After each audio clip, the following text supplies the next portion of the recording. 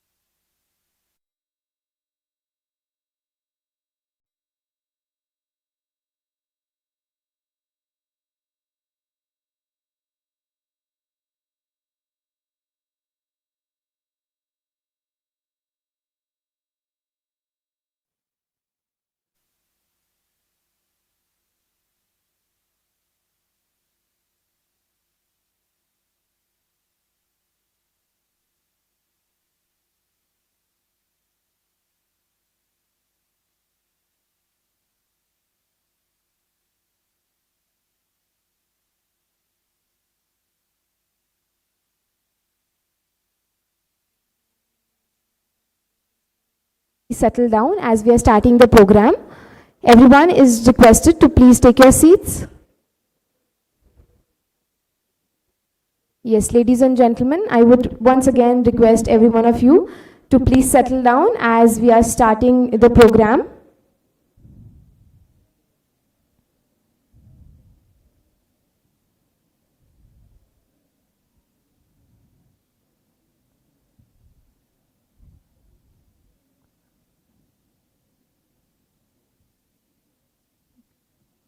Thank you. Thank you so much. So good morning, ladies and gentlemen, and a very warm welcome to our distinguished guests, speakers, delegates, and valued partners to REconnect Summit 2025 Pune edition. So today's summit is themed at promoting sustainable energy in Maharashtra. So meeting the target of 38 gigawatt of renewable capacity by 2030. So Maharashtra as an India's industrial powerhouse and leading energy consumer is at the heart of India's clean energy transformation. So this platform unites government officials, corporate leaders, developers, innovators, investors, and academics, all working towards one shared vision, a sustainable and energy secure Maharashtra. So before we move ahead, I would request, can we have a huge round of applause and let's welcome each other, everyone who's present here. Thank you so much. And now, to officially begin the day, may I invite Mr. Hemant Arora, who is the Director of Energetica India, to deliver a welcome address and set the tone for what promises to be an inspiring summit. Ladies and gentlemen, let's invite Mr. Hemant Arora. Thank you so much for joining us. I hope you all are enjoying here. So, good morning everybody, ladies, gentlemen, esteemed guests, dignitaries, industry leaders, and innovators, fellow advocates of the sustainable future. On the behalf of Energetica India, it's my pleasure to welcome you all at the landmark event here in Pune. The theme of the event is promoting sustainable energy in Maharashtra, meeting the targets of 38 gigawatts of the renewable capacity by 2030. We gather today at a critical juncture. That's a Maharashtra as India's largest industrial hub and the power consumer stand at forefront of the clean energy transition. By 2030, our state electricity demand is expected to rise by 280 billion units, with the peak demand climbing to 29 gigawatts to 45 gigawatts. That is not only increasing the numbers, but also making a contribution to the investment, the potentials, and taking the investment to the 3.3 trillions for the Maharashtra only, and also generating around 7 lakh green jobs, which is one of the topmost in India as a state. And yes, this vision will not only decarbonize our energy system, but also creates the opportunity across industries and power communities, reinforce Maharashtra position as the leader in the RE energy journey. What makes this gathering special is diversity in this room. We have with us policymakers, regulators, corporates, industry leaders, manufacturers, EPC players, innovators, financial institutes, and also the most contributor of the industry is the startups. As we deliberate today, I encourage you not to just share the idea, but to forge a partnership, not just to discuss the challenges, but to design solution, not to just look at 2030 target, but as a turning point for the generations to come. Thank you all. I wish you all you would have a energetic and productive day ahead. Thank you so much.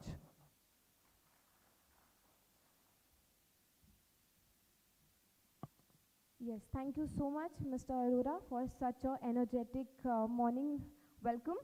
And now with this, ladies and gentlemen, moving forward for the lamp lighting and inauguration. So now I would request all the dignitaries, as I call out the name, to please join me on the stage for the lamp lighting. So first I would request Shri Tuhin Sinha, who is National Spokesperson, BJP, to please join me on the stage. Ladies and gentlemen, I would request you to please give him a huge round of applause as I announce the names here.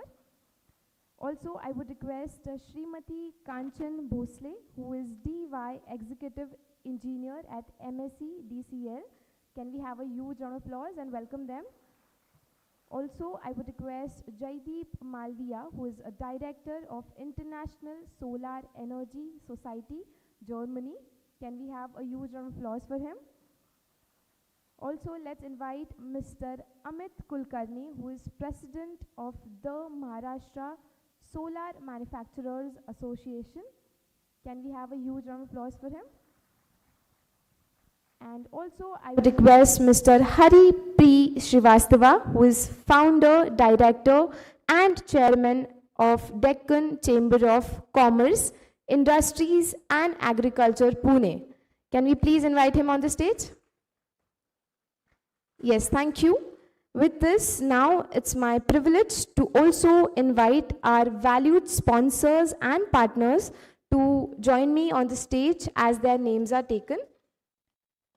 So moving ahead, let's invite co-sponsor N-Icon on the stage. Also, let's invite gold partners ECE Solar and Navitas Solar.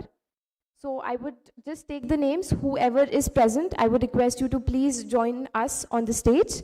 Also now moving on, let's invite silver partners who is Day, Anand E Beams, Future Solar and Feston. Next is chair branding partner, which is Gautam Solar. Next up we have lanyard partner, which is Atmanirbhar Solar. Next is energy storage partner, which is POM Power. Next up, we have high efficiency solar module partner, which is Army Solar. Next up, we have OEM solar module partner, which is Cosmic Solar. Next up, we have on-site branding partners, which is Solaryan, Solitech Solar, KP Group, Srinath Enterprises, Gronsol, VSol, and Sasa Energy. Also, our supporting partners, Deccan Chamber of Commerce, Industries and Agriculture, Pune. Next up, Industry Association partners, the Maharashtra Solar Manufacturers Association. And last but not the least, association partner, which is Pan-India Solar Sector Association. Can we have a huge round of applause for all our sponsors? Yes, thank you so much. And now, ladies and gentlemen, moving on to our lamp lighting.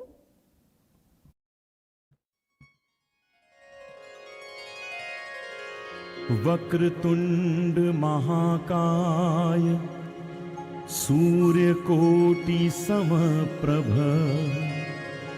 निर्विघ्नं कुरु मे देव सर्वकार्येषु सर्वदा।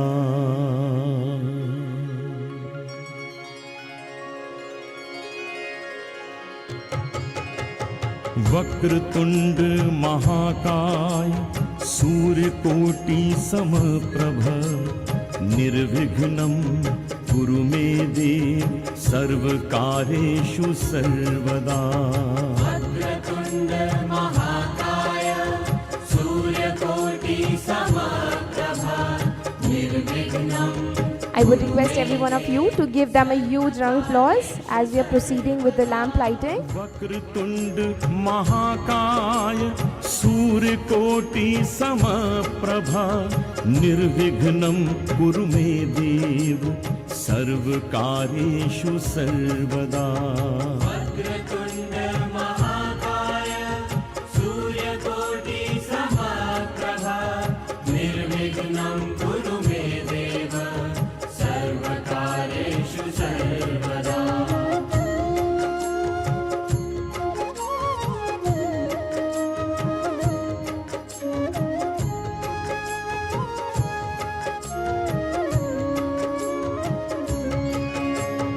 वक्रतुंड महाकाय सूर्यकोटि समप्रभ निर्विघ्नं कुरु मे देव सर्वकार्येषु सर्वदा वक्रतुण्ड महाकाय कुरु मे देव सर्वकार्येषु सर्वदा वक्रतुण्ड महाकाय सूर्यकोटि समप्रभा निर्विघ्नं कुरु मे देव सर्वकार्येषु सर्वदा वक्रतुण्ड महाकाय सूर्यकोटि समप्रभा निर्विघ्नं कुरु मे देव Thank you so much. Can we have a huge round of applause? Thank you. With this, thank you so much everyone for joining me on the stage, and you can all take your seats.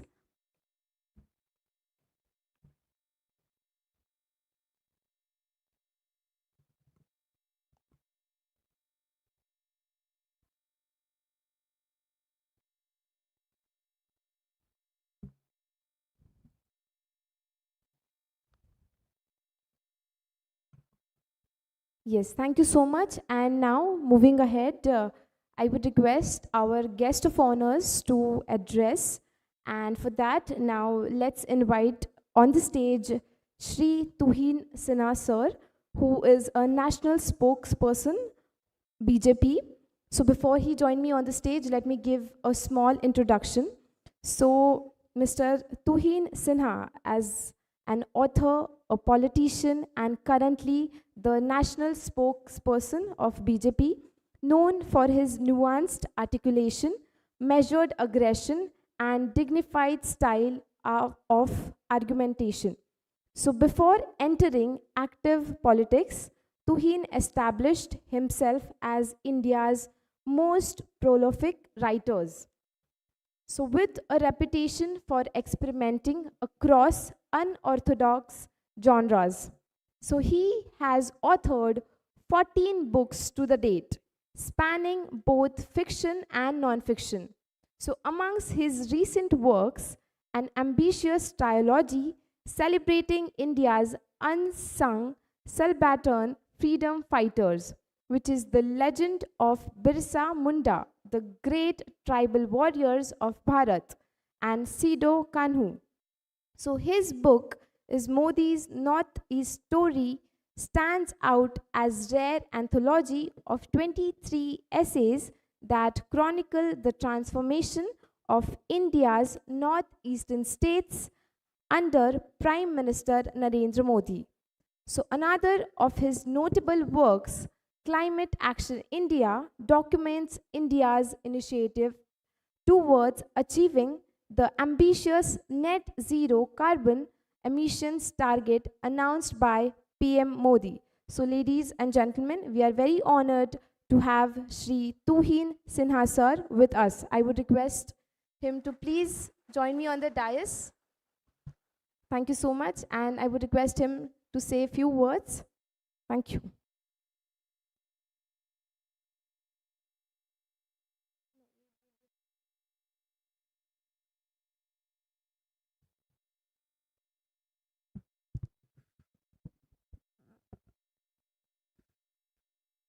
Good morning, everybody. It's a great honor and privilege to be in the midst of all of you. And thank you, Hemanji, for this opportunity. So my connection with the energy initiatives is limited to one book called Climate Action India. In fact, I believe that's how Hemanji's team got in touch with me. Climate Action India was a book released in January this year, and it was co-authored with someone invested heavily in the climate space, in the climate sector. My co-author is a gentleman called Dr. Kaviraj Singh. He owns a company called Earthhood, which is into carbon offset trade verification. So anyway, the point is, because of my entrenchment in active politics and because of the Seva Pakhada Saptah which is happening, Unfortunately, the book took a back seat, and I have been traveling non-stop for the last 5 days. So when Hemanji asked me if I have a copy, unfortunately, while I was traveling, I could not arrange it. But it would be nice. The book is available everywhere at Amazon, Flipkart, on all online stores. It would be nice if you get an opportunity to get your hands on it. Now, India in the last 11 years has witnessed a rare revolution in the renewable energy sector. From a renewable energy capacity of 100 gigawatt, I believe we are at 260 gigawatt currently, and we are heading towards 500 gigawatt by 2030. Which will be a phenomenal leap in the next 5 years. Now, while the government draws up policies, frames policies, eventually it is people, who are here, all of you who are the frontline warriors who are actually executing this transformation. But yes, the level of commitment that Prime Minister Modi has shown towards the renewable energy sector is something which is unprecedented. And if you look at Prime Minister Modi's approach towards different issues, towards different industries, in every crisis he sees an opportunity and optimizes that opportunity. So, while the world was grappling with COVID in 2021, he laid out India's ambition, net zero mission for the world. Surprising many countries, surprising most of the world. And his vision and his targets emanate from what in management is called the BHAG approach to management, which is big, hairy, audacious goal. You set certain targets which may seem insurmountable, which may seem huge, but then when you start working on them, you realize that if different components which are integral to the plan are put together, if they fall into place, the goals are not that unachievable. So what does net zero mission imply? I'm sure every day you all work towards it. So, you all know more about it than me. 500 gigawatt of non-fossil energy capacity by 2030, 50% energy requirements to be met by renewable energy by 2030, reduced projected carbon emissions by 1 billion tons by 2030, and to cut carbon intensity by 45%, eventually leading to net zero mission. Now, in all of this, the solar energy plays a very pivotal, a very crucial part, which is where I am assuming, which is where I believe most of you are invested in. Now, 2 weeks ago, after massive overhaul of our taxation system in 2017, we introduced GST 2.0. Many of the crucial sectors which are pivotal in our Viksit Bharat mission, which are pivotal in the expansion of our economy from here, have been specifically given certain benefits so that the volume, the total size of the business which these sectors are witnessing goes up exponentially. At this point of time in 2025, I believe the total renewable energy sector stands at somewhere between $23 to $25 billion.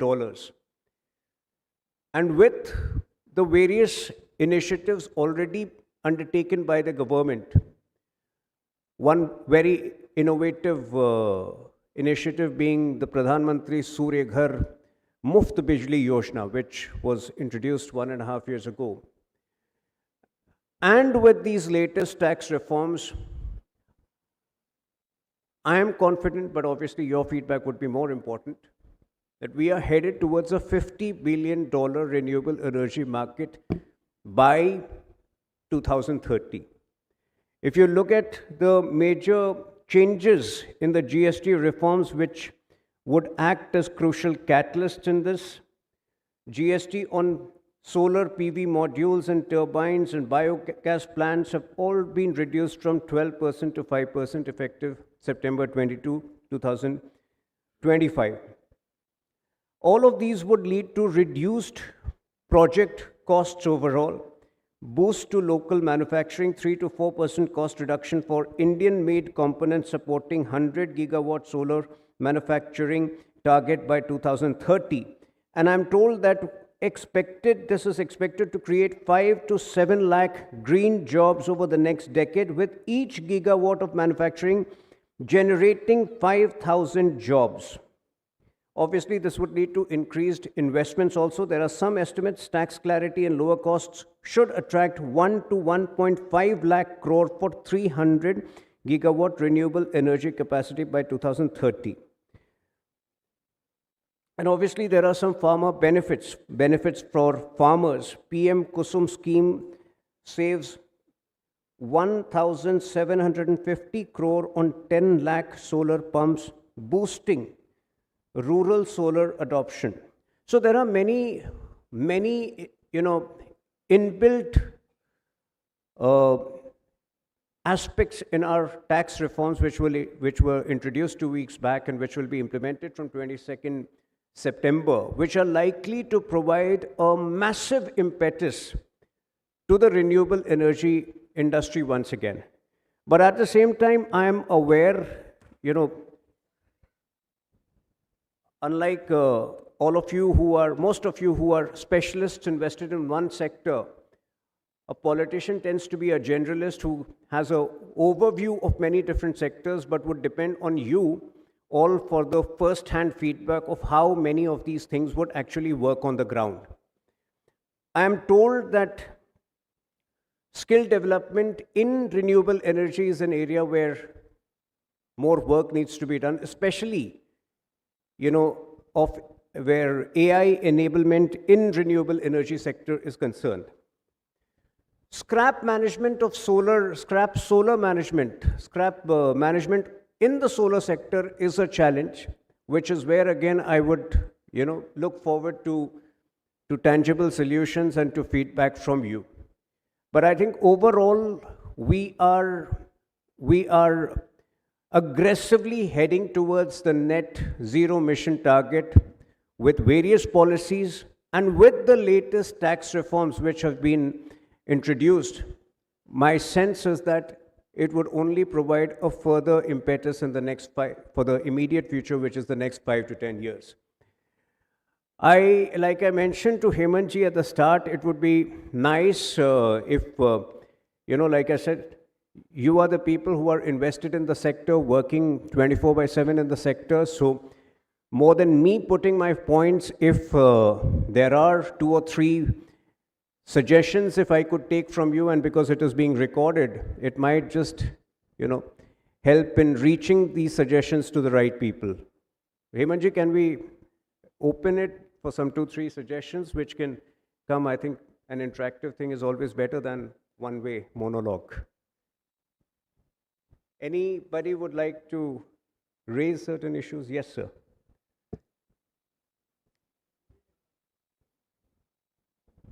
Mike?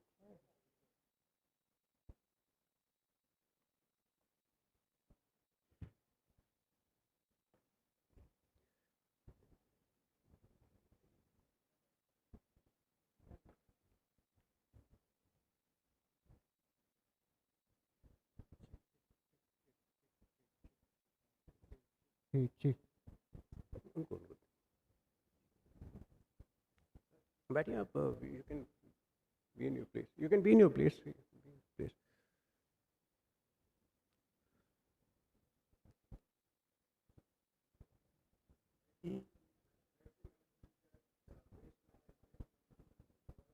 solar waste management.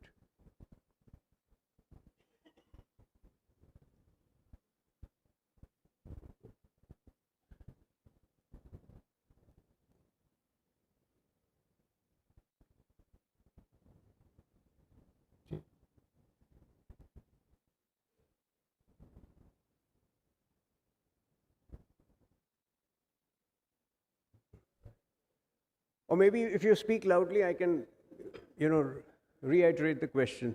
Check. Yeah. Sir, as you mentioned rightly and exactly, this is the time for the planning for the recycling of solar waste. So now already we crossed one session. I mean 2000 to 2025, we crossed one section of the world panels and all. So it is the biggest challenge for the recyclers. And of course, at the same time, there is a lot of opportunity for the recycling. So by 2030, we are expecting around 100 billion metric tons per annum. So from the government point of view, now already government is planned for the ALMM and ALC cell manufacturing facilities. Like that, state governments or central government also can think in that way to have the drafting the policy of the waste management, waste recycling process. So that could be one of the biggest challenge for the industry and to the society. Right. Right, point taken. There are two issues on which I would like to know your feedback specifically. If, one is how Pradhan Mantri Muft Surya Ghar Yojana, which was launched 1.5 years ago, how has that impacted the solar industry, solar energy industry? Has it provided the right boost, and what else can be done in that scheme? If anybody would like to speak on that. Yes, ma'am.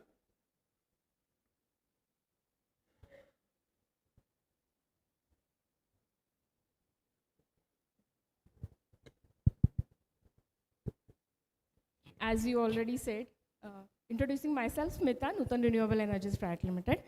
Honorable Modi sir जब भी कोई scheme लाते हैं तो उसका काफ़ी दूर तक उन्होंने सोच के उसका इम्प्लीमेंटेशन के बारे में उनके यहाँ तक मतलब the toppest level of the management you can say कि इम्प्लीमेंटेशन ऑफ एनी पॉलिसी उन्होंने काफ़ी अच्छी तरह से इसको लाया है क्योंकि रूप्स जो आइडियल पड़े हुए हैं मुफ्त योजना के लिए जिन लोगों का हम लोग टारगेट कर रहे हैं वो है 1 से 3 किलोवाट के लिए स्मॉल होम रेसिडेंशियल कंज्यूमर्स जी और रेसिडेंशियल कंज्यूमर्स के काफ़ी रूप्स आइडियल पड़े रहते हैं जब भी कोई भी हम बिजनेस या इंडस्ट्री को टारगेट करते हैं तो उनका इंफ्रास्ट्रक्चरल कॉस्ट पहले वर्कआउट होता है कि बाबा इंफ्रास्ट्रक्चर कितना लगेगा इसका इन्वेस्टमेंट कितना होगा उसका ROI कितना आएगा तो यहाँ पे जब उन्होंने आइडियल रूप्स को कंसिडर किया है द बेस्ट स्कीम का वही से स्टार्ट होता है कि इसका इम्प्लीमेंटेशन बहुत अच्छी तरह से हो सकता है तो स्कीम के बारे में ये है कि वो होना ही है 1 करोड़ घरों के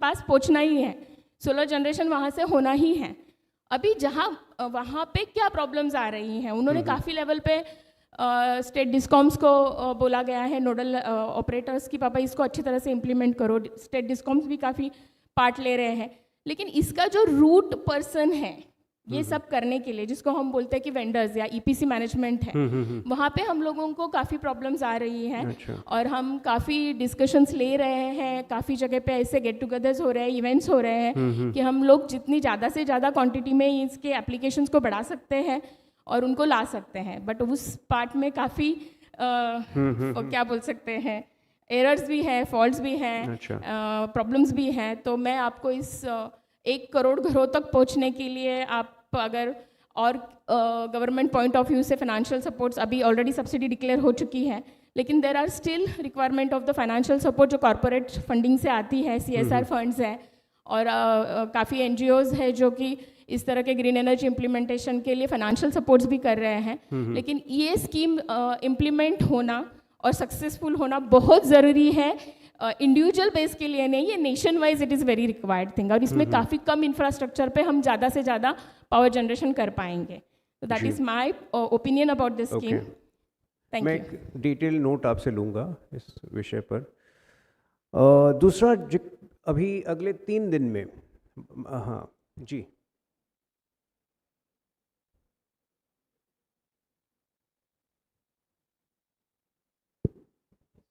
Good morning, everyone. And myself, Manesh Dani, and I am representing a company which are into the inverters, Solarian. Okay. Now, day in, day out, we are working for the fulfillment and participating and contributing for this PM Surya Ghar Muft Bijli Yojana. However, Muft is a kind of a misnomer. But however, something which I many times think, there are a list of the tender documents and the assignments of the responsibilities and various places in government sector, government offices, primary schools, hospitals, many smart cities where the solarization is at a rapid pace. Now, government is spending a huge money with the very noble objective as well. I have observed that many of these solar plants are not properly maintained.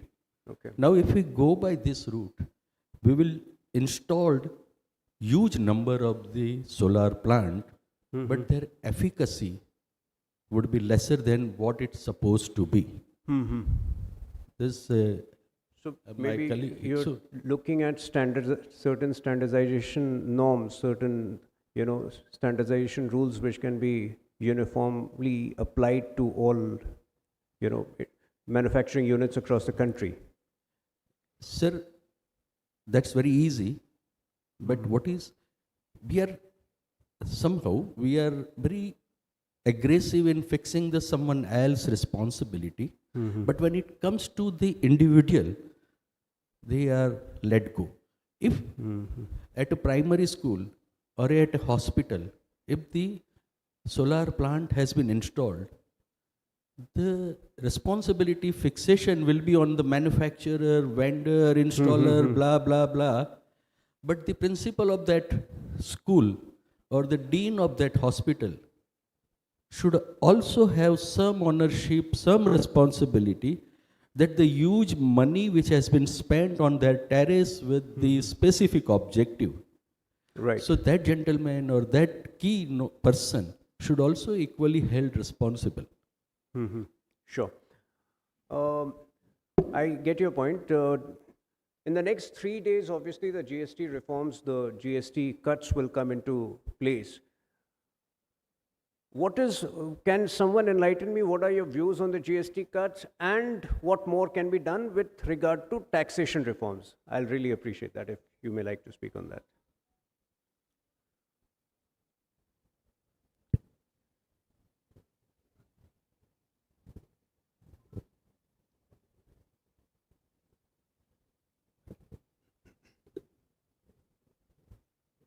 Hello everyone. Hi sir, I'm Hi. Vishwajit Bose. I'm representing EC India. My question is always GST Council, whenever they come with such bigger reforms, when the industry is so much booming. So here as a manufacturer, I would wanted to know that the kind of stocks we are keeping, we have a lot of stocks with us. So suddenly if within 22 days or 30 days of window we get, so it is very, very difficult for us to, exhaust entire stocks. And even the clause had been put it up that any advances we are taking on the booking of total quantum, and we are completing it after 22nd, which is GST is applying. So that will be considered under 12% of bracket. So it will be creating a very, very big hit on the net profit. So that is my suggestion, and my definitely question is to you, sir, that is there any window that can be rebated, and what 7% is we are reducing from our pocket directly, can it be recovered? So that's my question. Okay. Thank you so much. Well, I'll, when it comes to the specific issues such as this, I'm the catalyst over here who will make your concerns reach the ministry. But as a national spokesperson, as you may be aware, a lot of my time, a lot of our time is presently going in rebutting the stupid claims of vote chori. So that consumes a lot of time. So, but for these suggestions, obviously, I will make it reach the right people in the ministry. And obviously the ministry is the right authority to comment and to draw up the next course of action. So with this, I would take your leave. It was a pleasure speaking to you, and like I have mentioned always, we like to reach out to different sectors and different sectors of the economy and have this conversation. And your feedback is always very important in making the industry grow further and to reach the 2030 targets. Yes, sir. Yeah, first of all, thank you very much, sir. Thank you. For this wonderful, guidance we can say from you. I am Rahul Nalawade from Swayam Urja, Pune. So there are two aspects. Basically, the GST definitely it is, as Honorable Prime Minister has announced, it is, Diwali bonanza only for the end users. So from end user point of view, although, there are certain dilemmas in manufacturers or OEMs, but definitely it will much helpful for the end users. Those who are not able to take GST input credits and all. Yeah. So definitely it is a good move, I can say. But along with that, there is one more issue which basically all the Indians are facing, which is about, although there is PM Surya Ghar scheme, but the difference or the price variation between DCR and non-DCR panels is a huge, it is a big gap. The price difference between? DCR and non-DCR panels. Okay. So naturally for the subsidy schemes, DCR panels are mandatory and non-DCR panels, all the ALM approved panels are for the non-subsidy projects. So ये जो gap sir हुआ है, it is about up to 10,000 rupees per kilowatt, because of which end user ultimately, even the integrators and the EPCs, they are not able to survive with that because of the huge gap, and end user also ultimately affecting because of which. Right. So Hemanji, what I would suggest is the 3-4 specific suggestions and concerns which have come, if your team could compile it and we could make it seem that this gathering was the focal point for those suggestions to emerge, and I'll just make sure that it reaches the right people in the ministry. Right. Thank you so much. Thank you. Thank you.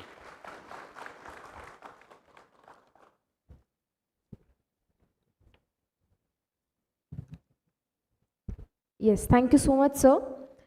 And now moving ahead to our next guest of honor, I would request Srimati Kanchan Bhosle, ma'am, to please come forward. She is DY Executive Engineer at MSEDCL.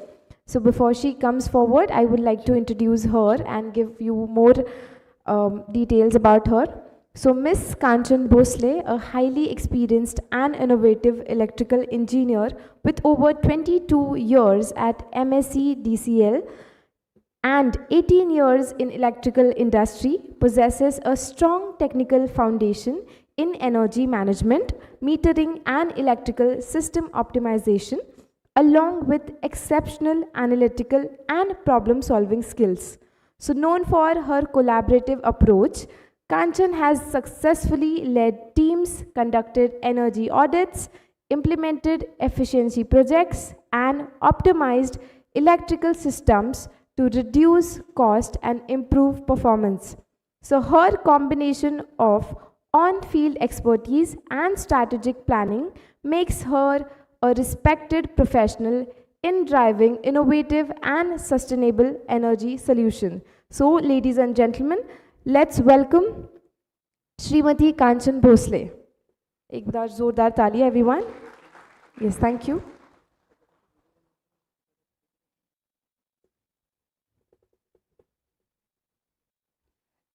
Good morning, everyone. First of all, I would like to thank Mr. Jaideep Malviya for giving me this opportunity. Thank you, sir. And Mr. Hemant Arora for giving me this platform to speak about the schemes that we are implementing in MSEDCL. As you all are aware that MSEDCL is biggest DISCOM catering to entire Maharashtra except Mumbai. As a DISCOM, our demand is around 21,000 megawatt, and during the summer season it goes up to 26,000 megawatt. And but out of this 21,000, around 3,000 we are contracting for solar generation.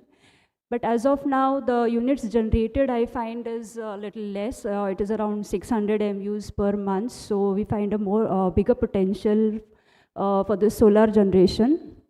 And for this, I have some presentation which I would like to put forward in front of you.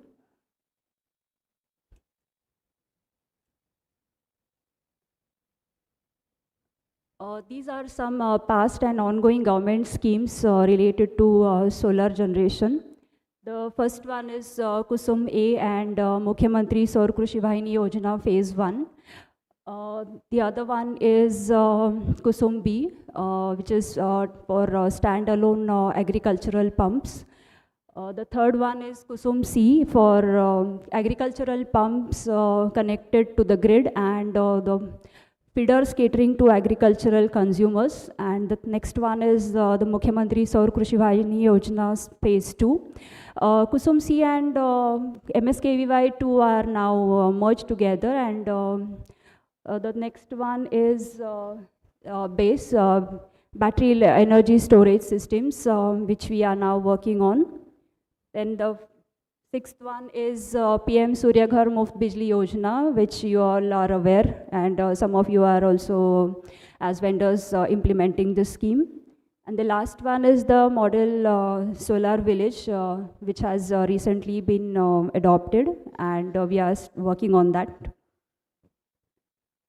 Now, if we have to talk about Kusum A and MSKVY1, this scheme was mostly for the interiors of Maharashtra, where electricity is a big problem. So, as you can see, in Maharashtra, around 4 crores have been, work of 4 crores have been done under the scheme. Here, Pune, the scheme was not, in Pune, the scheme was not implemented. The next one is Kusum B. Here, in Pune, we have achieved our target 100%, around 107 crores works have been implemented. And many agricultural pumps which were in the interiors have been brought on solar systems.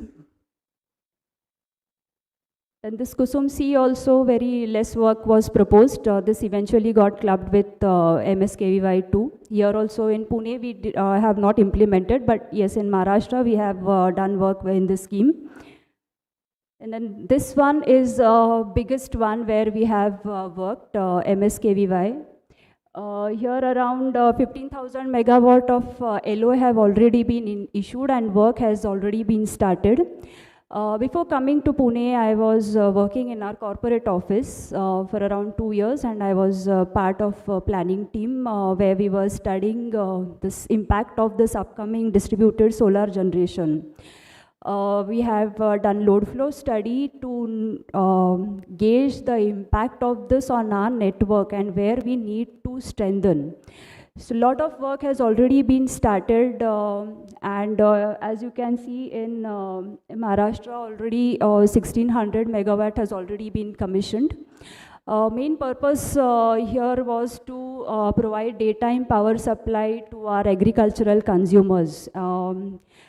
In Pune we have power 24/7, but in rest of Maharashtra, most of the places are still undergoing load shedding for agricultural consumers. They are provided supply during night time.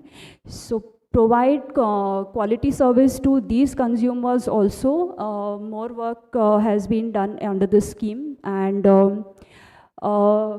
in this we have come up with some work where system is getting overloaded, which we have identified by doing load flow study, and taken up activities like enhancing capacity by installing new power transformers or augmenting of power transformers in our substation, and upgrading the system by installing the worn-out equipments or by enhancing the capacity of our feeders, so that this distributed solar generation that is coming up in phases till April 2027, and the upcoming load which is going to happen at around 6% per year.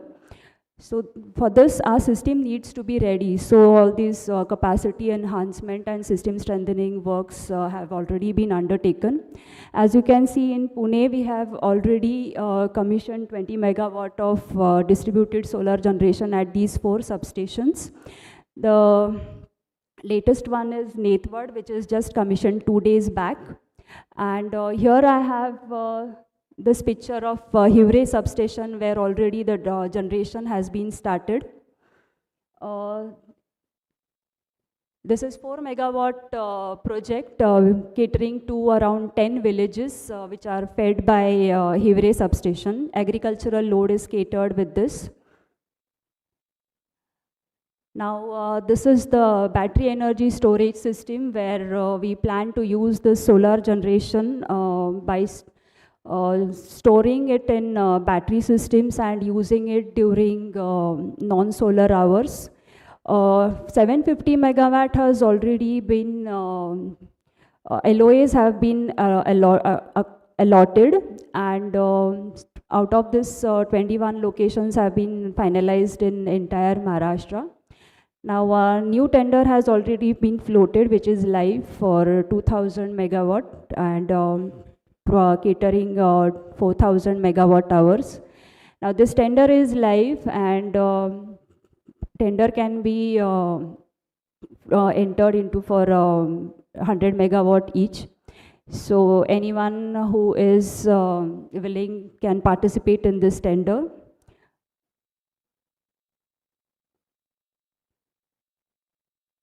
Now this one is the most ambitious project of our Honorable Prime Minister, PM Surya Ghar Muft Bijli Yojana. With different activities, we are spreading awareness amongst our consumers to come up and install solar panels. One of the activity was that we have collaborated with the Commissioner of Registrar of Housing Societies and spreading awareness so that housing societies can install solar panels and utilize this generated energy for their common connections. Then we carried out number of awareness activities in collaboration with the registrars so that we can spread awareness. Now these are some of the pictures. My senior Rohankar sir and I, we have conducted these activities. Initially we have explained the scheme to the employees and Housing Society Federation so that they become aware of the scheme, and with their help and collaboration, we have carried out these activities at various places: Hadapsar, Hinjewadi, Bopodi, in Talegaon. Apart from these activities, we have implemented few more events at our end also.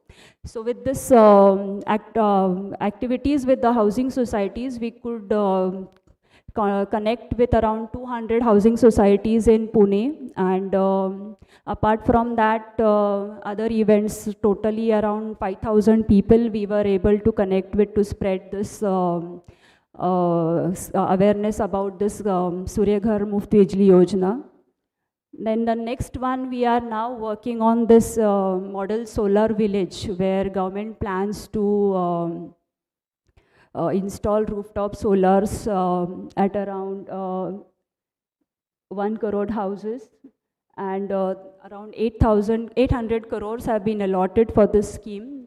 Some criteria has been set, like village having a population of around 5,000 should be selected in this, and they would be getting a central financial assistance also.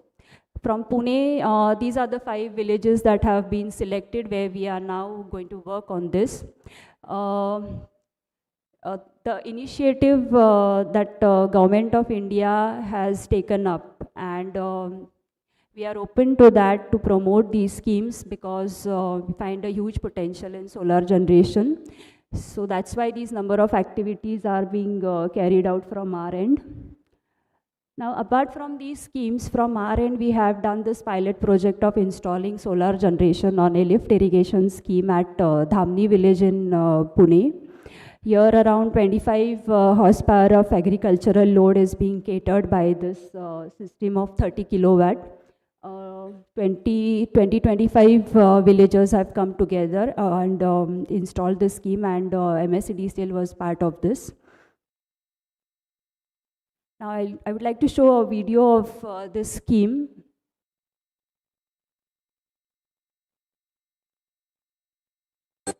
आज इथे आपण मौजे धामणी तालुका आंबेगाव जिल्हा पुणे या ठिकाणी 25 HP हा solar set पूर्ण pump set लावलेला आहे विथ पॅनल.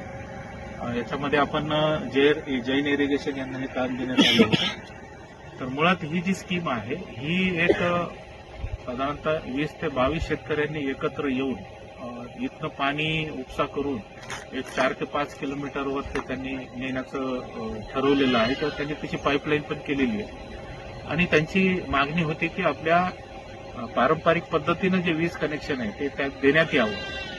परंतु आपण इथे सोलारच्या साहाय्याने तो प्रयोग केलेला आहे. महाराष्ट्रात हा पहिला प्रयोग आहे की जिथे एकापेक्षा जास्त शेतकरी एकत्र येऊन एक LTLIS म्हणतो आपण, लिफ्ट इरिगेशन टाईप ची स्कीम आपण इथं तयार केली. आणि इतर याच्यात विशेष बाब म्हणजे आपण इरिगेशन डिपार्टमेंटला विनंती करू तर अशा पद्धतीने एक 25 HP आपण कॅनलमध्ये फ्लोटिंग पंप टाकलेला आहे. पंप बघू शकता तुम्ही, तो जो स्क्वेअर केलेला आहे त्याच्या खाली तो पंप आहे आणि पाण्याची लेवल कमी जास्त झाली तरी तो त्या पद्धतीने फ्लोट होतो आणि pump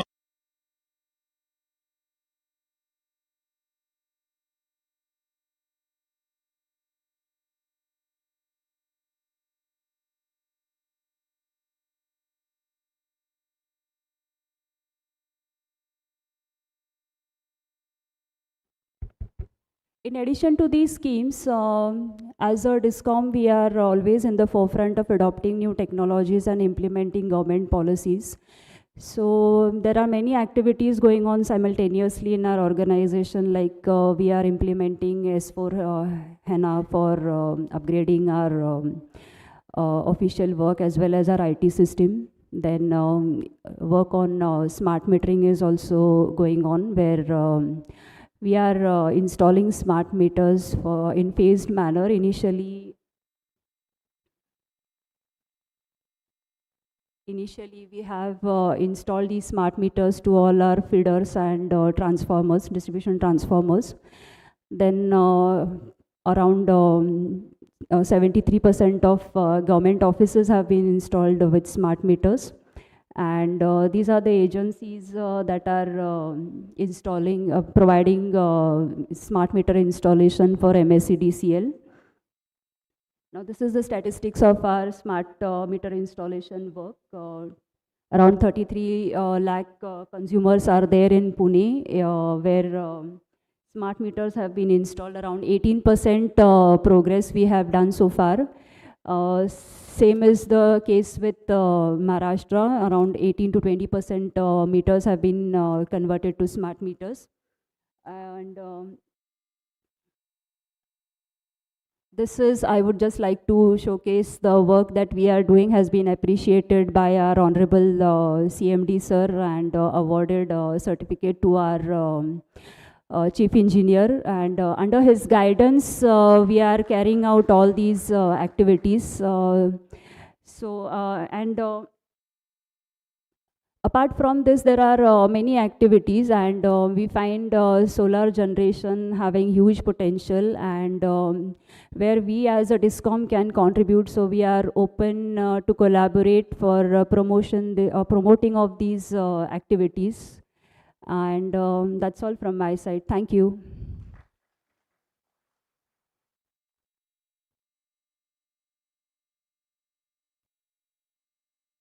Yes, thank you so much, ma'am. And now let's felicitate her. So for that, I would request Mr. Hemant sir to please join me on the stage to felicitate Ms. Kanchan. Yes, I would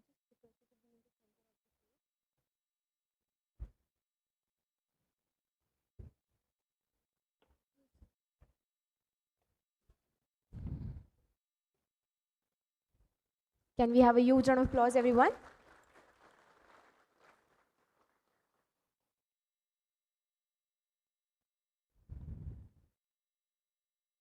Yes, thank you.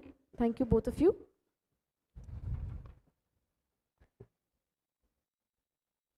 And now moving ahead, we have the rooftop rumblings session. And for that, now as names are taken, I would request you to join me on the dais. Also, we would need 3 more chairs. So I would request the management to please add 3 chairs on the stage. So now let me introduce you to all the speakers who will be speaking in the panel. First of all, we have our moderator. So I would request Mr. Jaideep N. Malviya to please join me on the stage, who is Managing Director of Malviya Solar Energy Consultancy. Also, he's a Director of International Solar Energy Society, Germany. Can we have a huge round of applause for him? So Mr. Jaideep Malviya is a professional in solar energy since 1996 and is the Managing Director of Malviya Solar Energy Consultancy, and he's a Director of International Solar Energy Society, Germany. He's also the founder and secretary of Solar Thermal Federation of India, which is world's only solar thermal association of manufacturers. So he has 30 years of experience in the solar energy industry as a consultant, researcher, and trainer, and presented over 100 papers in Indian and international conferences. Yes, let's welcome him. Can we have a huge round of applause once again? Thank you so much. And now, moving ahead, I would request Mr. Balkrishna Lohukare to please join me on the stage. So he is the founder and CEO of Unishark Solar with 9 years of hands-on experience in solar industry. He specializes in delivering high-quality solar solutions for commercial, industrial, and residential products across India. So starting from ground level execution, Balkrishna has built Unishark Solar into a trusted brand, driving innovation and promoting clean, reliable, and affordable energy for all. Let's welcome him, everyone. Yes, thank you.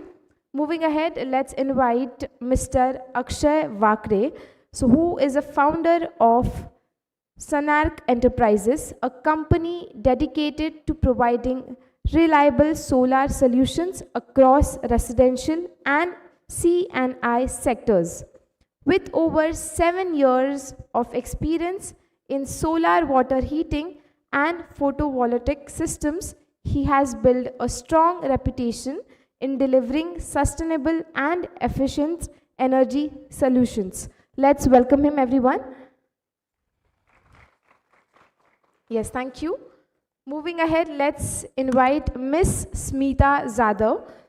So, Nutan's Renewable Energies Private Limited, and she is a CEO of Nutan's Renewable Energies with over 18 years of experience in power generation, control, and backup systems with automation. She has been driving force in advancing renewable energy adoption in Maharashtra. Yes, let's welcome her. Also, next up, we have Mr. Sashikant Vakde. So, he is the director of Bhargav Enterprises, a leading solar solutions brand based in Pune, with over 20 years of experience in renewable energy industry. He has played a key role in driving the adoption of clean energy solutions in Maharashtra. So under his leadership, the company specializes in solar water heating systems and solar power generation plants. So let's welcome everyone, Mr. Bhargav. Yes, so now over to you, sir.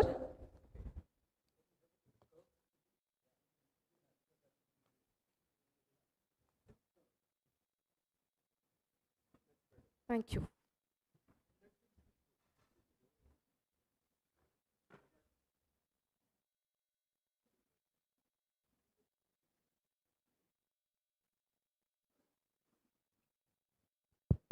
Hello. Namaskar and good morning.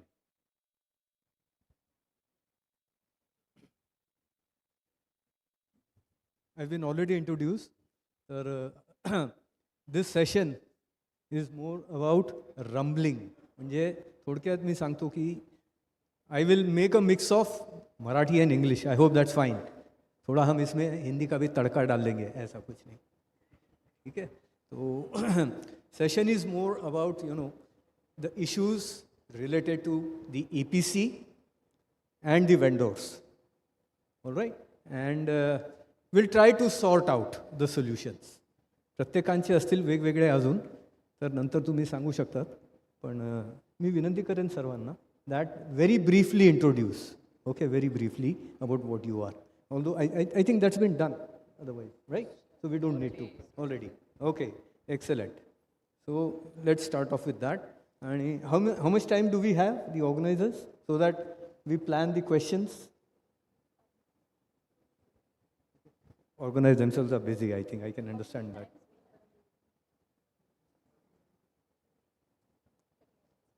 Yeah. Anyways, चला सुरू करूया. So the thing is, nobody can do everything, but everybody can do something. आपण त्याच्याने सुरुवात करू. बरोबर आहे की नाही? And try to, please be relaxed. असू द्या. Okay? We don't want to laugh at anyone, but everybody should be laughing there. Okay? And everybody should be smiling. Good. Roughly, we had a very enchanting session in the morning. आपल्याला खूप छान statistics दिले होते Mr. Senani.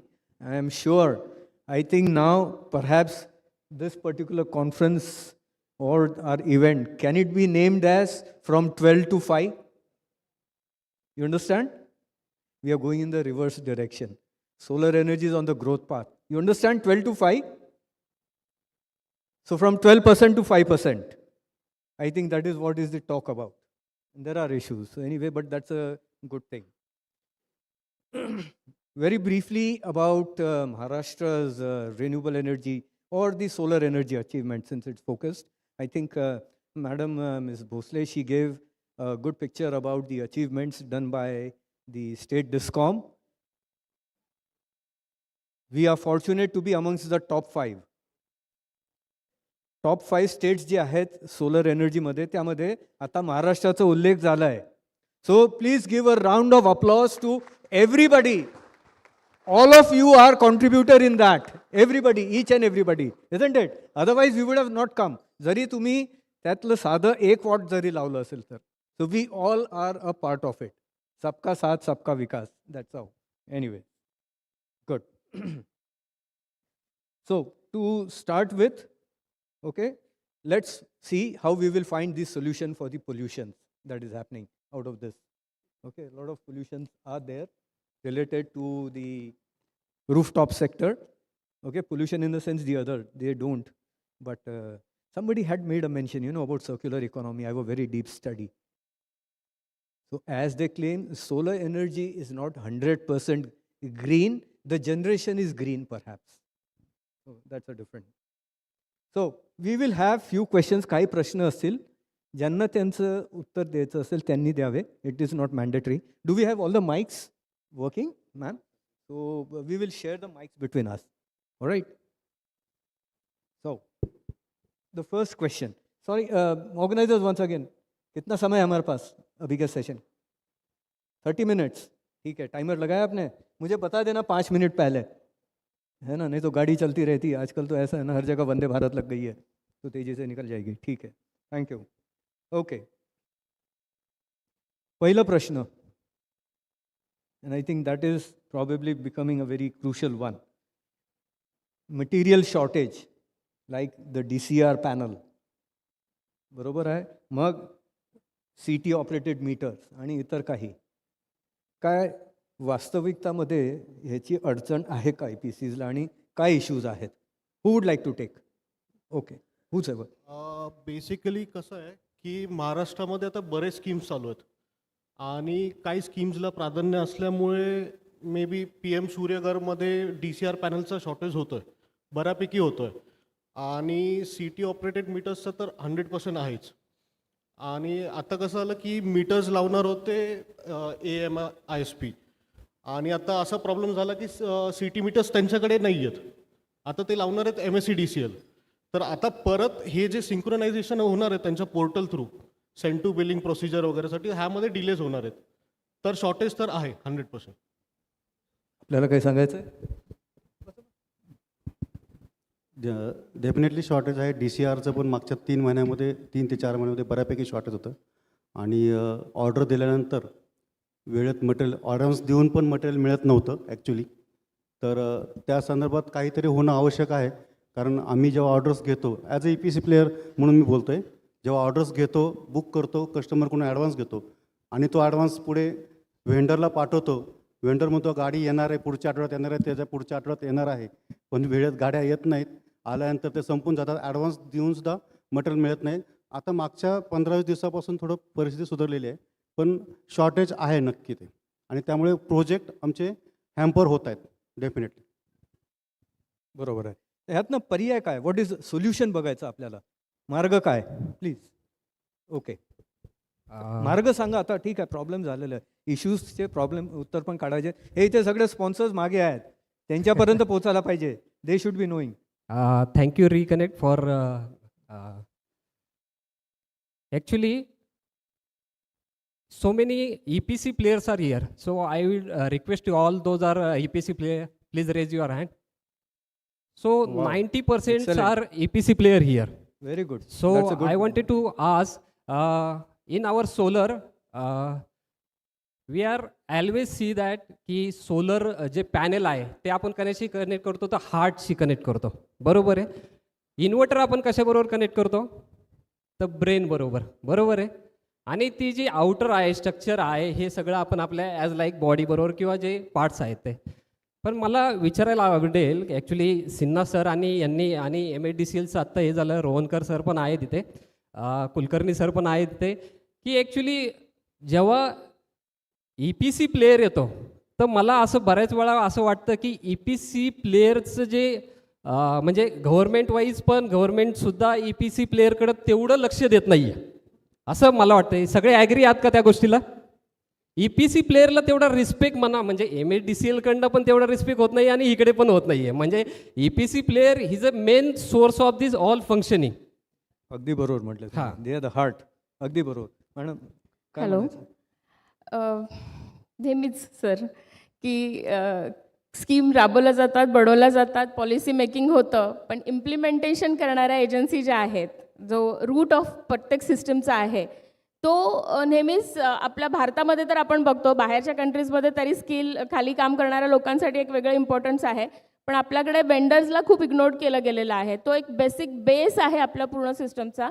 त्याचे problem जर आपण ऐकून नाही घेतले किंवा त्या रिलेटेड आपण सोल्युशन घेऊन नाही आलो, तर हे जे आपले टार्गेट्स आहेत, अचिव्हमेंट्स आहेत, हे मिळवण्यासाठी नक्कीच आपल्या सगळ्यांना त्रास होणार आहे.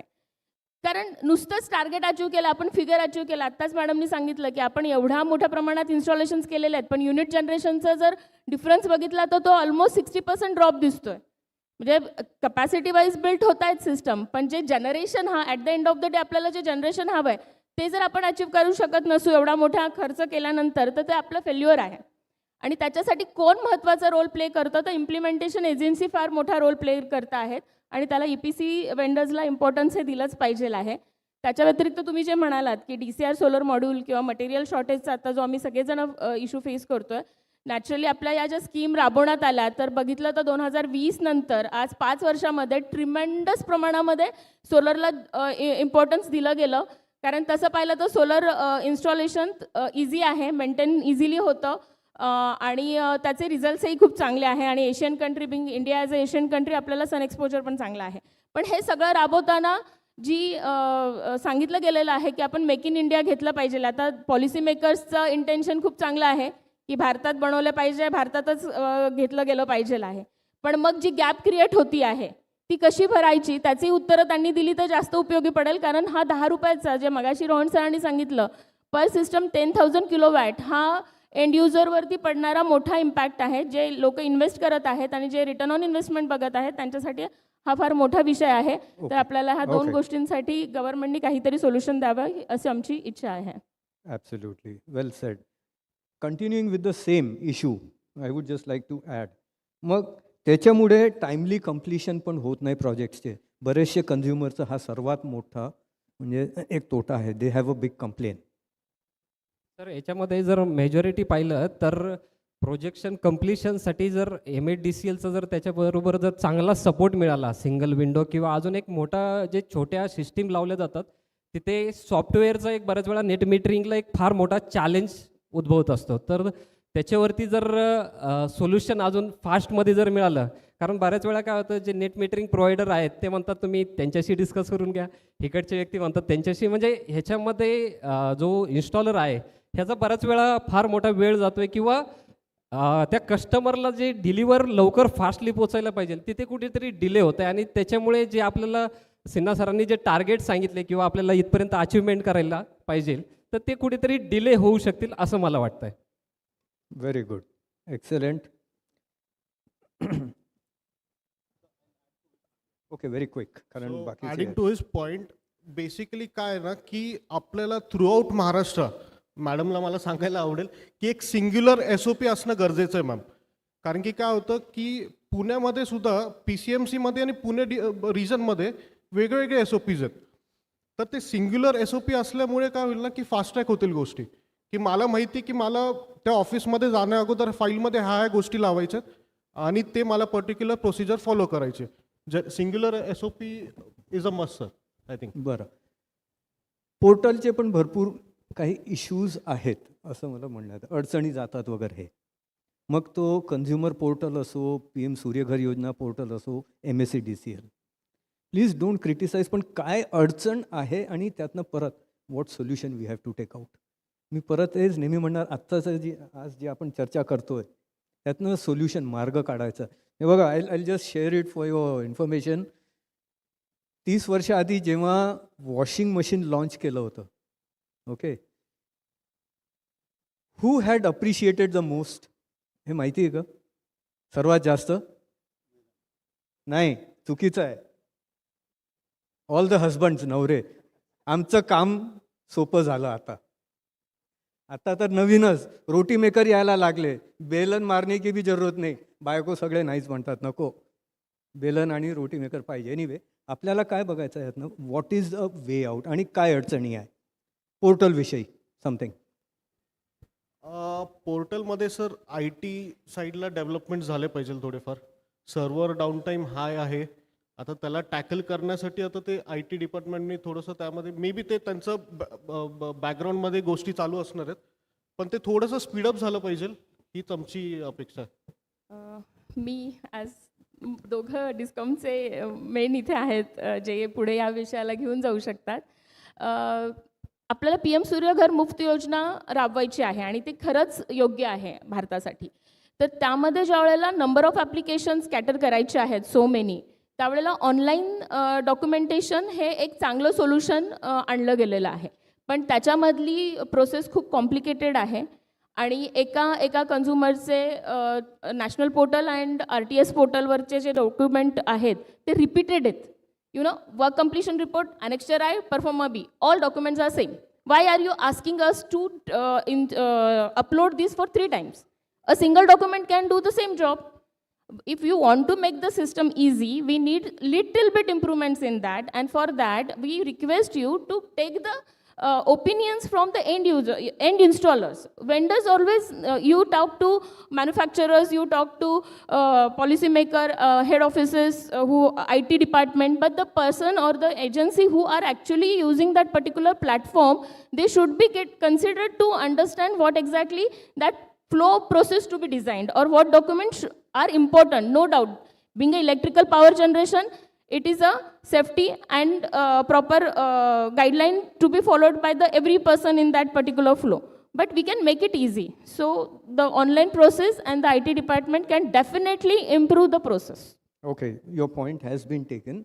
So I think this everybody is experiencing. I request MSEDCL also. I can understand there are glitches, but Maharashtra is one of the largest consumer base, economically developed. Yes, madam. You can, if you would like to say something. Can we have? I'll give you the mic, definitely. Why not? Because we have an open forum, so let us understand. Let's hear from the horse's mouth. Here I would like to point out that there are some issues being faced by consumers for claiming subsidy and document uploading. But then we are in coordination with REC for this, and the issues are getting resolved in 1 or 2 days. So whatever issues you have been facing earlier, they might be taking time, but now we are coordinating with the right people. And MNRE has come forward and organized a training for all the vendors. Tentatively, it is scheduled on 1st of October. So whatever issues or any suggestions which the EPC providers want to, they can attend this training. And we can definitely work on this so that things work smoothly. So we got the answer, I think. Seva Parva is declared from 17 September to 2nd of October. 15 days, 45,000 applications. Okay, that's a good news. So 45,000 applications For in a span of 15 Maharashtra. days. Let's have a big round of applause. You see, very quickly I'll share a statistics for Maharashtra. I said we are in the top 5. Maharashtra has crossed 10,000 megawatt of solar installation, which is a great achievement. Let us be proud. Jai Maharashtra, it should be. Okay? आणि अजून एक सांगतो, open access मध्ये जर का बघितलं, we are the leader in the country open access मध्ये. तर the state has been an equal contributor in the achievement of India's target of 500 gigawatt. Sinha ji तो यहाँ नहीं है, पर सिन्हा जी मैं आपसे इतना ही कहना चाहूँगा, 500 गीगावाट तो जो करना है हमने, ये तो सोलर से ही हो जाएगा. आप टारगेट बढ़ा दो अभी, 1000 कर दो अभी, इसमें सोलर ही इतना ज़्यादा है. We'll have the question answer next, quick, or unless you want to very quickly add. You can say quickly one line. If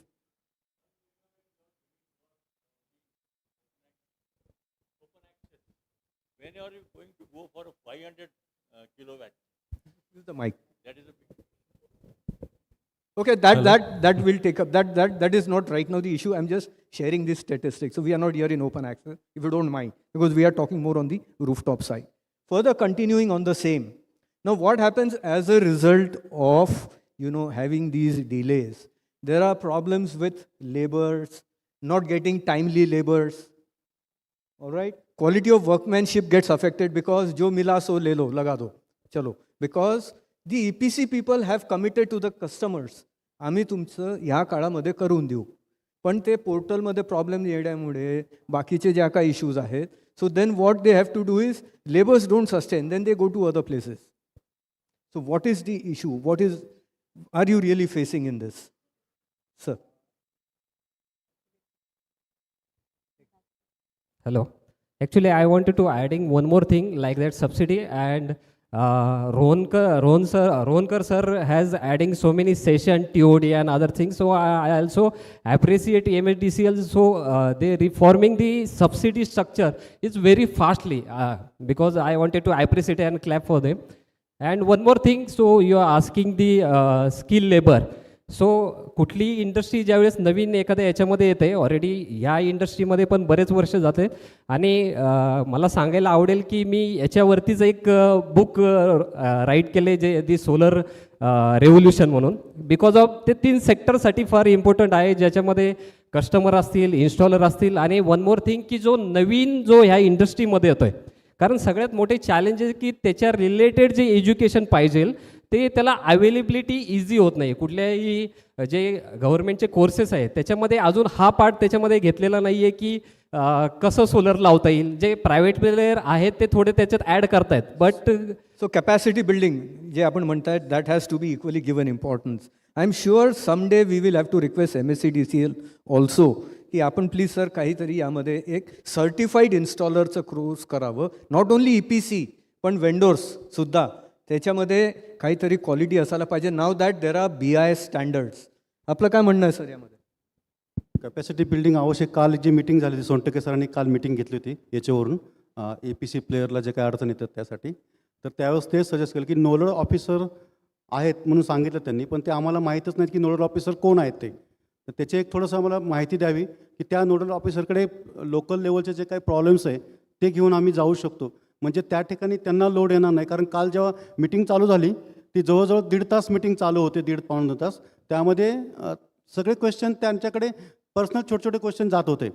तर ते नोडल ऑफिसरच्या लेवलला जर क्वेश्चन सॉल्व्ह झाले, प्रॉब्लेम सॉल्व्ह झाले तर पुढे हे होऊ शकतं. त्याच्याबद्दल तुम्हाला मॅडम सांगायचं. Okay. Add one point. Okay. Solar power plant is not a product. Just bring it somewhere or sell it. It is a project. It is a SITC. उसमें मटेरियल है, इंस्टॉलेशंस है. एक टाइप का material नहीं है. Electrical only the it is not a power generation, मतलब कि एक इलेक्ट्रिकल कंपोनेंट की लिस्ट है, ऐसे नहीं है. यहाँ पे उसका बेस बनाना पड़ता है, स्ट्रक्चर बनाना पड़ता है. Then we have to do all the proper electrification of particular plant, the right size of cables, right size of earthing guidelines. The skill is required in this sector, and not only new students or the new freshers can go for the trainings. The vendors, EPC players needed training continuously, and government should take it for the actions. Sir, for the training of vendors. एक महत्त्वाचा update आहे ह्यामध्ये. ITIने एक नवीन trade चालू केला आहे solar इन्स्टॉलरसाठी. Completely एक 2 वर्षाचा ट्रेड आहे तो. आणि वी ॲज मास्मा असोसिएशन लेवलला आम्ही बरेच मध्ये त्यांच्याबरोबर इंटरॅक्शन्स कंडक्ट केलेले आहेत, प्लेसमेंट ड्राईव्स कंडक्ट केलेले आहेत. सो असं हे आपण एका लार्जर प्रोग्राममध्ये जर ते नेलं तर स्किल लेबर येण्यामध्ये काही प्रॉब्लेम नाही होणार जास्त. बरं, from the consumer point of view जर का टाइमली कम्प्लिशन ह्यामुळे झालं नाही, मग how is the consumer protected? काय करायला पाहिजे? कारण वेंडोर्स मिळत नाही, क्वालिटी सिस्टम्स मिळत नाही. Again EPC suffers. Manufacturer have clear guideline, मेरा पैसा दे दो, मटेरियल लेके जाओ. उसका 100% पेमेंट नहीं आता है तब तक वो मटेरियल नहीं छोड़ता है. Now EPC, they are putting their 100% money in that, installing the team, arranging the manpowers, giving the services, and the payment slots, nobody give 100%. There are the slots, 30% at the time of advance or maybe at the time of initial, then 100% material डाल दो, 50% हो जाएगा. And जब billing में change आएंगे, billing में change, it is not related to material, not related to installation. It is billing changes, which is again come to DISCOM, which is not part of the EPC, but until that bill get changed 10%, which is actually the, you can say margin. अभी काफ़ी लोग 8% पे भी काम कर रहे हैं, minus में काम करते हैं. तो 10% जो पेमेंट है EPC का, that stuck with the consumer, and consumer are more educated than the EPC and the industry through YouTube, Facebook, and other things. But you know, one of the thing, as a result, what is happening काय होतोय, many of the customers are also misguided by some of the vendors याच्यामुळे, आणि मग ते दुसऱ्याकडे वळतात.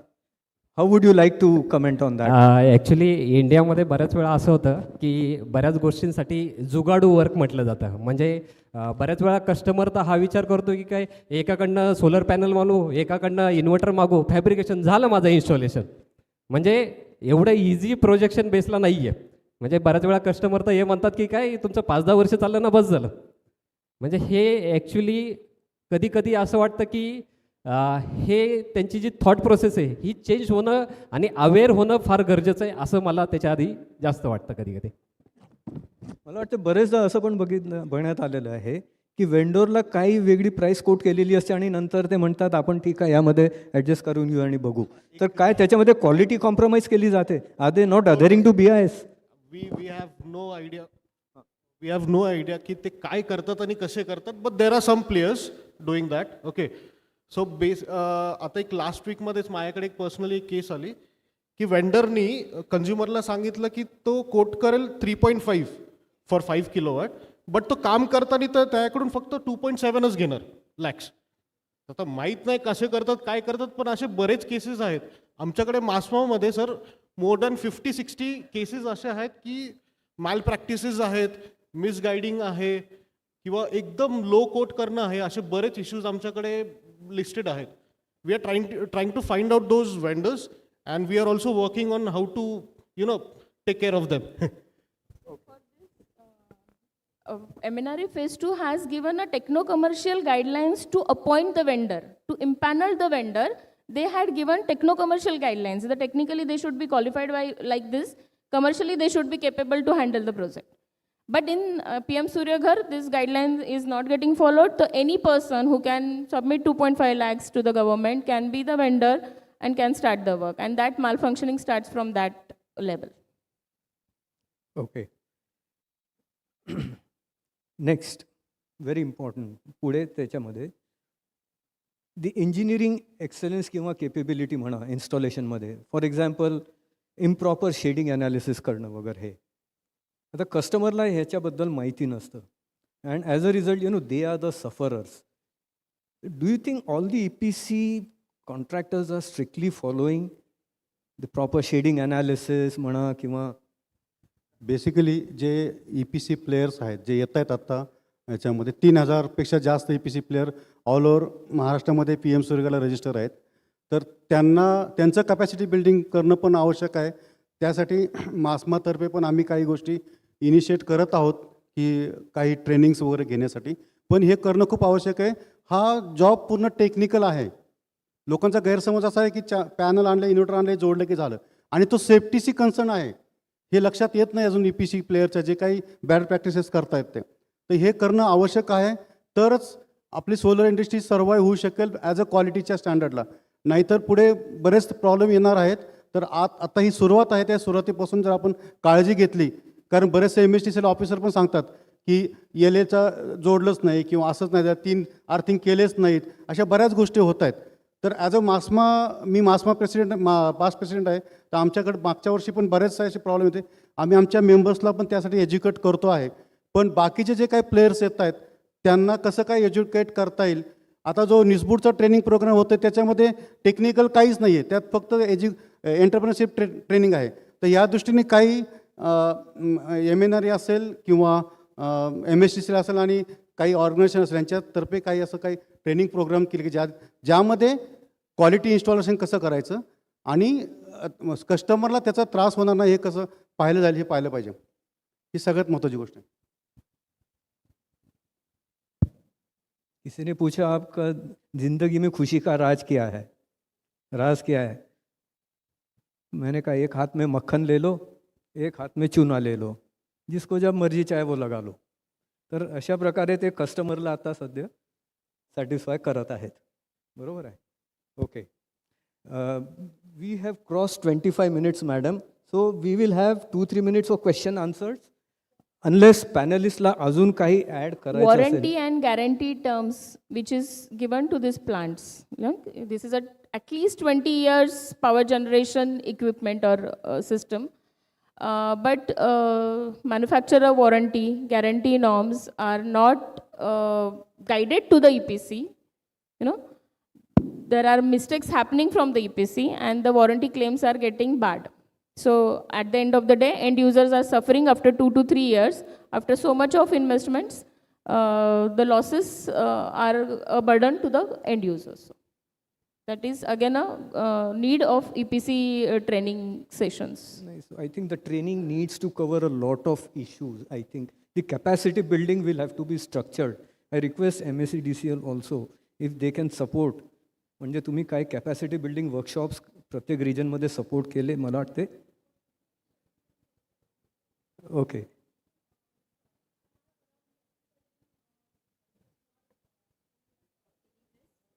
Okay, so but I think थोडं मास स्केलला घ्यायला लागेल madam hey. At present, 47 vendors have agreed for this, so I have scheduled it on 1st of October.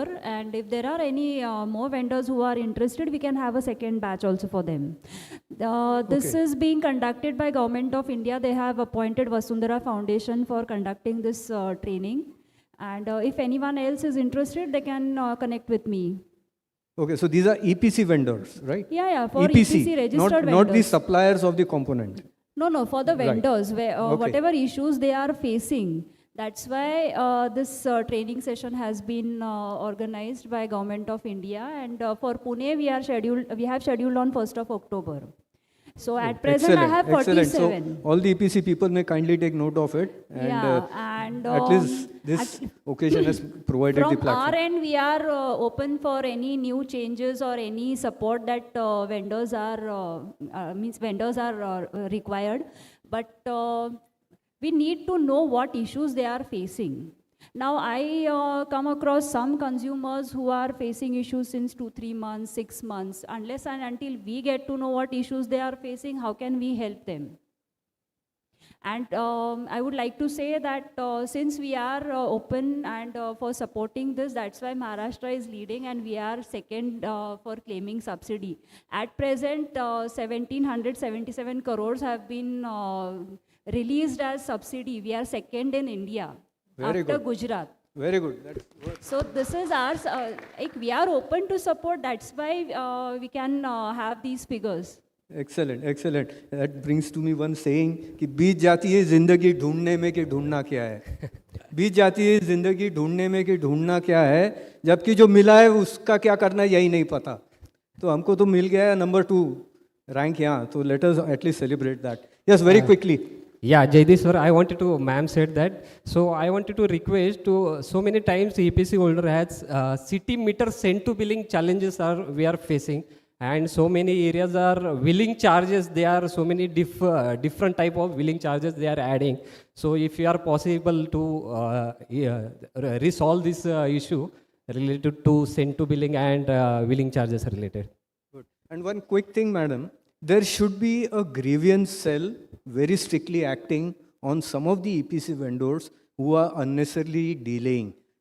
म्हणजे काही न कारण करता पण ते उगीच आणि कंझ्युमरला त्रास होतो. That is also creating a bad name for this sector at times. म्हणजे बरेच ठिकाणी हे बघून आलंय. So that we would request you to please strictly bring about. Definitely, we need to work on this because recently I came across a case where consumer had approached a vendor, paid some money also, but then the vendor has not done the work. Now, if the consumer raises grievance on the portal also, maybe the vendor will get blacklisted, but what about the consumer's money? So all these need to be taken care of, and I would like to say that any issues that vendors or consumers who are facing, they can come up and meet me in our office. We are always open. There are nodal officers also at circle level also, and in addition to that, I am also available. So you can come and we can have a discussion on this. Excellent. Thank you. I think if there are no other issues, बरं ठीक आहे तुम्हाला सांगेल पटकन म्हणजे हे सगळं जरी असलं तरी ही सुरुवात आहे. मला वाटतं जास्तीत जास्त 10 वर्ष झालेत सोलरसाठी. तर पॉझिटिव्ह नोट असे आपण बऱ्याचशा गोष्टी अडचणीची चर्चा केली, पण पॉझिटिव्ह गोष्ट अशी आहे की आम्ही आमची दुसरी पिढी पण ह्या बिझनेसमध्ये उतरवली. मुता सरांनी सहज मुताला आलेलं नाही. माझ्याकडून हा माझा पुतण्या आहे, हा सोलर बिझनेसमध्ये आला आहे. म्हणजे आम्ही पॉझिटिव्ह आहोत फील्डबद्दल. फक्त जे काही अडचणी सॉल्व्ह होत आपण पुढे जर गेलो तर निश्चितपणे जे काही टार्गेट्स आहेत ते टार्गेट्स आपण कंप्लीट करू शकतो. Thank you.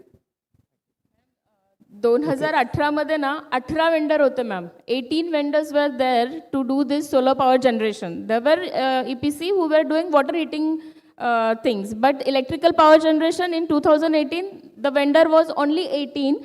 2021 when tender float out there was 58 vendors.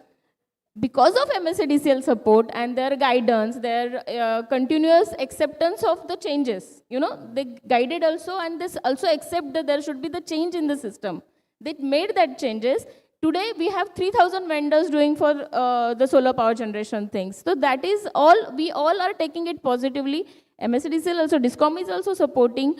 Also MNRE is giving the faster replies to our queries, and things are happening very fastly. That's very good to note. Yes, ते महत्त्वाचं आहे. At least, no, whatever, see, problems are always going to be there. But we must compliment MSEDCL. Do you all agree? We must, because at least we have reached, मी खरं म्हणतो म्हणजे दिल से कह रहा हूँ मैं. I mean, it's not just to flattering of somebody. And I'm sure we can be on the top. Atulya Maharashtra. If there can be incredible India, then Atulya Maharashtra. Let's achieve. So we are open to quickly 1 or 2 questions. काही प्रश्न असतील तर 1-2. Very quick. Wow, they are very well trained. आता सगळ्यांचे सुटलेत problem आता. Madam आपलं काम सोपं झालं, सुटले त्यांचे सगळे प्रश्न आता. I think there is one not related to open access. We are all talking on rooftop. There is another session, I think, on that, or you can discuss one-to-one. Use the mic, please, so that all can hear. And please introduce first yourself, quick. Okay, that's not working. You can take this.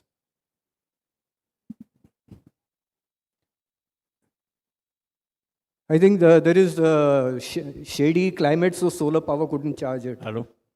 Yes. Can I? I am Ajit Galvankar, represent ORB Solar. The question is, MSME, now the open access is doing very well, as you said.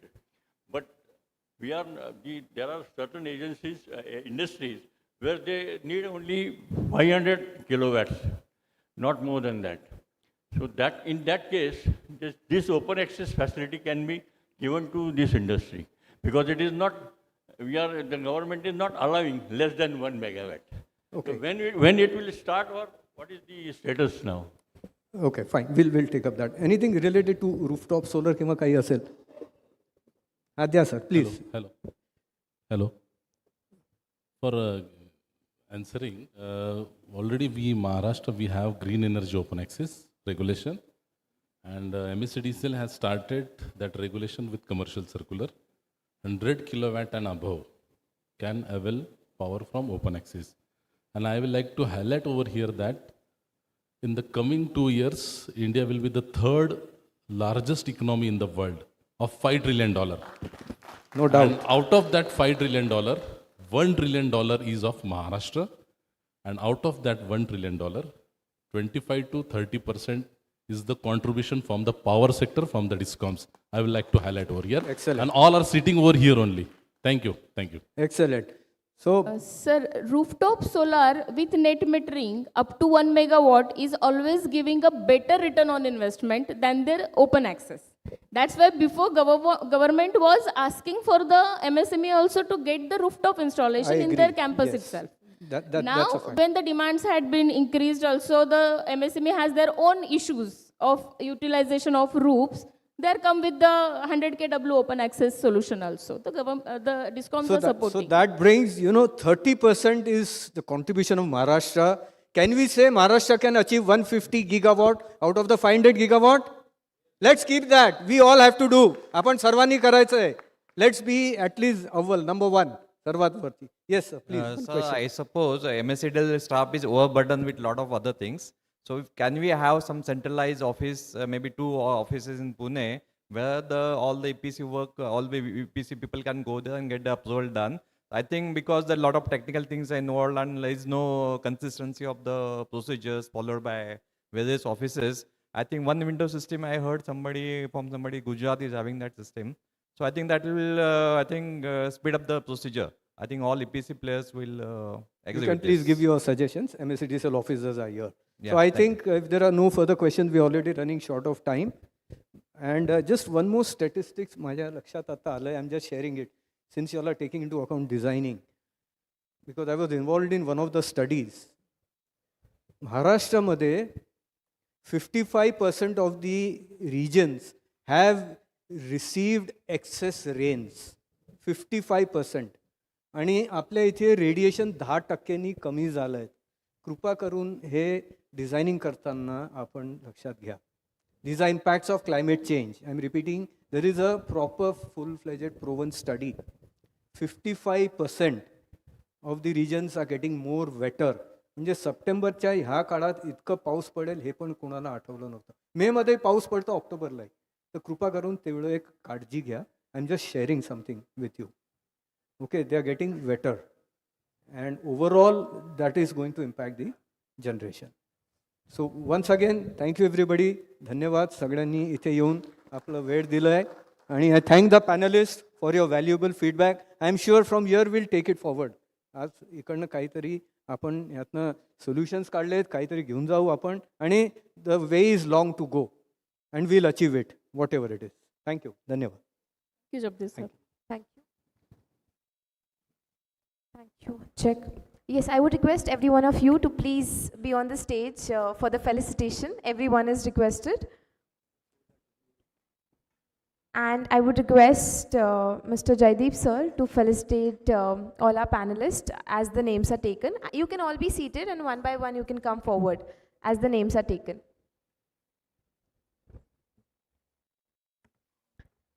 Yes, I would request Mr.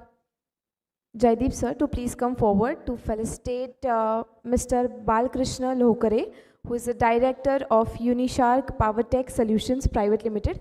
Can we have a huge round of applause, everyone, as we are felicitating our panelists?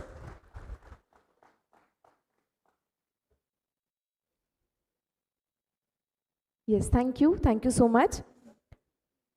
Moving ahead, let's invite Mr.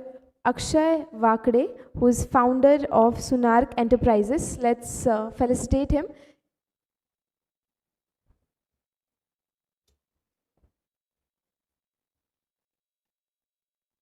Can we have a huge round of applause, everyone? Yes, thank you. And now let's invite Smita Zadav, who is CEO of Nutan's Renewable Energies Private Limited. Let's felicitate her.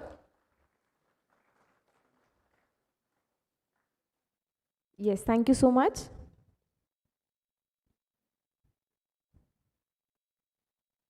And now let's felicitate Mr. Sashikant Vakde, who is the Director of Bhargav Enterprises.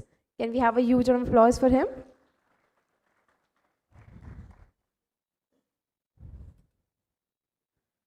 Yes, thank you so much. And now to felicitate Mr. Jaideep, I would request Ms. Kanchan, ma'am, to please come forward.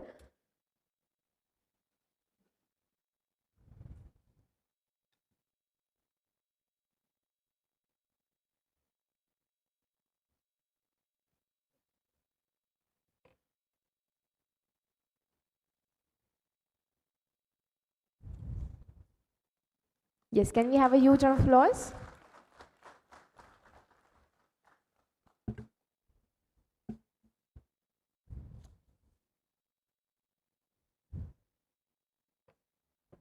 Yes, thank you. Thank you so much, all our panelists. एक group photo घेतल्यानंतर I would request every one of you to please take your seats.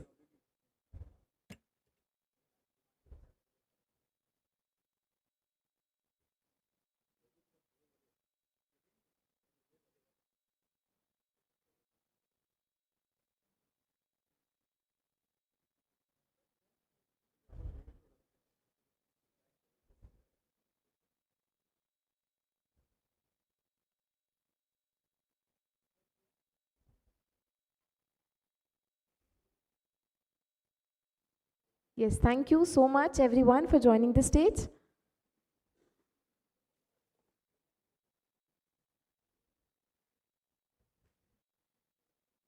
And now, moving ahead, we now begin with the keynote address segment. So, where we hear from the visionaries shaping Maharashtra's renewable energy roadmap. For that, I would request Hari Pri Srivastava, sir, to please come forward. So, he is a founder, director, and chairman of Deccan Chamber of Commerce, Industries and Agriculture, Pune. May I please invite him on the stage? Also, he has over 3 decades of corporate experience in senior positions in areas of HR, commercial, and legal in India and overseas. So, prior to moving to the corporate sector, he had a short stint with the technical cadre of Indian Air Force. So, he also had a brief tenure in Bank of Baroda as a specialist officer. So, can we have a huge round of applause for him? Yes, thank you so much, sir. I would please request you to join the dais.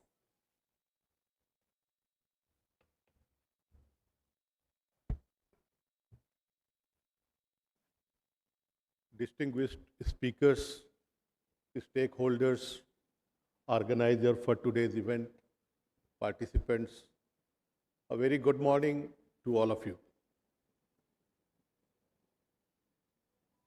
I am the chairman of the Deccan Chamber of Commerce, Industries and Agriculture. It's about more than 3 decade old chamber in Pune. And we represent the interest of more than 200 industries in and around Pune. So before I move, my perspective will be from a consumer side. I am not from the solar industry. I am not an expert in this subject, but I can tell you from our perspective from the industry side. So to begin with, let me start maybe a decade and a half ago, the word load shedding. Load shedding was a common word which we heard as the summer approached any year. We heard this word load shedding, schedule will be there, that from this time to this time, power will not be available, okay? And it was affecting all segments of society, including the industry and as a domestic consumer and everyone, whether you are from whichever sector you are. Now, I still recall before I move, Pune at that time, I'm talking about 20 years ago, we created a Pune model that time. And I don't know how many of you are aware that the load shedding was there for a certain number of hours. So industries came together and they said that, okay, during this peak time, we will use the generators and we will not use the power so that the demand can be brought down and there should not be any load shedding. And what the MSEB that time, what MSEB could do, that they could reimburse us the expenses, the difference between the tariff charges and the generator running charges. So that amount was adjusted in the bill. And that's how that was basically known as Pune model. And we did this, and Pune was the only city in India where the load shedding was not there for many years. So now when I move to the current scenario, the load shedding is not heard. If I say today, the word load shedding is not heard today. Not because we have increased the power generation, not because that we have basically got more thermal power plants or other plants generating more power. The whole credit for bridging this gap and bringing to current situation goes to all of you people who are here in this hall, who have made this happen. Because of which we are in a situation today that we don't say there is a load shedding or the power is not available. For this time to this time, power will not be available. New industry has come in, has to wait for maybe months before a particular feeder could allot the power that, okay, sir, for this feeder, the power is available. From this feeder, power is not available. Those scenarios we are not witnessing today. And whole credit goes to you. Because whatever was the gap has been filled by you. And today, the direction in which the solar industry is going, I'm quite sure in times to come, we will have a much better situation than what we are seeing today. First of all, I heard the panelists here. I'm very happy. I also knew that Maharashtra is in forefront in a lot of areas. That's very heartening. But overall, if you see, there is a lot yet to be done. I'm talking from the industry perspective. See, moving a little bit on side, if you think of telecom sector, I talked to you about 90s. Telecom sector, monopoly was there. You wanted a telephone. There was OIT category, non-OIT category, deposit. 30,000 rupees were to be deposited. I'm talking about 94, 95. New industry was being set up. 30,000 rupees you deposit, OIT. You will get the phone in 30 days or 45 days. Other category, 3,000, 10,000, 1 year, 1.5 years. That was the waiting time to get a telephone for opening an office or for your home. It was a luxury. What changed the game?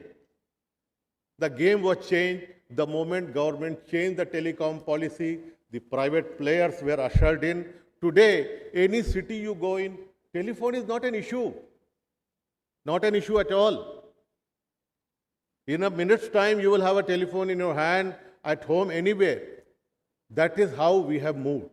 But the main thing has been there. The contribution came from the private sector, and that is where we are witnessing this day. There has been a revolution.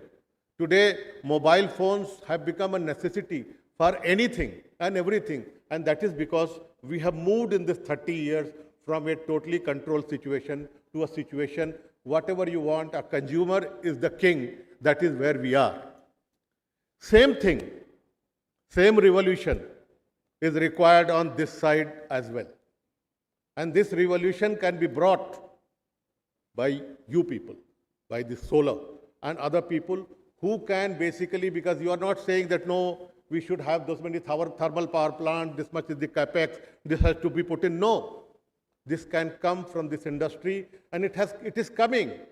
We had about 10 megawatt before 2010, and today we are more than 100 gigawatt, and we are talking about 500 gigawatt and saying no, it would be less, we should be raising the target. This is where we have to move in. And as of now, only we are looking at, okay, supply and demand. Okay, supply is going to be enough, you will be getting it. I am saying the cost has to come down. Whatever cost we have today for energy, it has to come down. And that cost can come down because of you. If the government is facilitating this, this cost can be definitely brought down. I am giving you a recent example when MSEDCL had lodged a petition with MERC for raising the tariff. We had made several points, and whatever they were basically projecting, a lot of points came to us from Mr. Rahul of Swayam-Urja. He gave a lot of points to the chamber, and we had basically projected from the solar side as well. Initially, the power tariff was slightly reduced, taking the overall contribution coming from solar, etc., said that, okay, the tariff could be reduced. MSEDCL went into the appeal, and ultimately the power tariffs have been increased from 1st of July. Maharashtra today is one of the highest power tariff state. And we have to basically come in where the tariff has to come down. When the solar power is coming at a rate what we are seeing today, and you look at the rate at what industry is getting power, there is a huge gap. That has to be brought down, the cost has to be brought down, because everywhere else, whatever you produce, we are finding huge competition, whether in India or in global market. We have to see that all factors of production, they also have to be commensurately coming into the light. And that is where I feel lot can be done by the solar power, lot can be done by the people who are sitting in this room, and we can definitely not only bridge the gap and we can supply, I say we could be exporting power to the neighboring countries. We can come in that situation because of the contribution which is coming in. But this must also result in reduction of tariff for the consumer. That is most important. And that is where I feel you are all working. Lot of things need to be done, and regulatory facilitation need to be there. I would say in the recent one only, the first one came, there were restrictions. You could use only during the daytime. Now after the representation, etc., from midnight to morning time, it has been allowed. Still the evening 4 hours are not there.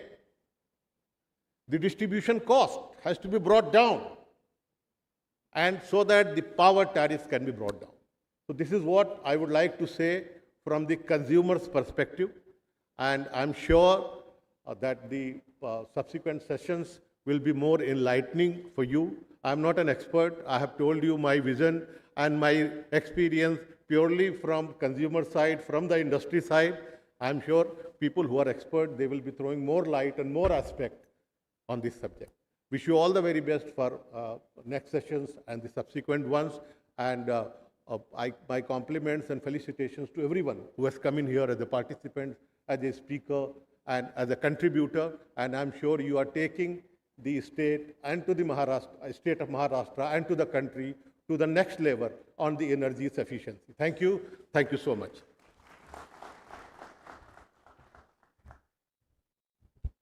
Sir, I would request you to please be on the dais as we are going to felicitate. So for the felicitation, I would request Hemant sir to please come forward.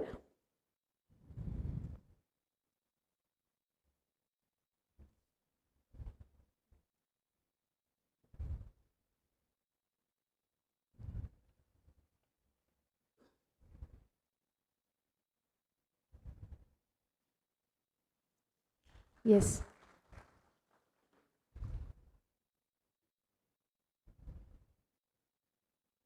Yes, thank you so much. And moving ahead, now we have a special guest with us who will be addressing here. So for that, I would request Mr. Sahaj Mutha, who is Secretary of the Maharashtra Solar Manufacturers Association, to please join me on the stage. Can we have a huge round of applause for him, everyone?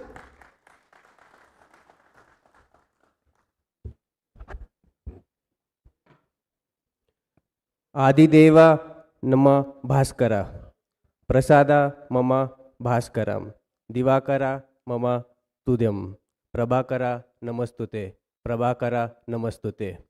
What I just said were the salutations to the Lord's Son. We are lucky that we are not just doing the business in the solar era, but also for the sustainable business we are in. So it's my privilege as the Secretary of Maharashtra Solar Association to present before you the work challenges of our industry. What is MASMA? MASMA is a collective platform of solar manufacturers, integrators, and technology commitment for the ecosystem in Maharashtra. Our association is a bridge between policymakers, regulators, industry stakeholders, ensuring the voice of the solar entrepreneurs reaches at every level. हम बहुत बार ये सोचते हैं solar sector is just about inverter and panels. I would just like to highlight you one personal incident.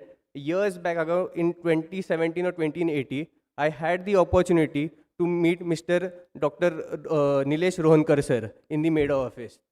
I had asked him, what is the future of the solar industry? He told me, ensure that you have a keen focus in power electronics. I don't know he might remember or not, but I remember his advice, and I had completed my master's from Germany in power electronics with the same vision what he had given me. I'm very grateful for him. I would like to thank him for this opportunity that he gave in and inspire the young generations. So it's from solar rooftop to utility scales to hybrid projects to digital infrastructures. The opportunities are significant. India's ambitious renewable targets demand the manufacturers, developers, the discoms should be in accordance, in collaboration with each other. Right now, we are not fighting with each other, but together we have to be in collaboration to understand what are our new policies, how will they impact us, whether they are affecting the stakeholders or not. What do we do at MASMA? MASMA, we are continuously engaged in promoting awareness, adoption of new solar technologies, organizing technical sessions, workshops, presenting manufacturers' concerns, stakeholders' concerns, industry concerns to the regulatory authorities. Also, I would take this opportunity on this dais to also say, as a part of our responsibility to protect the industry interest, MASMA has taken a very strong stand on these policy matters also. As you might all have seen, अगर हमने किसी को भी देखा रहेगा पिछले 2-3 महीने में orders slow down हो चुके हैं, not just because of the monsoon, but because of the latest MERC order, which some people are talking, some people are not talking. But to take a strong stand against the policy, we have also appealed at the APTEL for the revision of the case or for the fairness of the viability of the solar manufacturers, because this particular case not only reflects our commitment, but also for the long-term renewability of the solar plants, because such order directly affects financial viability of the open access, rooftop projects, and the captive solar projects. But we should be also aware that such policies will be there sooner or later. We don't know what the verdict of the case will be, but we as the association for the solar integrators, industry stakeholders, we must also know that such policies will be there in the future, will be happening. So how many of you know the next big wave in this industry will be BSS? By 2030, we know the India has an expected target of 40 gigawatt by the storage facility. As I said, I was working in Germany. They have extensively increased their capacities in BESS. Similarly, government here is also supporting BESS. We also, as a MASMA, with 25 years of advocacy, we strongly believe that cross subsidies must be rationalized, green open access virtual rules must be implemented, and group net metering policies should be rolled out, and storage must get the policy incentives. Right now, battery is not just to save the energy, but for us, it's an opportunity which we should look forward.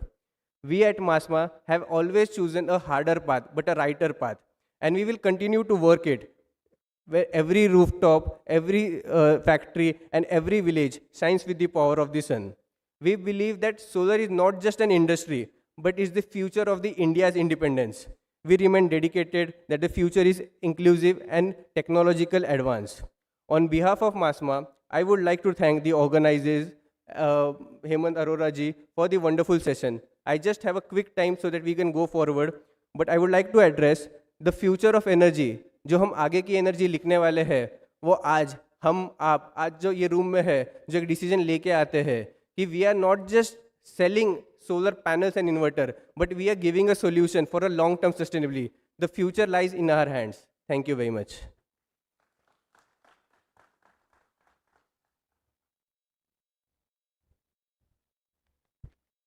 Yes, thank you so much. And now for the felicitation, I would once again request Hemant sir to please come on the stage.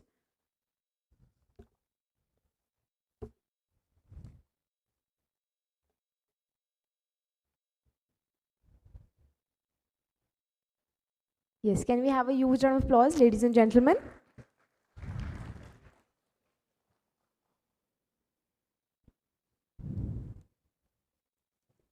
Thank you both of you.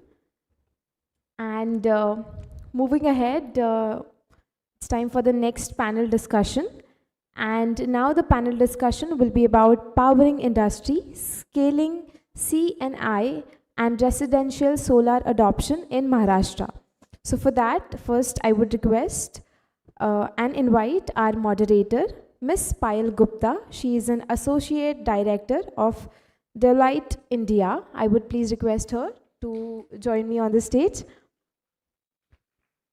So Ms. Payal Gupta is an accomplished professional with over 17 years of global experience in energy and utility domain, currently serving as an Associate Director at Deloitte India.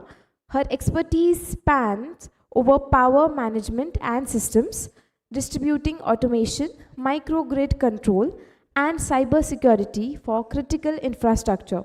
She has led transformative projects across the India and the USA, including advanced automation systems, digital twin platforms, demand-side flexibility, and grid management. So, ladies and gentlemen, welcome Ms. Payal Gupta. Can we have a huge round of applause for her? So now it's time to invite our other panelists. So let me invite Mr. Priyam Nandi. Let's invite him on the stage. He is a regional head of business development west of AMPIN Energy Transition with over 15 years of experience in renewable energy sector. Mr. Priyam Nandi currently serves as a regional head of business development west at AMPIN Energy Transition. He has been instrumental in driving growth and building a robust portfolio of over 1 GW across solar and wind solar hybrid projects. So prior to AMPIN, Priyam held key roles at Manikandan Power, Global Energy and Armstrong Energy Global, where he honed his expertise in business development, project structuring, and strategic partnerships. He holds an MBA in marketing and finance, bringing a strong blend of technical knowledge and business acumen to advancing India's clean energy transition. So let's invite, can you please join here? Yes, can we have a huge round of applause for him? Yes, welcome. Moving ahead now to our next panelist, let's invite Mr. Ashish Mittal. So he is Business Development at AVP Enrich Energy Private Limited. So, Mr. Ashish Mittal is a seasoned business leader with over 20 years of diverse experience in renewable energy, power distribution, and electrical manufacturing sectors. He is currently serves as Assistant Vice President at Business Development at Enrich Energy Private Limited, where he plays a pivotal role in driving clean energy solutions and strategic growth initiatives. He is also known for his strategic thinking, market foresight, and passion for building sustainable energy solutions. Ashish continues to contribute to India's renewable energy, transforming through impactful leadership and innovation. So, a very warm welcome, Mr. Ashish. Next up, now let's invite Mr. Pradeep Patil, who is the MD and CEO of E2O Energy Private Limited. So, Mr. Pradeep Patil is a Managing Director and CEO of E2O Energy Private Limited, Pune, a fast emerging leader in a renewable energy sector with a strong focus on C&I rooftop solar and open access to utility scale projects with over 22 years of management and leadership experience in the energy and infrastructure domain. He brings a blend of strategic vision, operational excellence, and a customer-centric approach to the organization. Let's welcome Mr. Pradeep. Yes, thank you so much. Moving ahead, now let's invite Dr. Nilesh B. Rohankar, who is a seasoned professional with over 25 years of experience in the power distribution and renewable energy sector. Currently, he serves as additional executive engineer at MSEDCL and previously held the position of divisional general manager at Maharashtra Energy Development Agency. His expertise spans power distribution, operation and maintenance, transmission of renewable energy, and project coordination for large-scale solar programs, including KUSUM. So let's welcome Dr. Nilesh Rohankar, Additional Executive Engineer at MSEDCL. Moving ahead, now let me invite Mr. Atish Samant, who is the COO at Oyster Renewable Energy Private Limited.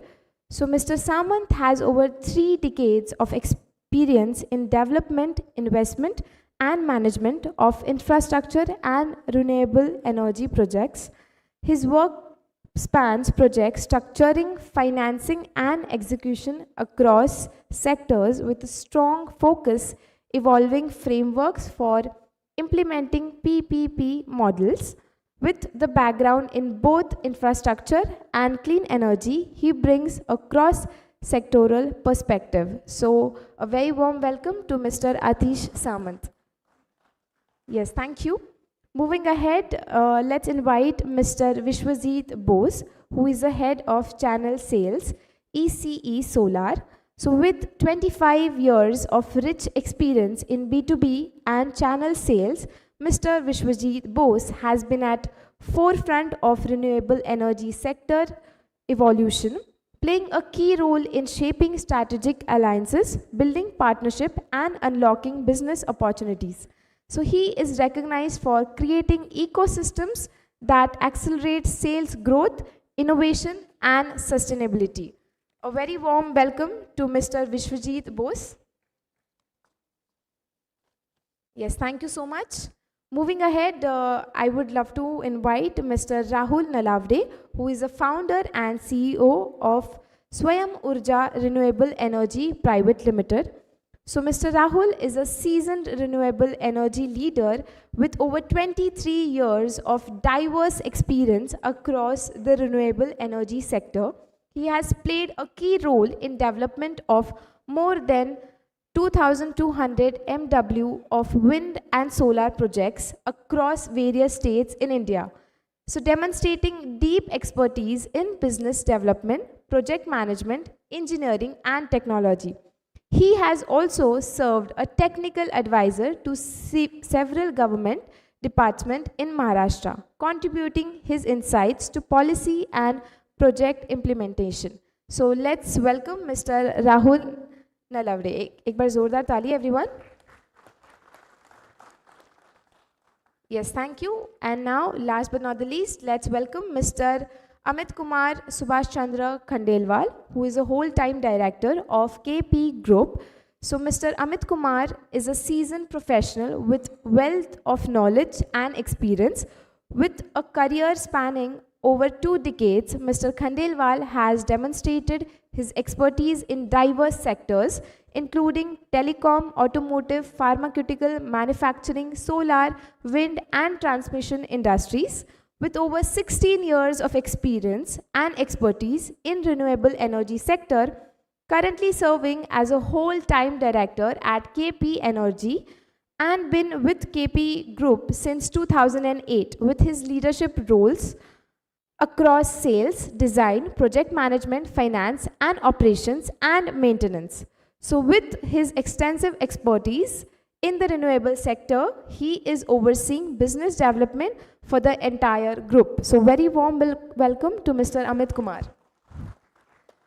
Yes, thank you so much, ladies and gentlemen. And now over to all of you for the panel discussion. So the timing will be 1 hour.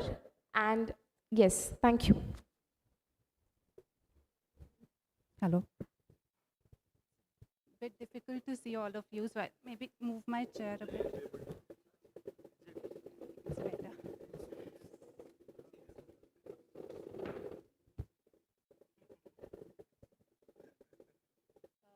Good morning, everyone. A very warm welcome to our panel. And our discussion topic today is on powering industries, scaling CNI and residential solar adoption in Maharashtra. So Maharashtra, being one of the India's largest industrial and commercial hubs, is at the center of the renewable energy transition.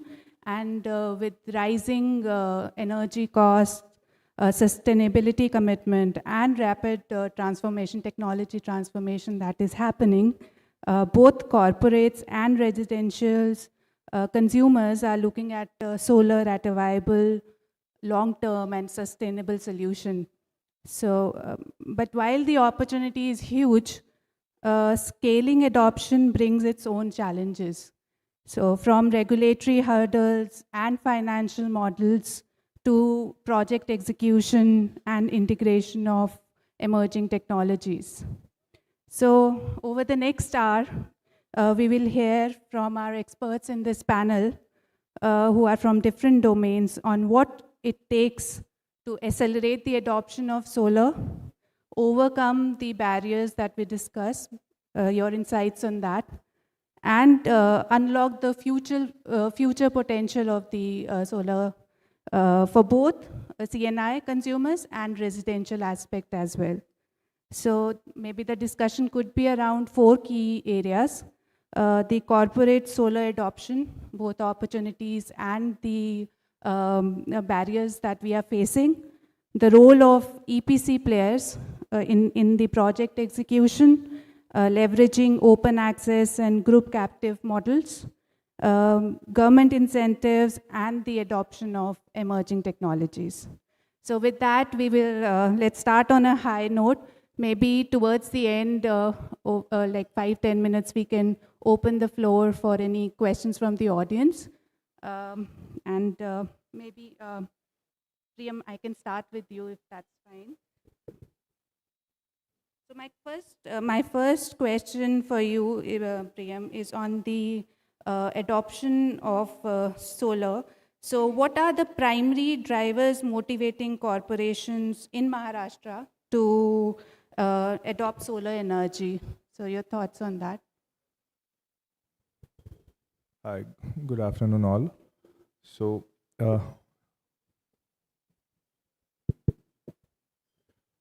in my view, the solar adoption in Maharashtra and across the country is already done, in a certain pace for last 1.5 decades. We have seen solar of almost, reaching our target that our minister have said, MOP has said.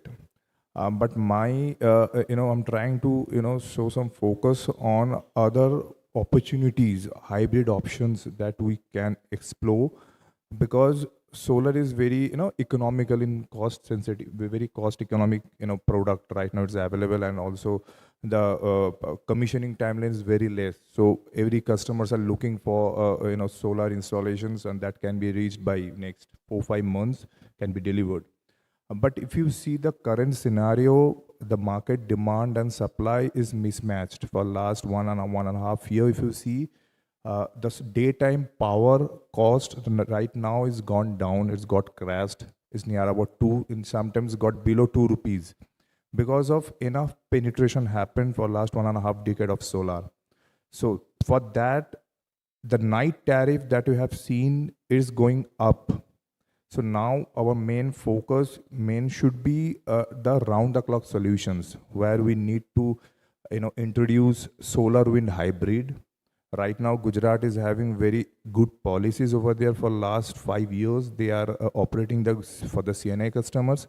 So we are also, proposing and requesting our, MSEDCL MERCs also to look into that, concept. There's a huge benefits can be done for the both sides, not only the customers. In terms of, grid stabilizations is another factor.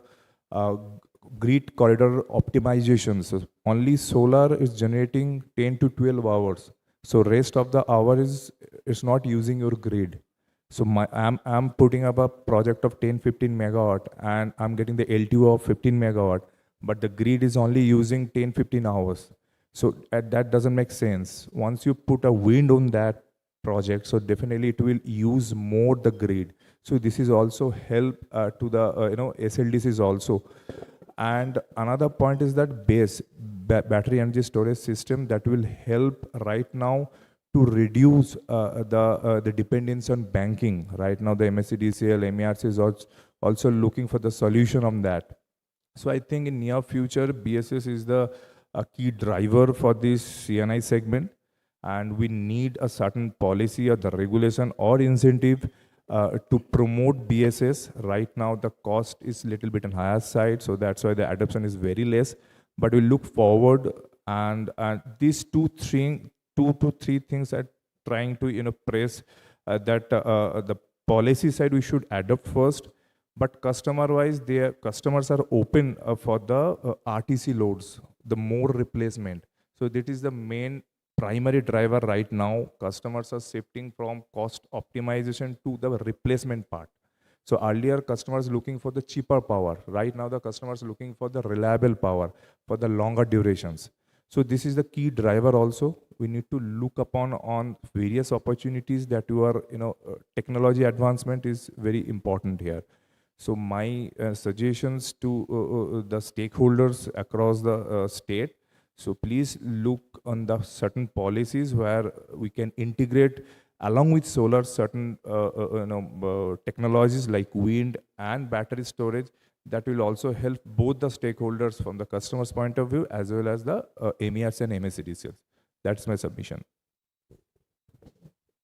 Very important point you mentioned, Priyam, regarding the round-the-clock availability of the power or the reliable power focus, and that can be achieved by hybrid models. So to continue on the same topic, Mr. Amit, I would like to ask you is, do you see hybrid models, solar plus wind or solar plus storage emerging strongly in the CNI space? So what are your thoughts on that, Mr. Amit? Yeah.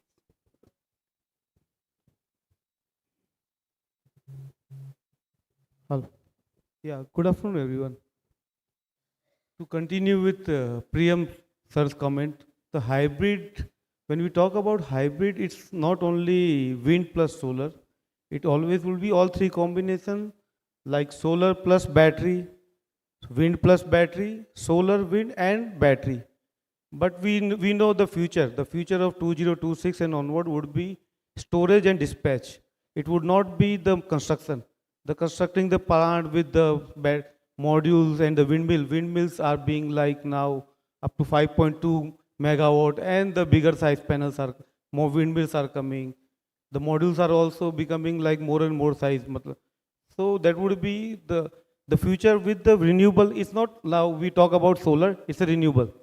And we talk about renewable, it's always a hybrid model. There are few incentives with this storage system. The cost is anyway coming down and down. I know most of my colleagues are there from 2008 or 9 in the renewable, and they all started with 7 crore per megawatt. And now they all talk about 2.2, 2.3 plus GST, and the policies are also more and more stable. So this becomes the policy makers, the members who are there with the policy drafting, they know how to cover up. In Gujarat, we have a stabilized policy, as well as in the wind, as well as solar, the hybrid policy. The future will be always brightened with this, the hybrid model. And hybrid, when I talk about, always wind plus solar and the battery. The cost would be coming, the safety is always, now people rely on the battery life. Now, in the past 2 or 3 years before, people were thinking, yaar, ye battery chalega kitna? But the battery replacement cost was such a high, you never trust that solution to be opened. So now with more and more solutions coming, the people who are there from the abroad getting the technology faster and faster, and people trust. Financially we are secure, designing we are secure, and with the landscaping, where the wind and solar we can put together. Gujarat and Maharashtra have the very prime location. There they have a long coastal area, they have a long, I would say, high terrain where they can install wind. And wind will also been like from 90 meter, they've been increased to 160 meter. So PLF model wise, we can have, we are blessed. Technically Maharashtra along with Gujarat is always blessed to construct hybrid plant. So that's why I would recommend. Geographically blessed. Very well placed. Yeah. And with the financial point of view also. I should not comment on the economy of Maharashtra and Gujarat. So we people are capable enough to invest on the renewable power. So future is always with this hybrid plant where solar, wind and the BESS would be there. Thank you. I just want to add, Mr. Khandelwal, basically hybrid is now a need of ours, because you rightly mentioned actually, because last 22 years I'm in this renewable sector. When this sector has started, basically the main renewable energy investment towards mainly drivers then was the tax incentives, and most of the time actually selling the power to the government or discoms rather actually. Over the period of time, this particular investment modes and drivers are getting changed actually, but Priyam has already likely mentioned actually. So when we are talking, initially when we were talking, say example in Maharashtra for open access, entire year was available for a banking. So energy was available to bank throughout the year with you, and that was the biggest benefit then. Over a period of time, because that time the percentage of renewable sector was comparatively very low, not affecting the grid overall scheduling, forecasting, all these things actually. Over a period of time, it is a need of ours. Then actually there is a scheduling, forecasting mechanism they implemented. And with changes in the regulatory, like just recently MYT, that MYT earlier actually we were, of course this is still it is the subject of rather in fact High Court revisions and verdict rather, but still with the recent change in MYT, you are available to use your solar power during solar hours only. You cannot use what otherwise earlier during the night time or evening time actually. So here the hybrid model comes in. So when we are talking about hybrid models, it's wind plus solar plus BSS. So around the clock power is need of ours, because okay, ultimately I seen for last 22 years it is always here and there is a regulatory changes, and that's, I think regulatory changes are required. Otherwise you cannot give the opening to the new technologies. So BSS, because of this MYT also, some way you are getting now carried on to enter. Because today we talking about BSS, it's otherwise comparatively it's not viable. So, but over a period of time, it likely to be reduced the cost of BSS, investment will be justified in BSS, and to make it happen, it is required that actually some kind of, this kind of restriction, because I seen the opportunity out of this MYT also. So BSS is quite best option to go forward for. And I seen कि over a period of next 1 year only actually the BSS cost will come at par with the justified its economy itself actually. SUB wind and solar, again, earlier wind, in case of, because of the nature of generation, its realization, because it was getting adjusted into night zone mostly. So tariff realization was less. But now with the hybrid solar plus wind, it's given a quite handsome return on that. Specifically IPP, specifically the industries who is running across all the 365 days, 24 hours actually. For them, it's a kind of the good choice to go forward actually. So this is my view on particularly hybrid mode, and it is a future. Thank you. So it will also depend on the total cost of ownership as well, what model should work, right? So yes, point taken. So Mr. Ashish, maybe next question to you I'll ask. The role of EPC players, right? So what are the top 3 to maybe 5 barriers do you see in technical or financial regulatory domains that are preventing faster adoption of solar energy? A very good question. Actually, adoption of solar energy is already going at good pace as far as Maharashtra is concerned, because the economic sense makes a lot good till date. It was rightly going, and now the direction is changing.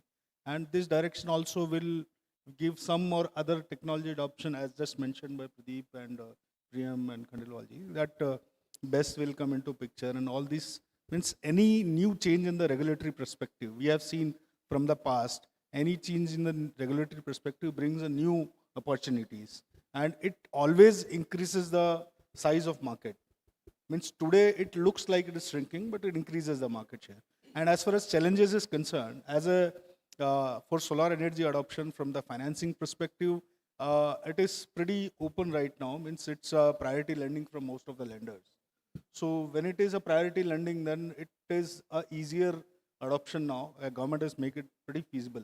The only challenge is the retrospective effect of the policy on the existing investors, because an investor comes with a 25 years of thought process, a 25 years of length they see when they are investing into the solar project, and small investors of 1 megawatt, 2 megawatt, they after looking at their maybe sustainability drive, or maybe because of the commercial sense, they invest into the project, and they get scared if there are any policy changes.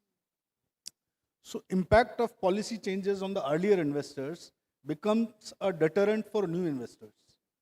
So new investors, they get, of course, they try to take the feedback, whoever has already invested. They don't believe on the EPC player, or maybe a OEM, or maybe the people around in the market. They don't believe on them. They will take feedback from who has already invested. So that deterrence is actually a challenge in Maharashtra, especially today. So of course, as a industry, we try to convince them, we try to pacify them that these things are part and parcel of renewable industry. And as technology is improving, for earlier investors, the challenges were different. For you, the challenges were different. Any early investor has never had any loss in profit, any loss in project. It was always some kind of reduction in the profit. But it's a large forum sitting here, and everybody will agree to it that nobody has a loss in the project. It's always a loss in a profit, or maybe a minor changes in the profit. So that we need to convince as a EPC players to the investors. And as a team, we are doing, everybody of us, because we are also running our project. So everybody is working towards that. Yeah, thanks for that. From the DISCOM perspective, Dr. Nilesh, maybe for any technology to flourish, right, there should be certain regulatory or functional requirements that need to be met. So how are utilities integrating these emerging technologies in terms of smart inverters or IoT or AI/ML? So for operational efficiencies, so for DISCOMs like MSEDCL, and adopting these technologies for real-time prediction, especially for solar and wind and all those energies which are intermittent in nature. So this is more to, the question is more towards technology adoptions to bring in efficiencies and eventually reducing the losses and benefits being transferred to the end consumer. So your thoughts on that? Thank you. Good afternoon to all. As I told that the contribution of Maharashtra in our country's economy is of near about, and as I told that we are approaching towards third largest economy in the world of $5 trillion. And out of that $5 trillion, $1 trillion is of Maharashtra, and out of that $1 trillion, DISCOM, specifically power sector, is contributing near about to 25 to 30%. So unless and until we are techno-savvy, DISCOMs, in this scenario of unprecedented global energy transition, lot of steps are being taken from DISCOM to promote the technologies. As we know that recently the tariff what has been put forwarded by Regulatory Commission and DISCOM, I just want to reply to Srivastava sir, Deccan Chamber of Commerce, that he told that the cost of supply must go down. With respect to reducing the cost of supply, at present we have for this year 25-26, we have an average cost of supply of 9 rupees 25 paisa. And that 9 rupees 25 paisa, how it will be reduced to 3.5. We are focusing primarily on that, with the due respect to all our higher authorities, government authorities, that certain policies, certain schemes are being put forwarded, like Mukhyamantri Saur Krishi Vahini Yojana, Kusum Yojana, in which 16,000 megawatts of solar projects are going to be happen in the coming 2 years, December 2026. And I hope so in the coming 1 to 2 months, near about 5 to 6,000 megawatts of capacity commission will be declared very soon. Not only that, from average cost of supply reduction, we have also introduced BESS. As our Kanchan ma'am has told that we have a live tender at present, battery energy storage system, in which 2,000 by 4,000 megawatt hour is the capacity. So what we say, 16,000 megawatts rural solar power, to integrate that power, we will require storage system. And from that point of view, this is the first stage what we are going to put. After that, simultaneously, after every 6 months, the tender is going to be floated of 2,000 by 4,000. And I will like to highlight over here that many of the developers, investors must take advantage of that. Not only BESS, from CI&I segment point of view, as we all know that green energy open access regulation and circular is already we are implementing. Only the thing is that for the small projects, 5 megawatt and 10 megawatts, 33 by 11 kV substation or 22 by 11 kV substation, we don't have at present the access for grid connectivity. But definitely by going through, availing grid connectivity through transmission at 132 kV level and 220, and participating in a solar parks and having a good group captive or a captive project, you can avail green energy open access till 100 kilowatt. Only the thing is that you have to think of that the project will be financially viable or not. Many of the clients and developers are coming forward for application of green energy open access and all that. And with the technology point of view, as we know that the Western Maharashtra, we have floated a tender of 5,000 crores, and the tender has been gone to Adani for smart meters. For smart meter point of view, our tariff is also that sort of inclined with the smart metering technology and TOD tariff. As we all know that from 9 to 5, we have our solar hours, where we have excess of energy.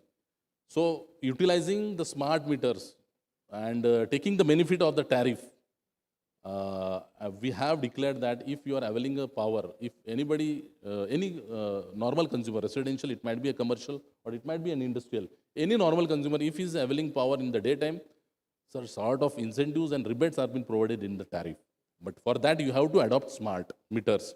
So this is the best step what we have adopted from technology point of view.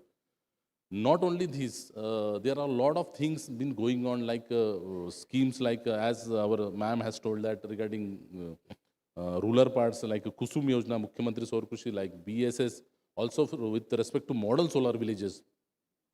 We have taken a lot of initiative for the solar agriculture pumps, not only solar agriculture pumps with megawatt level and with all the villages with all solar systems. We are promoting the AMR system, automatic meter reading system, so that we can fetch automatically the whatever readings and whatever billings are there. So with respect to technology, our billing system, IT, MSEDCL are adopting advanced technology, what we have in Oracle, HANA system, relation database management system, that HANA is the advanced version of Oracle. We are adopting that to face the challenge and operational and financial challenges what we are facing in terms of billing. So at present, many of our us been asking that why you are not promoting group net metering or virtual net metering, everything. So the stages are been in the pipeline at present. Billing is in process. Once everything has been intact, then we will promote the virtual and group net metering, so that accordingly the facility and the services can be provided to our esteemed consumers, ma'am. Yeah, technology point of view, yes. Definitely, digital transition is very essential, and for any technology to adopt faster and scale at higher pace, definitely agree. And smart meters, in particular, have brought a revolution in this aspect. So thank you for that. But coming to financial models as well, right? Because those need to be viable for consumers to adapt faster, any technology, and in this case, solar. So my question to you, Mr. Rahul, is on the leveraging the open access and group captive models.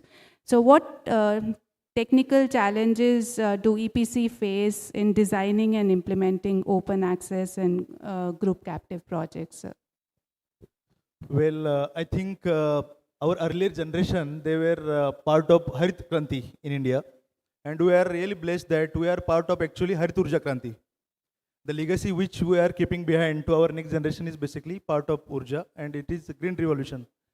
Yeah, definitely when it comes to all the colleagues and panels have discussed about integration of multiple energies and to make it as a reliable source of power, definitely finance is the foremost aspect which everybody has to take into consideration.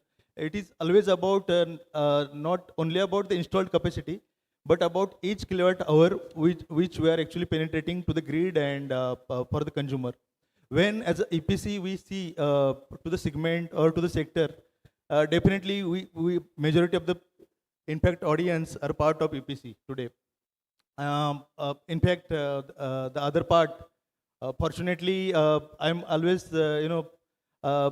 telling everywhere that I'm truly blessed that I have seen the part of OEM as a part of IPP and currently as a EPC and advisor for the green energy. When as a EPC I am thinking for serving to any of the, whether it is a commercial, residential or industrial consumer, then definitely I have to always put myself in their shoes and think what actually we are serving to them. Although there are tremendous challenges, there is no especially entry barrier for any of the EPC while working in, especially for the PM Suryaghar scheme. We have seen that more than 3,500 EPC players are across Pune or Maharashtra, and majority of the EPC players, since there is no entry barrier, they are coming only for the certain period and quoting for very aggressive and non-workable price. That is the foremost challenge which all the actually standard and a good EPCs are facing. With respect to that, I always tell them that while advising to our associations not to compete with those people, because ultimately it is just beginning. Technical potential of India, if we consider wind, solar or offshore wind, it is more than 2,500 gigawatts. We are just reached to the level of 250. Still long way to go. In terms of PM Suryaghar scheme target, even we have got more than technically over 10 crore plus only the residential consumers. target, as phase 1 is only for 1 crore consumers. And out of 1 crore, we have reached to the level of 15 lakhs plus here and there. So no need to compete to anyone. We have to always think for the technical life or what actually product or service we are giving to them. It has to be reliable. It has to be majority of the western region. Whenever there is climate conditions or patterns are changing, most of the one on the industrial or we have seen on the ground mount, those are badly affected because of the cyclonic conditions. We have to think those all technical design criteria, and we have to give the robust and the best product to all the consumers. Then only in turn return they will always consider us as a in those best category EPCs, and ultimately our consumer or the customer, they will become the brand ambassador for us. Second challenge is about working capital. You know that currently one Government of India and the State Bank of India has come up with Shuri Shakti scheme, wherein they are providing a good amount of finance support to the EPCs, not only for the IPPs, but definitely for the integrators and EPCs. So I appeal to everyone that please do go through their document, although there is extensive documentation process, but definitely it is one of the best kind of thing for the EPC, those who can avail good loan facilities and finance support from the finance institutes. Many NBFCs are there, those who are actually providing finance support for the EPCs, because majority of the EPCs during last couple of years, if you see, out of these maybe 12,000 integrators or EPCs across India, most of the EPCs are formed in last 2 years. So naturally they will face the working capital issues or the financial issues. Then definitely if by providing all the documentary support or compliances of the bankers and NBFCs, they have to seek that support. Third challenge is basically about actual profit margins. So like I have I told you that every time OEMs will always expect a better, right product in right price. IPPs will always, they will always expect for right, tariffs in a right price. At the same time, EPCs also should be considered for the right price for their services, but scenario is not like that. It is harsh reality that all the margins are within single digits, and so-called all the large IPPs or the financial corporations or the big giants, they are expecting good product, projects in the lowest price, and that is actually killing the market. We are working in MSKUI schemes. We are providing multiple solutions to large IPPs as well as government PSUs, wherein we are always sensing that the low margins, and at the same time, their payment terms are also not doable, not workable, because of which it is always a pressure on the EPCs. And then again, we have seen the climate patterns has got changed. Even in September, it is heavily raining. So every aspect, and the foremost, next challenge would be, machinery and the people, those for execution of that right job. Currently, as Dr. Nilesh Rohankar sir he told about 16,000 megawatt is going to penetrate in next couple of years. So if you talk about 16,000 megawatts and that too in 2 years, then the most challenge is basically what kind of resources are available to execute the project, whether we have got right manpower, right machinery to execute the project. It is really toughest job to execute on ground. During my 25 years of experience in the RE sector, and that too from the field and ground, the toughest job is actually implementation and execution. And for that, as a part of the complete ecosystem, everybody has to support each other, and it has to be win-win for everyone, for the IPPs, for the OEMs, and for the EPCs. Then only we can create a sustainable ecosystem, and it will become more sustainable for the future generations as well. Thank you. Very well said, sir. Thank you.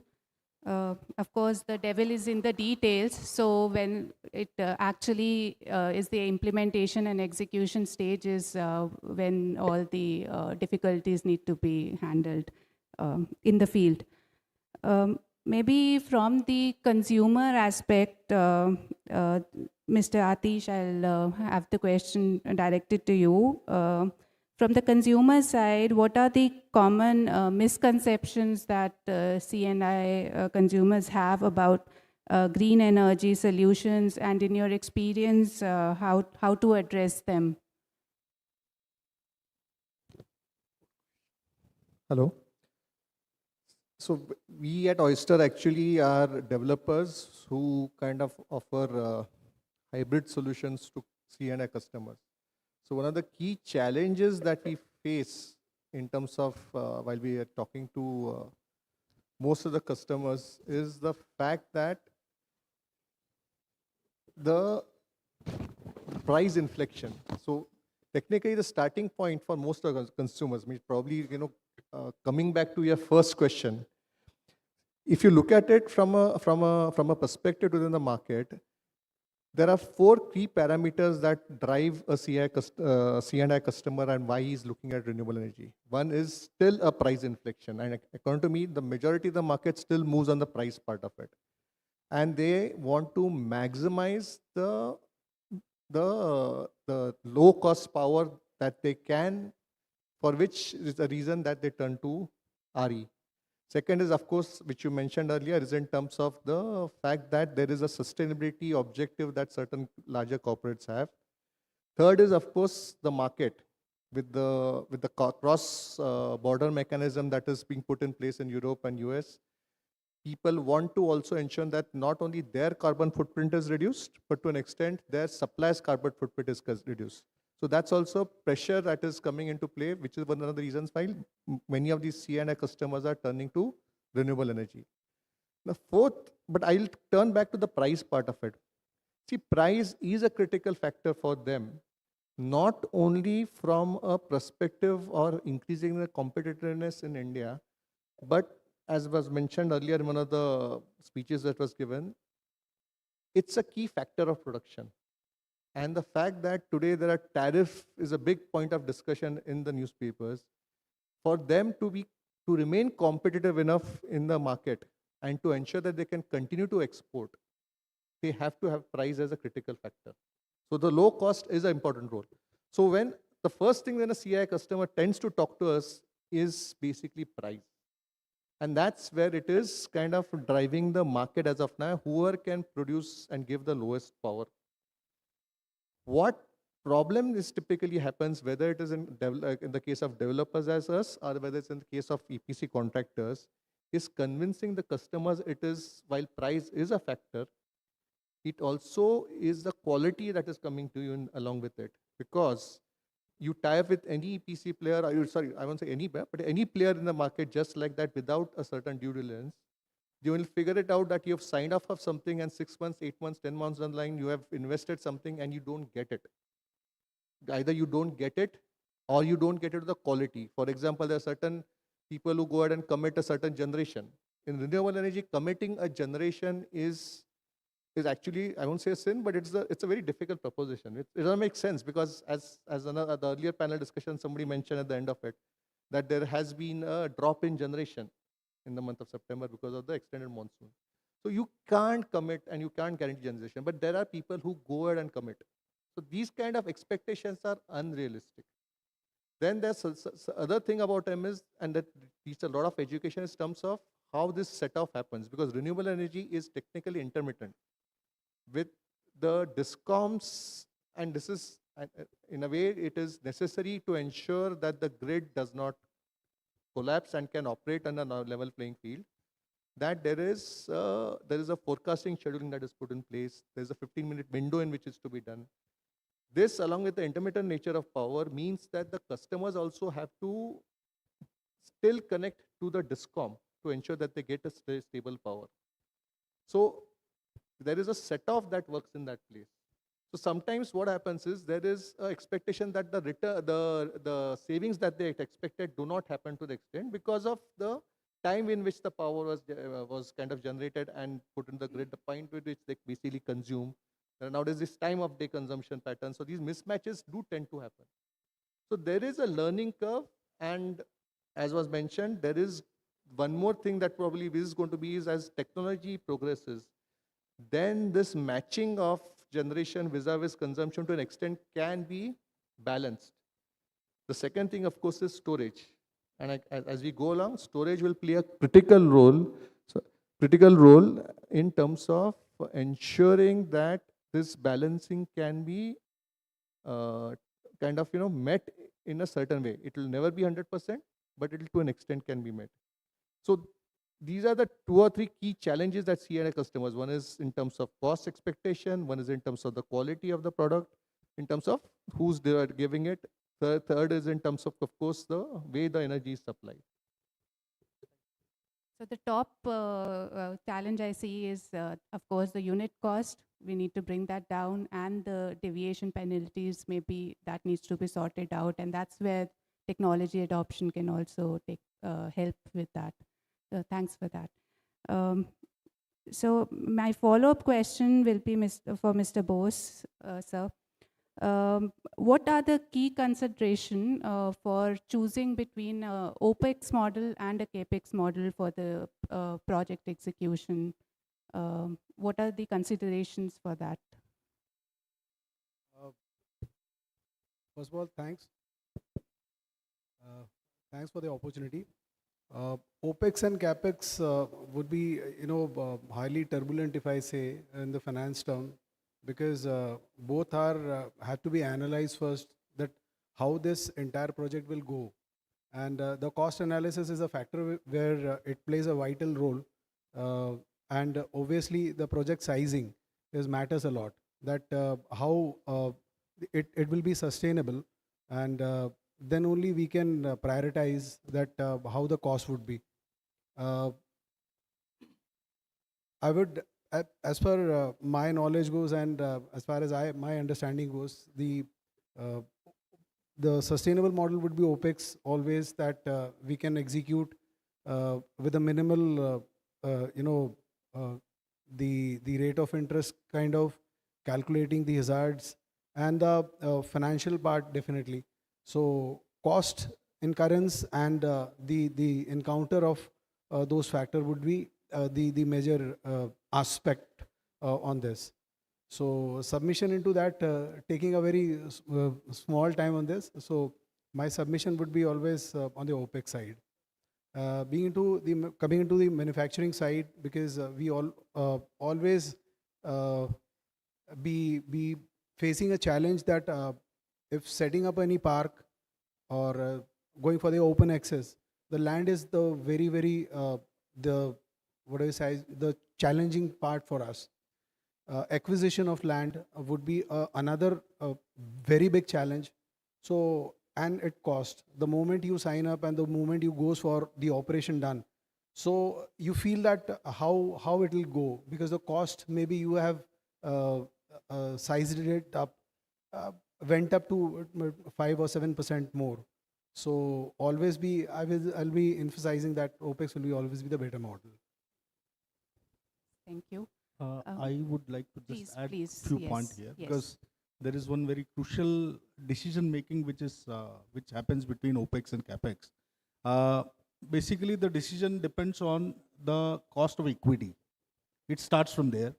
So in a CNI space, the OPEX decision or CAPEX decision is taken by the industry based on, at that particular time, what is the use of their equity. If they are going for their expansion, if their core industry is asking for the equity at that particular moment, and at the same time they want to reduce their power cost, then OPEX made a best sense, because then they need to deploy, because they need a funds for their core industry, and equity is a limit. Whatever is the equity, it is having a limits. So it's OPEX makes a good sense. But if you have if any industry, CNI party is having a sufficient equity to deploy, and of course there is good lending mechanism where the equity is also being with the limited equity you can invest in a CAPEX mode also. So if you have a availability of equity, then any time CAPEX made a good sense, because the kind of it's in OPEX in OPEX and CAPEX the returns of the projects are same. In OPEX you are sharing the returns with the investor who is investing into your project, and you are getting a benefit also. But in CAPEX, 100% benefit goes to the CNI. So CAPEX makes good sense if there is availability of equity. I think, let me add 2 cents in this. So from the prospect of the consumer, if we think both the models, then definitely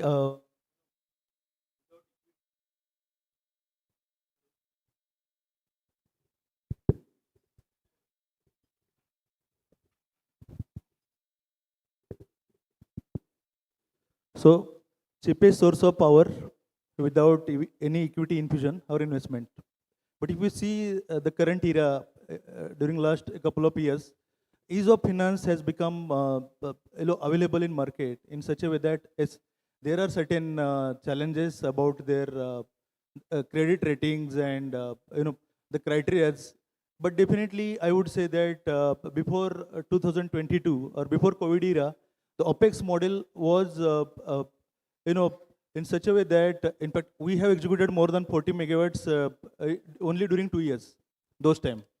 At that time, OPEX model was adaptable by all the large companies, all the large, not only MSMEs, but large organizations. Currently, since the finance and the capital is available, people are going for CapEx model as well, definitely.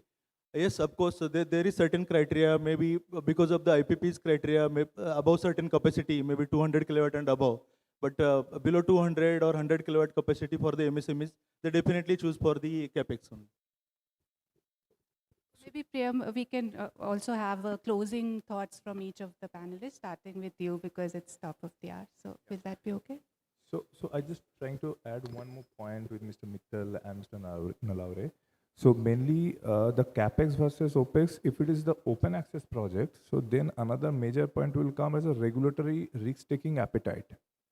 If the consumer, I have seen many pharma industries, they are very cash rich, but they never put their money into any CapEx projects, because for the open access projects, 80% project success depends on the regulatory uncertainty or the certainty, whatever call.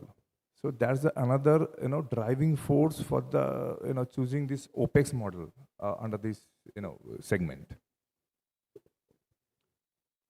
So maybe from each of the panelists here, we can have a closing remarks that you would like to share with the audience, and then we'll take, maybe if time permits, we'll take 1 or 2 questions from them as well. So starting from you, Priyam, please.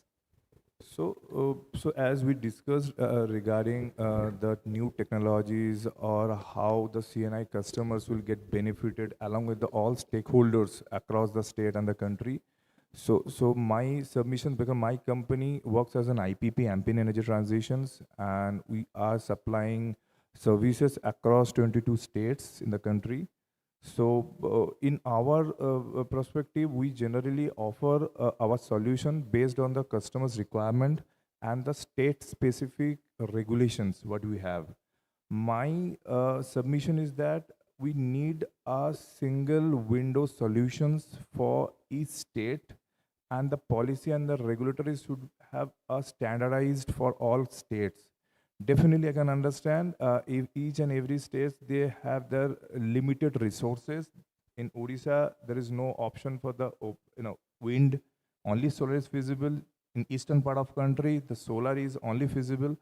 But still, some regulations we need on paper that customers and other stakeholders can go and choose their own resources based on the availability in that particular states. So these two things we must need as a IPP or the customer point of view: single window permissions or the single window approvals. As correctly pointed out, the land related, this is a major bottleneck that we are facing right now across the country.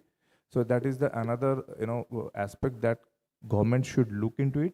And also the policy point of view, right now India government is working very beautiful way to introduce GOIR. So that has been adopted by many states. Still few states are lagging behind. So we need to approach to their governments to adopt that policies, because customers are looking for transition, energy transition right now. That is the main driving force to reach our 500 gigawatt target. So that's all I can say. I would like to inform moderator, we have last 5 minutes left. So yeah, we are pressing on time. Yeah. Very quick remark, just adding on to what Priyam has just mentioned. One biggest thing, to keep the investment objective of CNI, who has already invested, and their investment kind of increasing the confidence, the retrospective effect of on the policy should stop. Many of the states has already adopted it, like Gujarat and Tamil Nadu and Karnataka, where the retrospective effect is not passed on to the existing installed commissioned projects. New projects can be installed. So that is one thought process should get developed in Maharashtra to grow further. And as just Priyam mentioned, GOR is a new opportunity which is coming forward.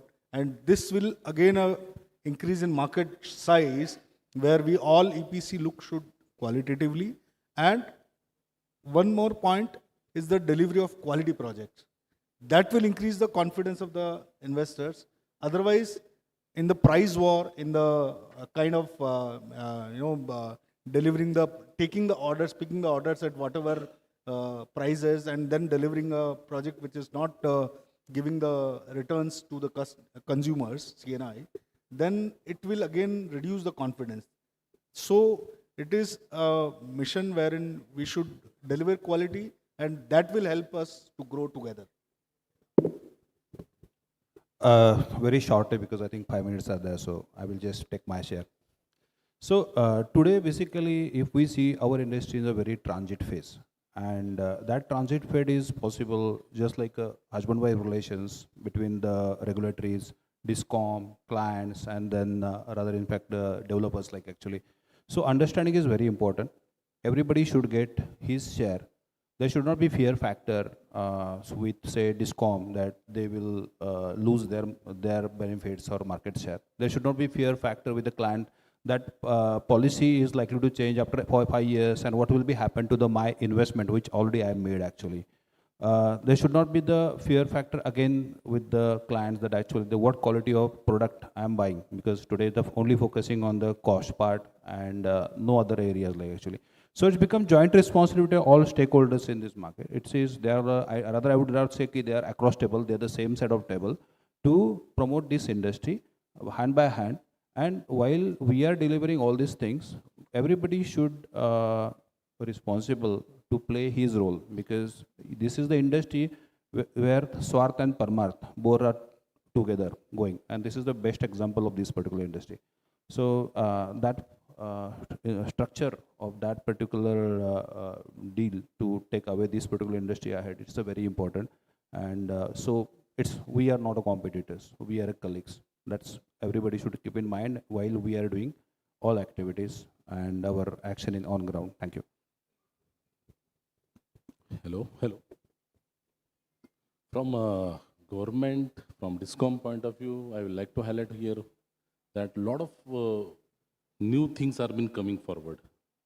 As a DISCOM engineer, I would like to highlight over here that the concepts like embed, market-based economic dispatch, concepts like SCED, security constraint economic dispatch, GNA, general network access, TGNA, all are involved in are related with the power market. And as in DISCOM, I will say over here that we ourselves are trying our level best how the cost will be reduced, how the average cost of supply will be reduced. And with respect to that, how a good citizen-centric policy can be put forwarded. And I would like to say over here that in the coming 8 to 10 days, MSEDCL is adopting a very big step of restructuring. All our offices, subdivision, section offices are going to be restructured. The main reason behind restructuring is to give a good, reliable power supply to our esteemed consumer. Our services must be improved. Keeping in that mind, how our operational and financial efficiencies can be improved. We are on that step only by restructuring all our existing offices and all that. And hope so with restructuring, what I think that the business what we are implementing, retail supply business and wire business and retail supply business will be segregated, and more we can concentrate on the B&R, billing and revenue, and the other part is the operation and maintenance. So lot of whatever challenges we are facing, we are ready to adopt it, and we will trying our level best that our consumer will be satisfied. As we all know that the power, the electricity at present was what we were thinking of it was the power is reliable power. But now that reliable, cheap power has been become a smart power and intelligent power. Not only smart and intelligent and green, the power has now become digital. So considering all these competitive challenges, we have developed ourselves, DISCOMs, and how these policies can be converted into commercial circulars. As we all know that in Maharashtra, green energy open access is there. Not only green energy open access, C&I segment can avail that. Along with open access, he can avail net metering. Along with open access, he can avail green tariff also. It has been introduced, it has been mentioned in new tariff that if a consumer is availing power from open access, he can also avail power from green tariff also. He can also have net metering also. He can also have a combination of open access net metering along with green tariff. So all sort of windows are being open. Single window program is there from our side, from Maharashtra Energy Development Agency, for carrying out the short-term, long-term, mid-term open access facilities. So considering all those things, I myself, on my personal basis, I am on a paper in which the concept of like a blockchain, how it can be introduced in power sector. We are writing on that. The concept is that on real-time basis, how this power can be transmitted directly to United States of America on real-time basis. Yeah, it's possible through blockchain.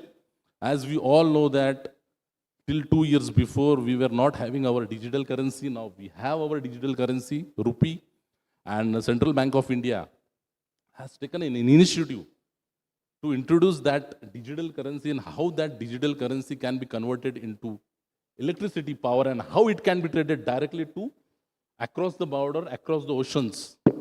This is the main concept behind that paper, and very soon I am going to take the copyright of that paper, and hope so if anybody interested, those who are from education background, they want to connect with me, can have your good thoughts regarding how this can be done under the concept of one sun, one world, one grid.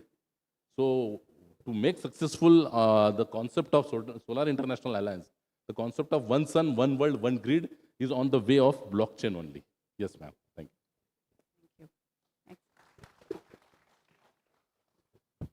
you. Key point is the demand from C&I customers is going to increase as a given. But an assumption that solar prices or renewable energy prices are always going to have a downward trend may be a bit dangerous to make. For example, because of the changes in ALM, which is going to come into play in terms of including cell into the ALM list from effective next year, there is an indication that the prices of panels may increase. So people will have to be cautious in terms of assuming a continuous downward trend. The second thing I want to make is there is an increasing requirement for an RE-RTC from all perspectives, grid stability, customer requirement. Technology will play a key role in that, which is whether it's have artificial intelligence, we have software, whatever it is, but it will mean energy generation, it will mean storage, whether it's BESS or pump storage. It will also mean a certain utilization of excess power generation, which today either gets curtailed or basically there is no generation that is allowed to happen during the solar peak hours. So it can be used for storage at places and then utilized through a time displacement. So this critically requires that the electron can pass agnostic to the geography where it is generated. And there technology plays a key role. But one of the key requirements for that is, of course, a strong and robust transmission corridor that connects these different places.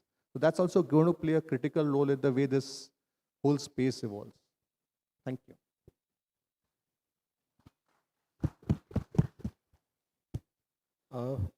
My submission note would be for the solar fraternity is like it comes with the regularity, because there is a massive boom and there is a massive supply chain gap. To fill those factors, we need to be definitely ease upon our the regulatory the regulatory rules wherein these supply chain gaps can be minimalized and the industry can run and show the exact the profit ROIs. If I take a whole sum of the CAGR, so this is the industry where it is offering 18.73 CAGR. That's a growth. And of course, it's a proud for us that 20% stake we are occupying across India, at Maharashtra in solar energy. Obviously, the kind of consumption we have. So I look at it at that perspective, not in CNI, not in the factors of rooftop. So I look at it that perspective that how this industry can be more sustainable. So the regulatory part comes, the factors which can ease it, and we can see more, spurt and can be a growth engine for the industry. Thank you. मेरे ख्याल से हम सब लोगों ने Baahubali movie में देखा है कि जब वो स्टैचू उठाया जाता है ना, तो सबका हाथ वहाँ पे लगता है, और जब बाहुबली एक्चुअली आता है, then only that statue becomes stable and उसका installation हो जाता है, right? We have seen it. For us, जब हम net zero का as a mission की तरह देखते हैं, तो we as a complete community or fraternity, as a part of this ecosystem, we have to act like that Bahubali. Then only we will be able to achieve the sustainable net zero mission. Thank you. हमेशा lunch और उससे पहले वाली speech में difficulty रहती है. So just to conclude the today's session, like we discussed many of things which we could not, many of things we not able to discuss, like LCO, levelized cost, which would be a future, which we have, जो define करता है projects की viability. LCO define करती है. जब हम project की बात करते हैं, लैंड है, ROW है, डिस्कॉम्स, इन सब की रेगुलेटरीज है. जब हम रिन्यूएबल की बात करते हैं, कंस्ट्रक्शंस के साथ दूसरा पॉइंट ऐड हो जाता है व्हेन फाइनेंसिंग, दूसरा पॉइंट हो जाता है फाइनेंसिंग के साथ ऐड करना पड़ता है timeliness. I trust you from the KP group where we belong from the EPC to CNI to now developer, now doing all of things. There is a huge scope of work for everyone. Positive चीज़ ये है, सबके लिए बहुत सारा काम है, क्योंकि ये सारी पैनल्स या ये सारे काम दोबारा होने with the life time, subject to हम लोग क्वालिटी से और टाइमली से ख़त्म करें. There would be issue, we have to resolve it.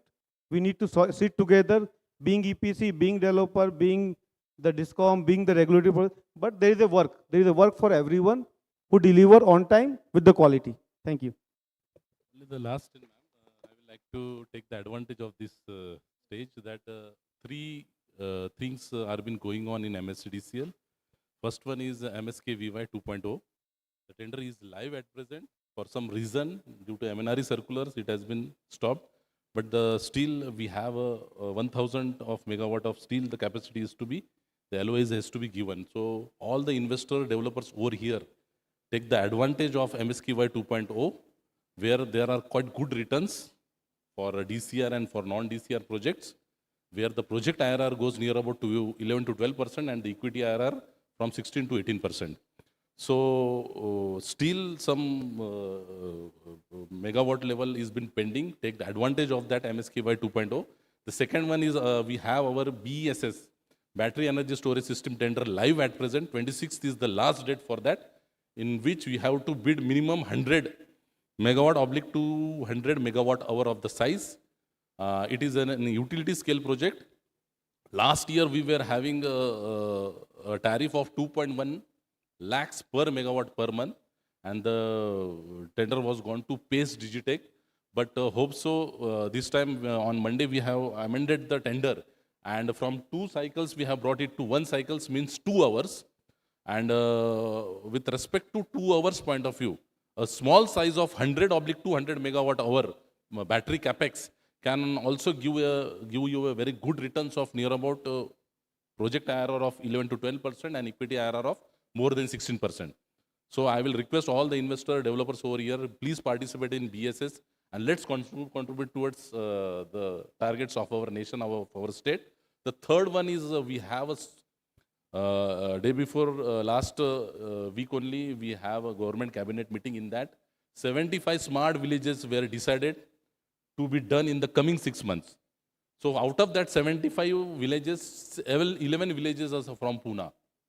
So if anybody interested to come forward to have a contribution from EPC point of view for converting these villages into smart villages, model solar villages, we have a lot of benefits and incentives from MNRE. As we all know, though, for model solar village, 1 CR per village is the contribution from central government. State government is also going to contribute in that. Not only state government, ZP, local authorities are also coming forward to give support from CSR, from ESGs, environmental social governance, compliance companies point of view. So it's a very good opportunity to get involved in these 3 verticals, MSKVY, BSS and model solar village. Yes, ma'am. Thank you. Thank you, thank you. I think we all agree that opportunities are huge in this sector. There are some barriers where stakeholders need to come together and eventually make decisions to pass on the benefits to the consumer, which will help with the adoption and scaling of the technology. So with that, I conclude the session. Thank you very much to all of you for being here and sharing your thoughts. Thank you. Yes, thank you so much. And if anyone has any question, they all will be here, so you can directly contact them and ask, because we are pressing on time. So with this, moving ahead with the felicitation, now I would request our moderator to please come forward for the felicitation.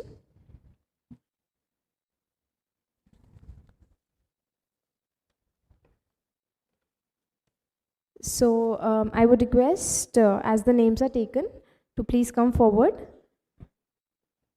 I would request Mr. Ashish Mittal to please come forward.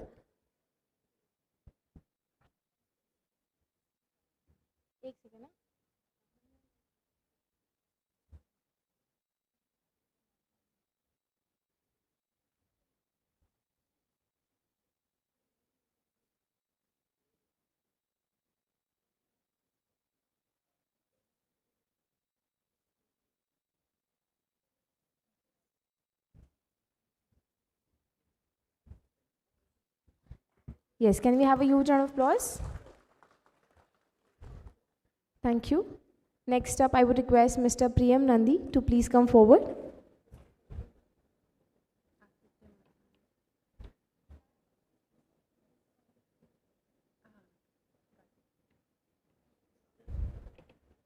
Yes, I would request every one of you to give them a huge round of applause. Now, I would request Mr. Pradeep Patil to please come forward.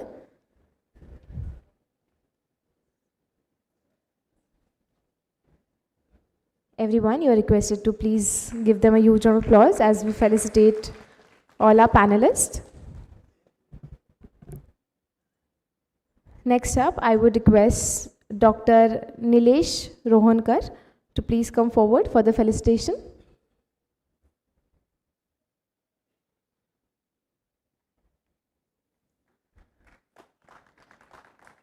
Yes, thank you so much. Then I would request Mr. Atish Samant to please come forward for the felicitation.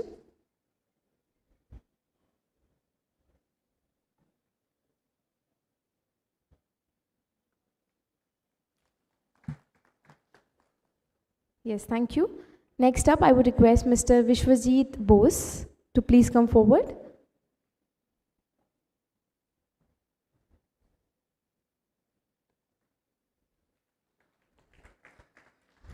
Yes, thank you so much. Also, I would request Mr. Rahul Nalavde to please come forward.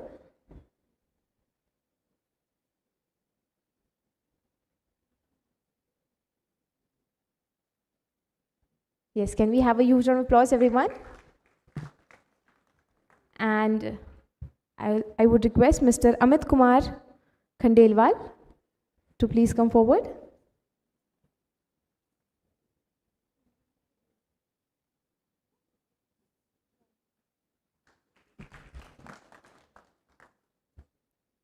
Yes, thank you so much. And now let's felicitate our moderator, Payal Gupta. And for that, I would request Mr. Hemant sir to please come forward on the stage.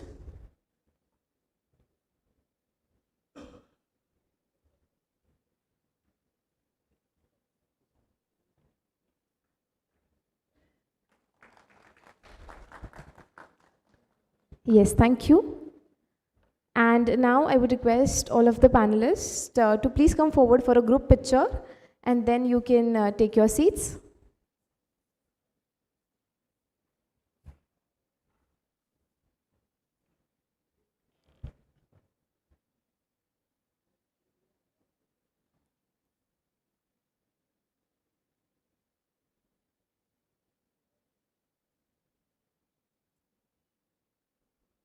Yes, thank you. Thank you so much for joining us.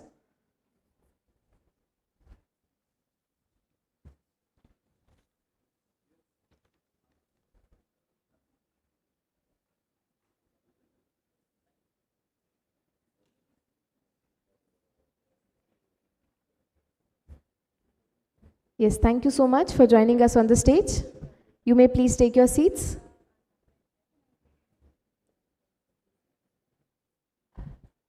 Also, I would request the management to please take out these chairs as the next will be the presentations.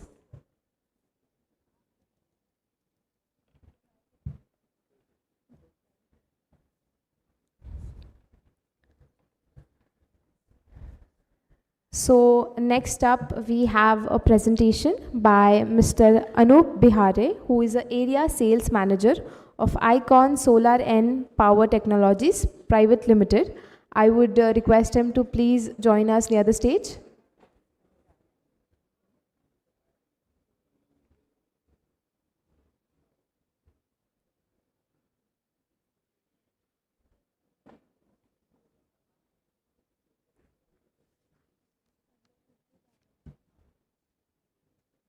I would request once again Mr. Anup Bihare to please come forward on the stage.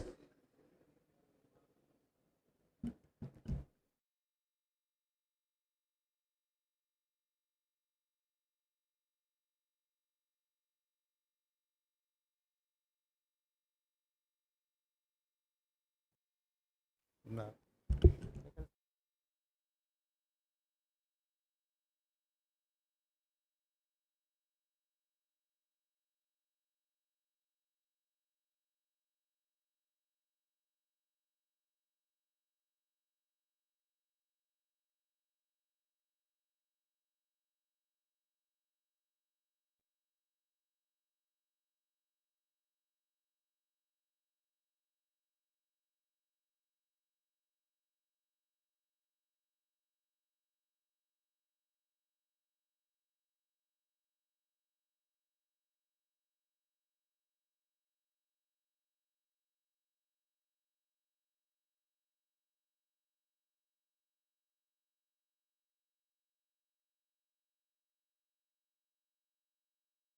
Okay, check.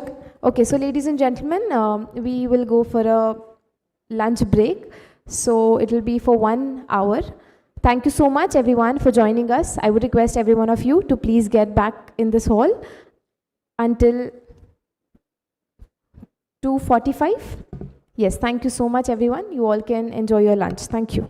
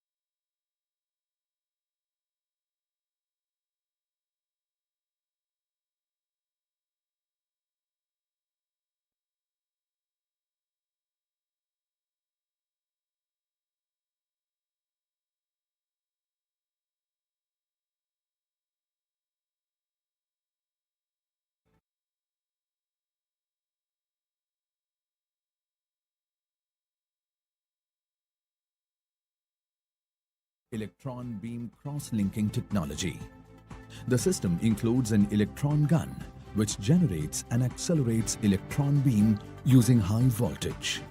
This high-energy electrons are being bombarded on the cables and is being directed and controlled by a magnetic scanning machine. The electron beam irradiation helps in breaking the weak carbon-hydrogen bonds and create strong carbon-carbon double bonds, and this process is defined as cross-linking. This cross-linking process helps in improving the thermal, mechanical, and chemical properties of polymer significantly. This also leads to increase in temperature and current withstanding capacity, increases heat and melt and abrasion resistance, increases life expectancy of the cables by 25 years. Our unmatchable product quality comes after a series of quality analysis tests. The production line is supported by stringent quality tests like smoke and fire to ensure durability.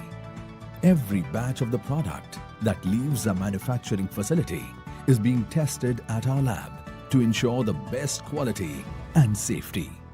Our test lab has been designed to match national and international standards and can test solar, automotive, railway, defense, marine, and other high-temperature cables. Every member of the Anand International family wakes up with the zeal to contribute to the company's vision of revolutionizing the cable industry and dominating the global markets by the end of this decade. Electron beam cross-linking technology. The system includes an electron gun which generates and accelerates electron beam using high voltage. This high-energy electrons are being bombarded on the cables and is being directed and controlled by a magnetic scanning machine. The electron beam irradiation helps in breaking the weak carbon-hydrogen bonds and create strong carbon-carbon double bonds, and this process is defined as cross-linking. This cross-linking process helps in improving the thermal, mechanical, and chemical properties of polymer significantly. This also leads to increase in temperature and current withstanding capacity, increases heat and melt and abrasion resistance, increases life expectancy of the cables by 25 years. Our unmatchable product quality comes after a series of quality analysis tests. The production line is supported by stringent quality tests like smoke and fire to ensure durability. Every batch of the product that leaves our manufacturing facility is being tested at our lab to ensure the best quality and safety. Our test lab has been designed to match national and international standards and can test solar, automotive, railway, defense, marine, and other high-temperature cables. Every member of the Anand International family wakes up with the zeal to contribute to the company's vision of revolutionizing the cable industry and dominating the global markets by the end of this decade. Electron beam cross-linking technology. The system includes an electron gun which generates and accelerates electron beam using high voltage. This high-energy electrons are being bombarded on the cables and is being directed and controlled by a magnetic scanning machine. The electron beam irradiation helps in breaking the weak carbon-hydrogen bonds and create strong carbon-carbon double bonds, and this process is defined as cross-linking. This cross-linking process helps in improving the thermal, mechanical, and chemical properties of polymer significantly. This also leads to increase in temperature and current withstanding capacity, increases heat and melt and abrasion resistance, increases life expectancy of the cables by 25 years. Our unmatchable product quality comes after a series of quality analysis tests. The production line is supported by stringent quality tests like smoke and fire to ensure durability. Every batch of the product that leaves our manufacturing facility is being tested at our lab to ensure the best quality and safety. Our test lab has been designed to match national and international standards and can test solar, automotive, railway, defense, marine, and other high-temperature cables. Every member of the Anand International family wakes up with the zeal to contribute to the company's vision of revolutionizing the cable industry and dominating the global markets by the end of this decade. Electron beam cross-linking technology. The system includes an electron gun which generates and accelerates electron beam using high voltage. This high-energy electrons are being bombarded on the cables and is being directed and controlled by a magnetic scanning machine.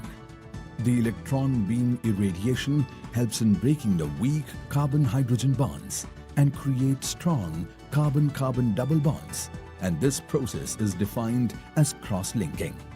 This cross-linking process helps in improving the thermal, mechanical, and chemical properties of polymer significantly. This also leads to increase in temperature and current withstanding capacity, increases heat and melt and abrasion resistance, increases life expectancy of the cables by 25 years. Our unmatchable product quality comes after a series of quality analysis tests. The production line is supported by stringent quality tests like smoke and fire to ensure durability. Every batch of the product that leaves our manufacturing facility is being tested at our lab to ensure the best quality and safety. Our test lab has been designed to match national and international standards and can test solar, automotive, railway, defense, marine, and other high-temperature cables. Every member of the Anand International family wakes up with the zeal to contribute to the company's vision of revolutionizing the cable industry and dominating the global markets by the end of this decade. Electron beam cross-linking technology.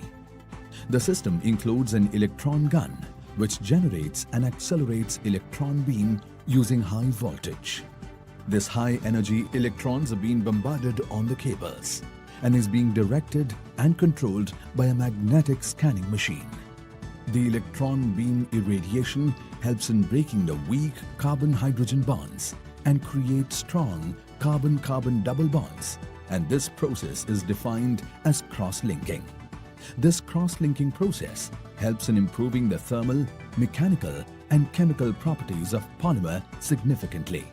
This also leads to increase in temperature and current withstanding capacity, increases heat and melt and abrasion resistance, increases life expectancy of the cables by 25 years. Our unmatchable product quality comes after a series of quality analysis tests. The production line is supported by stringent quality tests like smoke and fire to ensure durability. Every batch of the product that leaves our manufacturing facility is being tested at our lab to ensure the best quality and safety. Our test lab has been designed to match national and international standards and can test solar, automotive, railway, defense, marine, and other high-temperature cables. Every member of the Anand International family wakes up with the zeal to contribute to the company's vision of revolutionizing the cable industry and dominating the global markets by the end of this decade. Electron beam cross-linking technology.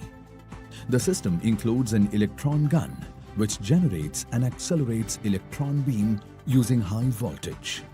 This high-energy electrons are being bombarded on the cables and is being directed and controlled by a magnetic scanning machine. The electron beam irradiation helps in breaking the weak carbon-hydrogen bonds and create strong carbon-carbon double bonds, and this process is defined as cross-linking. This cross-linking process helps in improving the thermal, mechanical, and chemical properties of polymer significantly. This also leads to increase in temperature and current withstanding capacity, increases heat and melt and abrasion resistance, increases life expectancy of the cables by 25 years.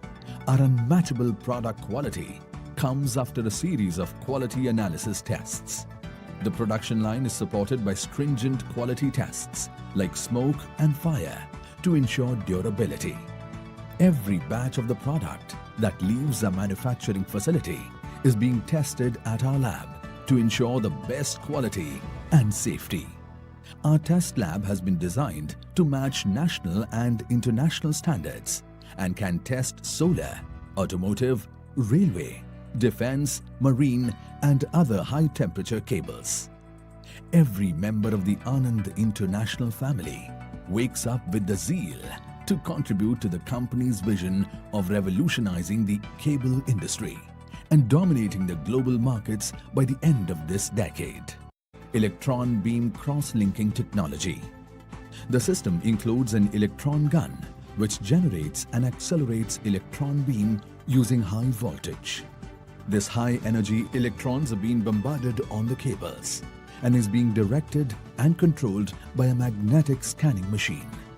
The electron beam irradiation helps in breaking the weak carbon-hydrogen bonds and create strong carbon-carbon double bonds, and this process is defined as cross-linking. This cross-linking process helps in improving the thermal, mechanical, and chemical properties of polymer significantly.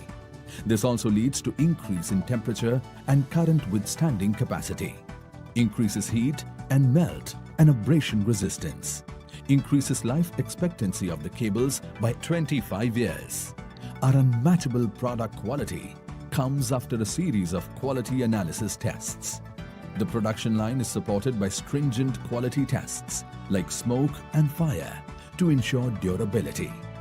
Every batch of the product that leaves a manufacturing facility is being tested at our lab to ensure the best quality and safety. Our test lab has been designed to match national and international standards and can test solar, automotive, railway, defense, marine, and other high-temperature cables.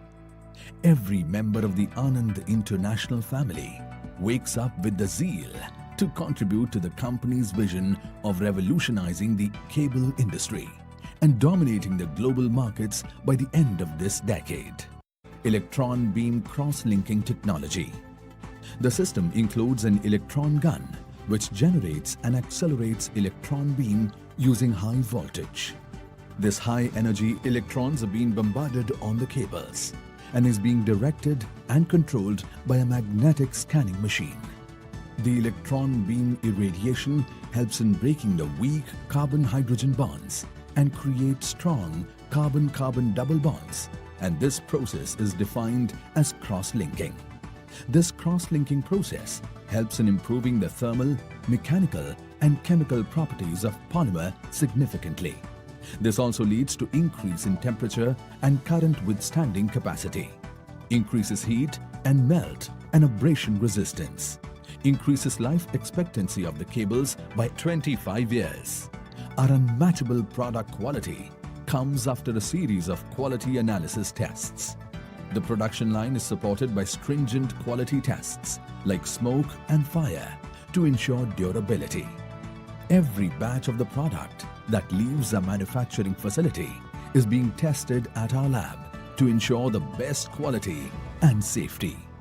Our test lab has been designed to match national and international standards and can test solar, automotive, railway, defense, marine, and other high-temperature cables. Every member of the Anand International family wakes up with the zeal to contribute to the company's vision of revolutionizing the cable industry and dominating the global markets by the end of this decade. Electron beam cross-linking technology. The system includes an electron gun which generates and accelerates electron beam using high voltage. This high-energy electrons are being bombarded on the cables and is being directed and controlled by a magnetic scanning machine. The electron beam irradiation helps in breaking the weak carbon-hydrogen bonds and create strong carbon-carbon double bonds, and this process is defined as cross-linking.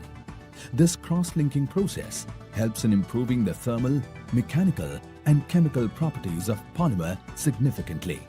This also leads to increase in temperature and current withstanding capacity, increases heat and melt and abrasion resistance, increases life expectancy of the cables by 25 years. Our unmatchable product quality comes after a series of quality analysis tests. The production line is supported by stringent quality tests like smoke and fire to ensure durability. Every batch of the product that leaves a manufacturing facility is being tested at our lab to ensure the best quality and safety. Our test lab has been designed to match national and international standards and can test solar, automotive, railway, defense, marine, and other high-temperature cables. Every member of the Anand International family wakes up with the zeal to contribute to the company's vision of revolutionizing the cable industry and dominating the global markets by the end of this decade. Electron beam cross-linking technology. The system includes an electron gun which generates and accelerates electron beam using high voltage. This high-energy electrons are being bombarded on the cables and is being directed and controlled by a magnetic scanning machine. The electron beam irradiation helps in breaking the weak carbon-hydrogen bonds and create strong carbon-carbon double bonds, and this process is defined as cross-linking. This cross-linking process helps in improving the thermal, mechanical, and chemical properties of polymer significantly. This also leads to increase in temperature and current withstanding capacity, increases heat and melt and abrasion resistance, increases life expectancy of the cables by 25 years. Our unmatchable product quality comes after a series of quality analysis tests. The production line is supported by stringent quality tests like smoke and fire to ensure durability. Every batch of the product that leaves a manufacturing facility is being tested at our lab to ensure the best quality and safety. Our test lab has been designed to match national and international standards and can test solar, automotive, railway, defense, marine, and other high-temperature cables. Every member of the Anand International family wakes up with the zeal to contribute to the company's vision of revolutionizing the cable industry and dominating the global markets by the end of this decade. Electron beam cross-linking technology. The system includes an electron gun which generates and accelerates electron beam using high voltage. This high-energy electrons are being bombarded on the cables and is being directed and controlled by a magnetic scanning machine. The electron beam irradiation helps in breaking the weak carbon-hydrogen bonds and create strong carbon-carbon double bonds, and this process is defined as cross-linking. This cross-linking process helps in improving the thermal, mechanical, and chemical properties of polymer significantly. This also leads to increase in temperature and current withstanding capacity, increases heat and melt and abrasion resistance, increases life expectancy of the cables by 25 years. Our unmatchable product quality comes after a series of quality analysis tests. The production line is supported by stringent quality tests like smoke and fire to ensure durability. Every batch of the product that leaves a manufacturing facility is being tested at our lab to ensure the best quality and safety. Our test lab has been designed to match national and international standards and can test solar, automotive, railway, defense, marine, and other high-temperature cables. Every member of the Anand International family wakes up with the zeal to contribute to the company's vision of revolutionizing the cable industry and dominating the global markets by the end of this decade. Electron beam cross-linking technology. The system includes an electron gun which generates and accelerates electron beam using high voltage. This high-energy electrons are being bombarded on the cables and is being directed and controlled by a magnetic scanning machine. The electron beam irradiation helps in breaking the weak carbon-hydrogen bonds and create strong carbon-carbon double bonds, and this process is defined as cross-linking. This cross-linking process helps in improving the thermal, mechanical, and chemical properties of polymer significantly. This also leads to increase in temperature and current withstanding capacity, increases heat and melt and abrasion resistance, increases life expectancy of the cables by 25 years. Our unmatchable product quality comes after a series of quality analysis tests. The production line is supported by stringent quality tests like smoke and fire to ensure durability. Every batch of the product that leaves our manufacturing facility is being tested at our lab to ensure the best quality and safety.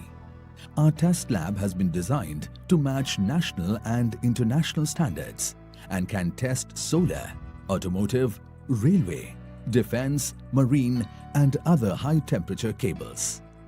Every member of the Anand International family wakes up with the zeal to contribute to the company's vision of revolutionizing the cable industry and dominating the global markets by the end of this decade. Electron beam cross-linking technology. The system includes an electron gun which generates and accelerates electron beam using high voltage. This high-energy electrons are being bombarded on the cables and is being directed and controlled by a magnetic scanning machine. The electron beam irradiation helps in breaking the weak carbon-hydrogen bonds and create strong carbon-carbon double bonds, and this process is defined as cross-linking. This cross-linking process helps in improving the thermal, mechanical, and chemical properties of polymer significantly. This also leads to increase in temperature and current withstanding capacity, increases heat and melt and abrasion resistance, increases life expectancy of the cables by 25 years. Our unmatchable product quality comes after a series of quality analysis tests. The production line is supported by stringent quality tests like smoke and fire to ensure durability. Every batch of the product that leaves our manufacturing facility is being tested at our lab to ensure the best quality and safety. Our test lab has been designed to match national and international standards and can test solar, automotive, railway, defense, marine, and other high-temperature cables. Every member of the Anand International family wakes up with the zeal to contribute to the company's vision of revolutionizing the cable industry and dominating the global markets by the end of this decade. Electron beam cross-linking technology. The system includes an electron gun which generates and accelerates electron beam using high voltage. This high-energy electrons are being bombarded on the cables and is being directed and controlled by a magnetic scanning machine. The electron beam irradiation helps in breaking the weak carbon-hydrogen bonds and create strong carbon-carbon double bonds, and this process is defined as cross-linking. This cross-linking process helps in improving the thermal, mechanical, and chemical properties of polymer significantly. This also leads to increase in temperature and current withstanding capacity, increases heat and melt and abrasion resistance, increases life expectancy of the cables by 25 years. Our unmatchable product quality comes after a series of quality analysis tests. The production line is supported by stringent quality tests like smoke and fire to ensure durability. Every batch of the product that leaves our manufacturing facility is being tested at our lab to ensure the best quality and safety. Our test lab has been designed to match national and international standards and can test solar, automotive, railway, defense, marine, and other high-temperature cables. Every member of the Anand International family wakes up with the zeal to contribute to the company's vision of revolutionizing the cable industry and dominating the global markets by the end of this decade. Electron beam cross-linking technology.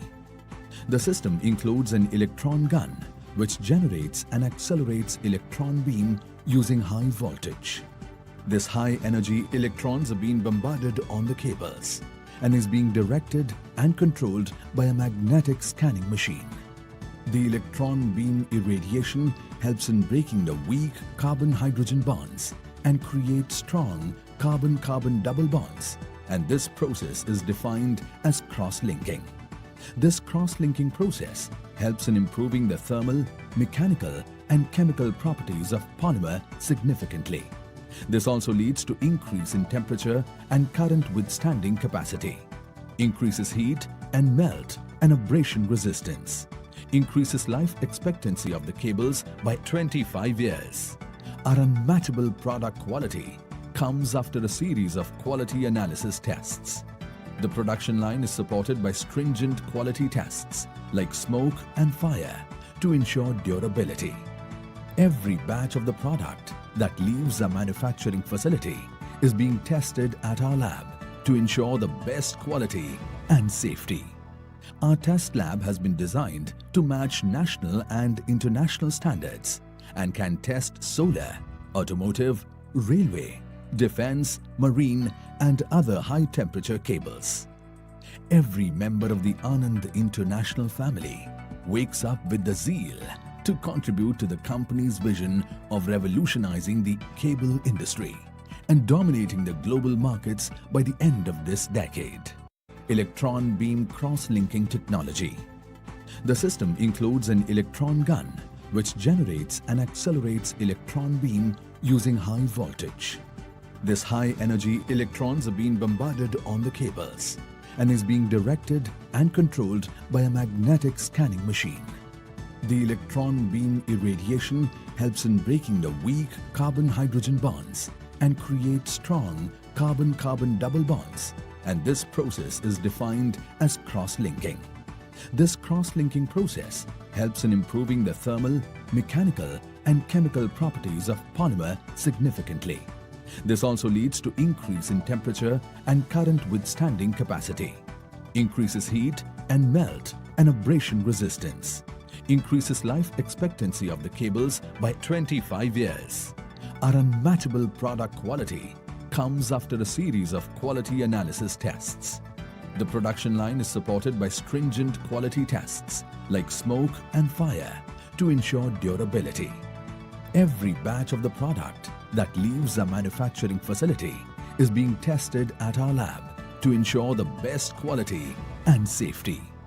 Our test lab has been designed to match national and international standards and can test solar, automotive, railway, defense, marine, and other high-temperature cables. Every member of the Anand International family wakes up with the zeal to contribute to the company's vision of revolutionizing the cable industry and dominating the global markets by the end of this decade. Electron beam cross-linking technology. The system includes an electron gun which generates and accelerates electron beam using high voltage. This high-energy electrons are being bombarded on the cables and is being directed and controlled by a magnetic scanning machine. The electron beam irradiation helps in breaking the weak carbon-hydrogen bonds and create strong carbon-carbon double bonds, and this process is defined as cross-linking. This cross-linking process helps in improving the thermal, mechanical, and chemical properties of polymer significantly. This also leads to increase in temperature and current withstanding capacity, increases heat and melt and abrasion resistance, increases life expectancy of the cables by 25 years.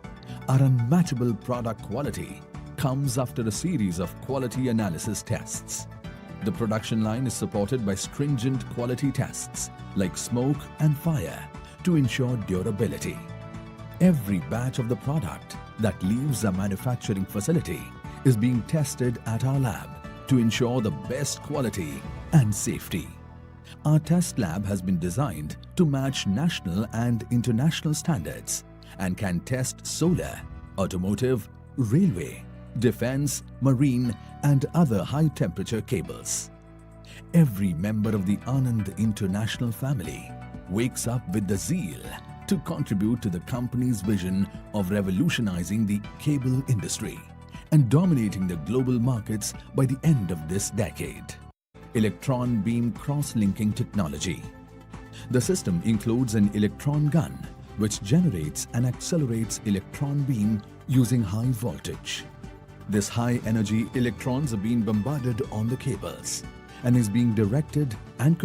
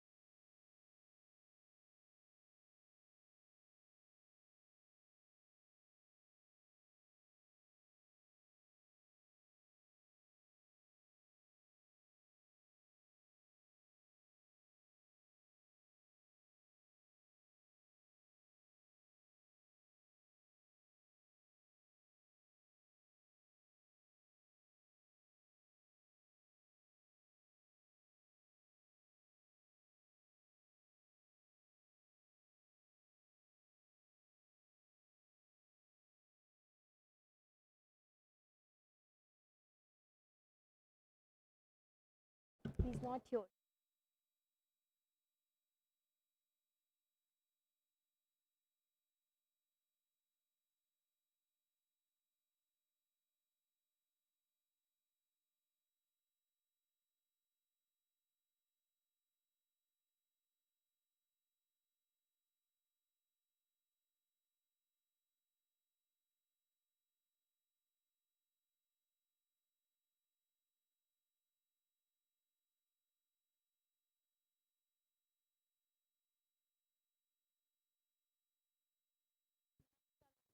Check, check. Okay, once again, a very good afternoon to everyone present here. I would request every one of you to please join us in the hall as we are starting with the presentations.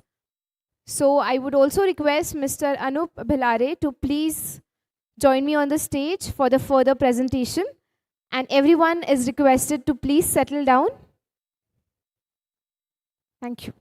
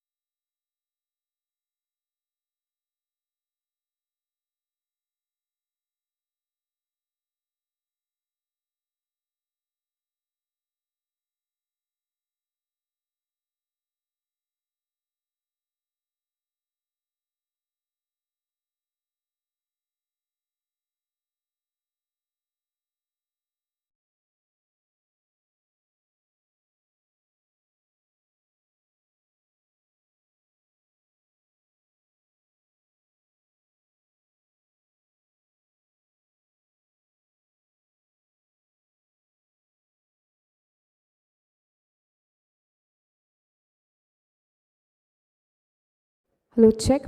Okay, once again, I would request Mr. Anup Bhilare, if you're present here, please join me on the stage for the presentation. And also, everyone who is outside the hall, everyone is requested to please join inside as we are starting with the presentations.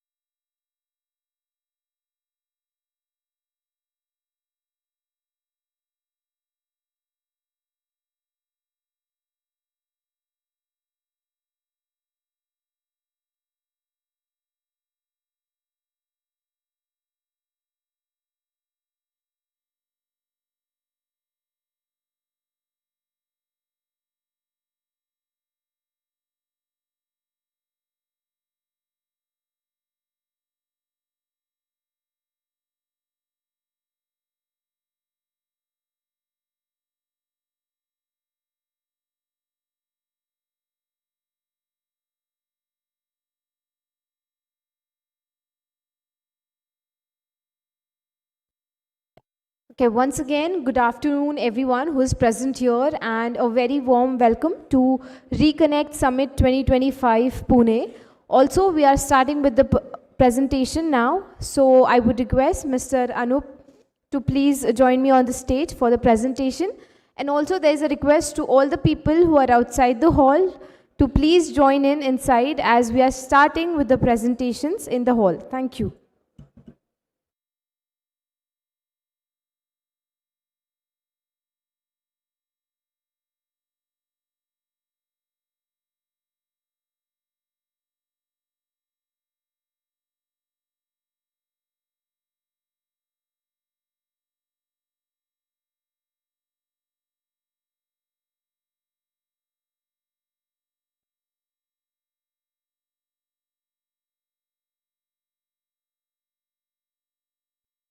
Good afternoon, everyone.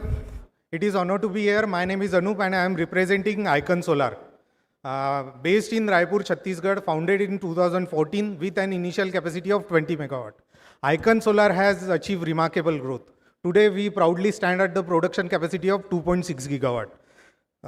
Our journey has been guided by the visionary leadership of our directors, Mr. Shakti Dubey, Mr. Rajesh Mirani, and Mr. Tarang Khurana.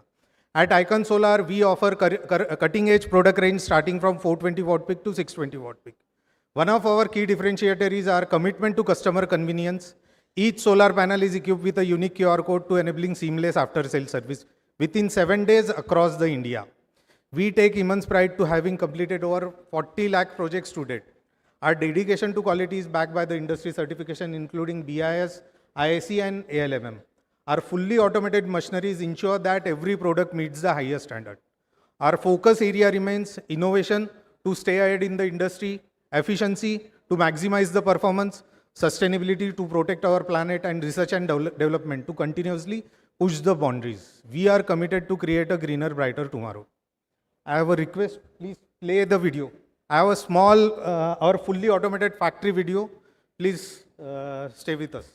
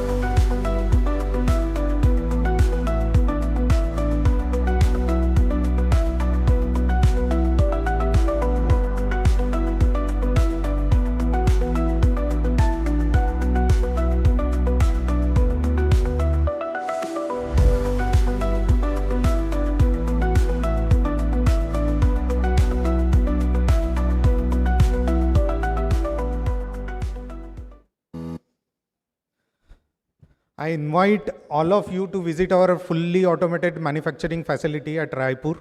Also, we have a stall. Please do visit to explore the new business opportunity with the Icon Solar. Thank you. Thank you for your attention.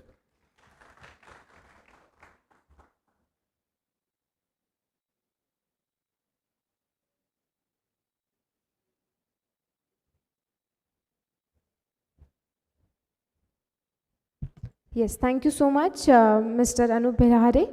And now moving ahead for the next presentation, I would request Mr. Narendra Singh, who is a marketing manager at Gautam Solar, to please come forward. Yes, let's welcome him on the stage. I would request every one of you to give a huge round of applause. Thank you.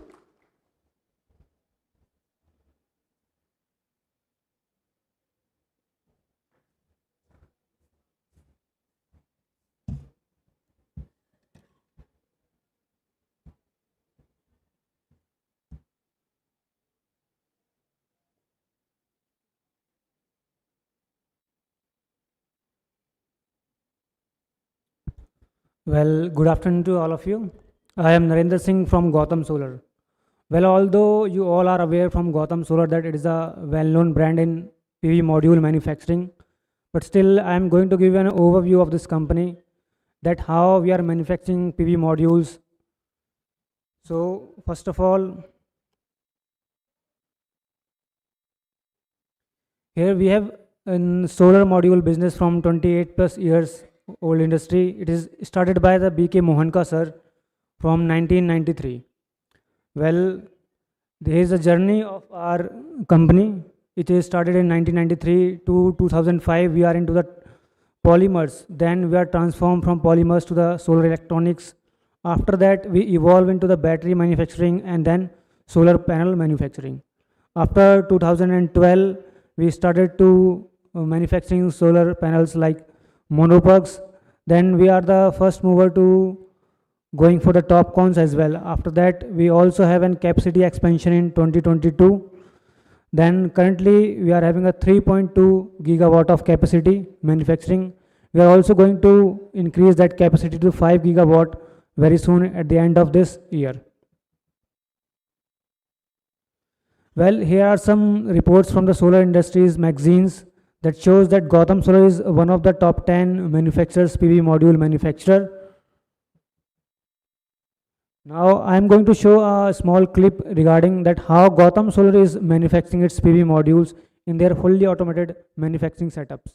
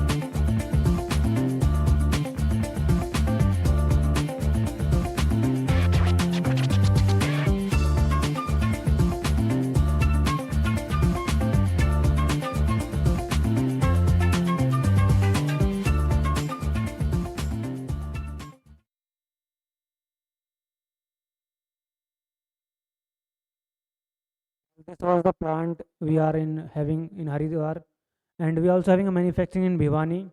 It is in 60-acre land for the plant. Here we are going to have an expansion as well.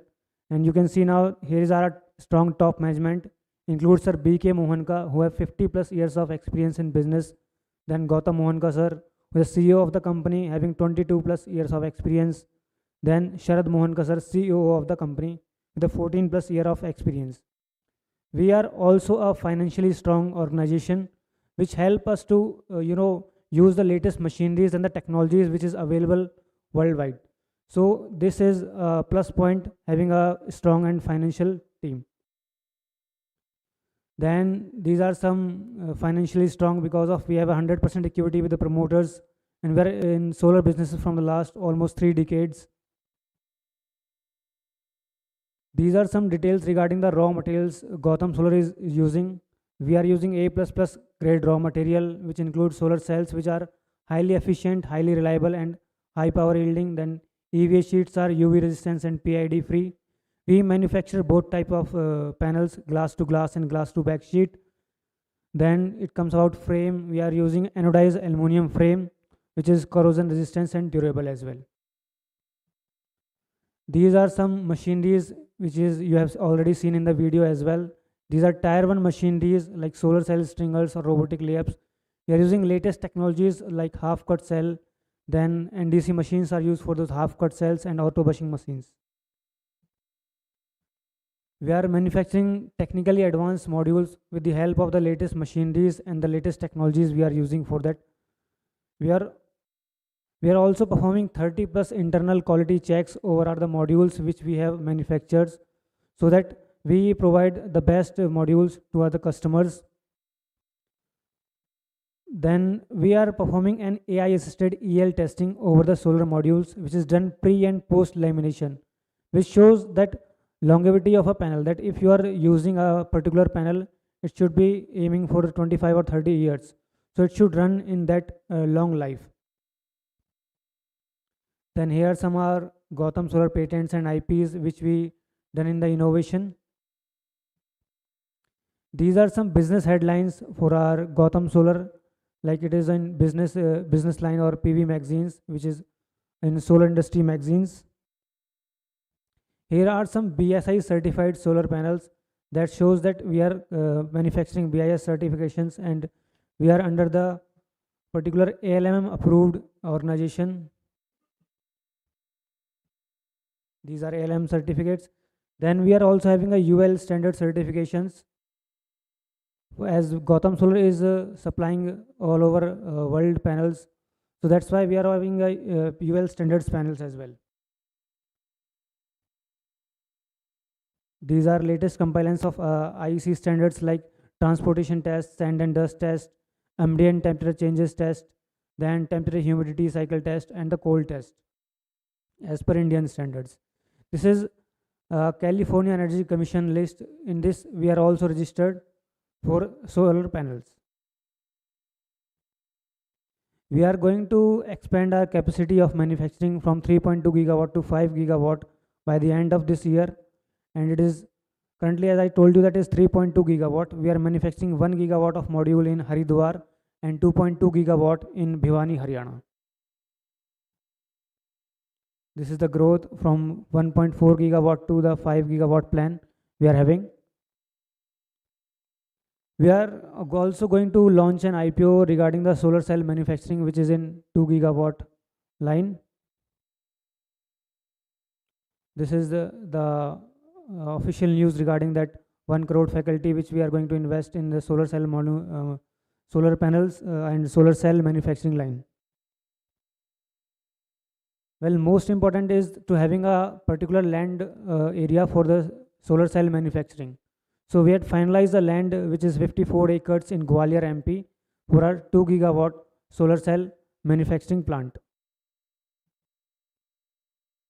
These are some thought from our top management in the solar industry. Then this is our whole team, who is signifying that we are going to achieve 5 gigawatt of the capacity of manufacturing solar modules in 2025. Well, thank you so much. This was all from my side. Thank you for listening me. And we are also having a booth over there so that you can connect for the further business opportunities. And if you want some catalogs and regarding any soft copies regarding that, we can also connect for that as well. Thank you so much.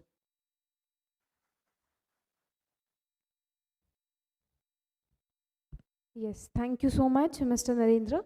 And now moving ahead for our next presentation, I would request Mr. Mehul Desai, who is a General Manager at Navitas Solar, to please join me on the stage. I would once again request Mr. Mehul Desai.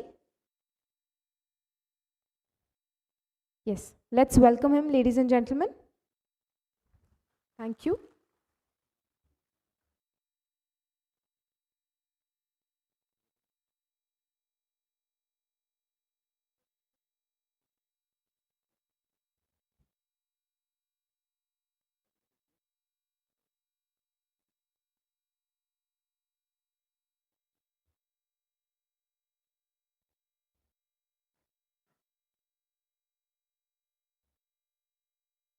Hi, good afternoon to all of you. I'm Mehul Desai. I'm from Navitas Solar company. We have a plant at Surat. Actually, we have two plants in Surat.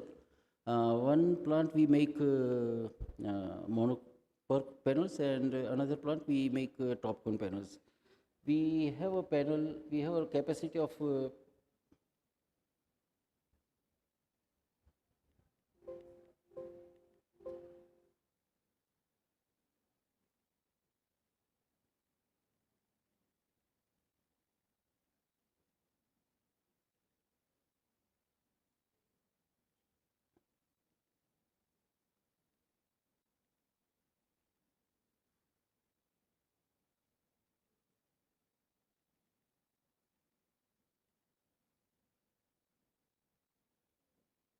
and we have a capacity, manufacturing capacity of 2 gigawatt as of now, and we have equally another 2.8 gigawatt, 2.8 gigawatt coming up, 2 gigawatt as of now, and 2.8 gigawatt in next by end of this year.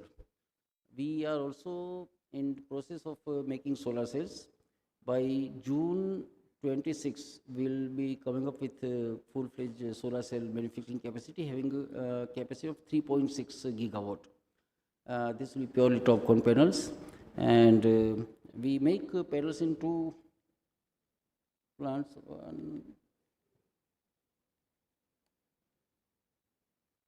We have offices in almost all the states in the country. I'm from Ahmedabad, but we have our local presence in Pune.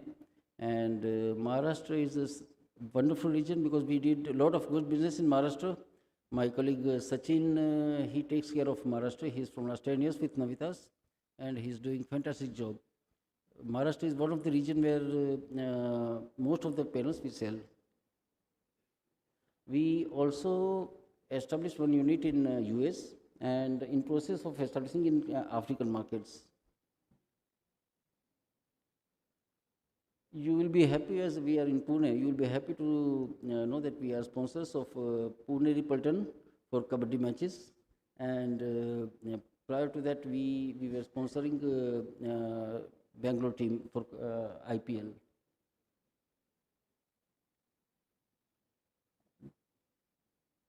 They are our promoters.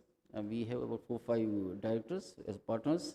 And we make, they are into this business from last 10 years. So it's not like something solar is growing and we suddenly jump into it. So it's not like that. The process of entering into solar was well thought, and it was very calculated move to come into solar, and we are significantly doing good from the area.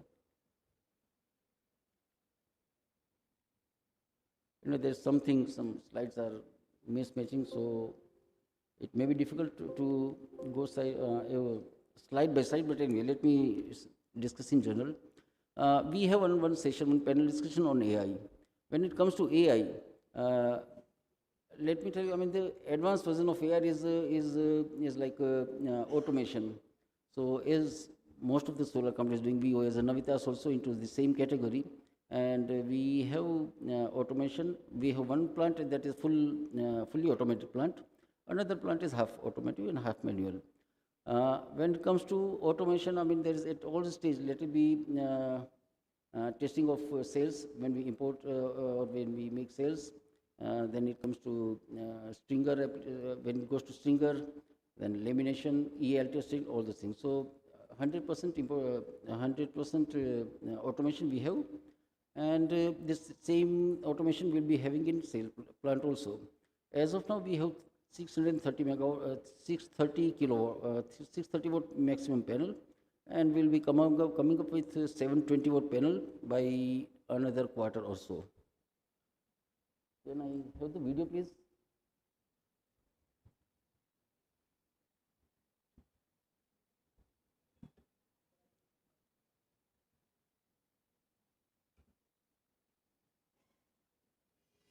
So this is a small visual clip on our manufacturing units. This unit is at Surat. We have 2 stringers, 3 stringers per line, and we have 2 lines. So per day, if you consider 800 panels, so it comes to 800 into 2 lines into 365 days. So that comes to about 5,000 panels per annum, multiplied by 3 units. So that is how it comes to how much 2 gigawatt capacity per annum. Another plant that is under construction, that is having the same capacity, 3.2 gigawatt.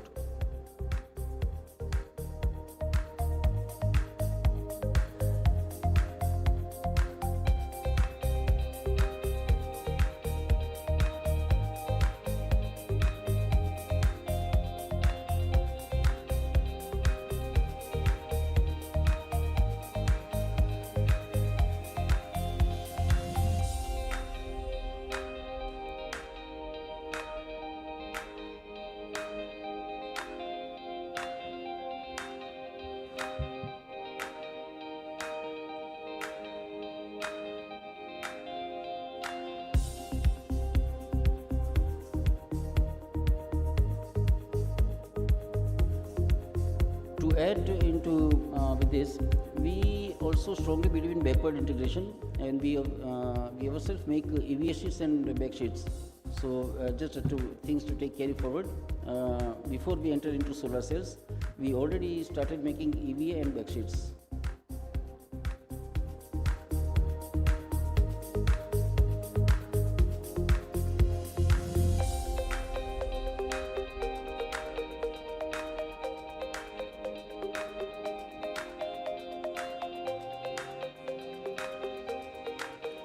Everywhere you find automation, that is advanced version of version of AI. We will have separate discussion on AI applications.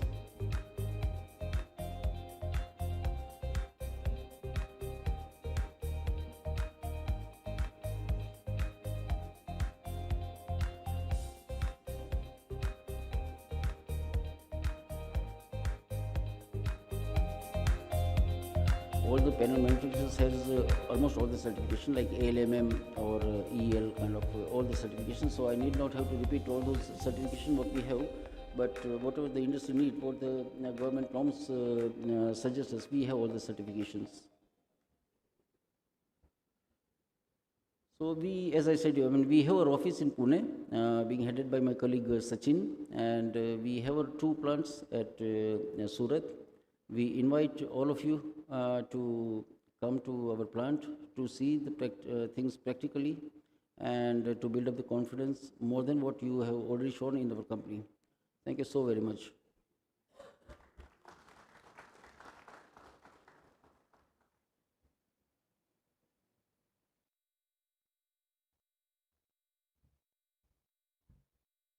Yes, thank you so much. And now moving ahead with our next panel discussion. So for that, I would request the management to get 7 chairs on the stage. Okay, so until then, I would just introduce all of our panelists who will be coming on the stage as I take their names. So first, the topic would be Building India's Solar Backbone. which is manufacturing and innovation in Maharashtra.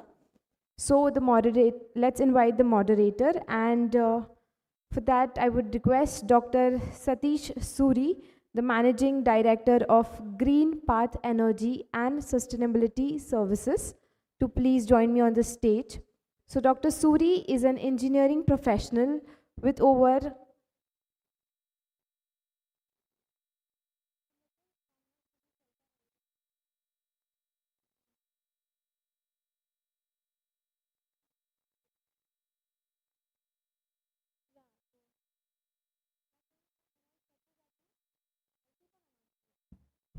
Yes, sorry for the disturbance. So,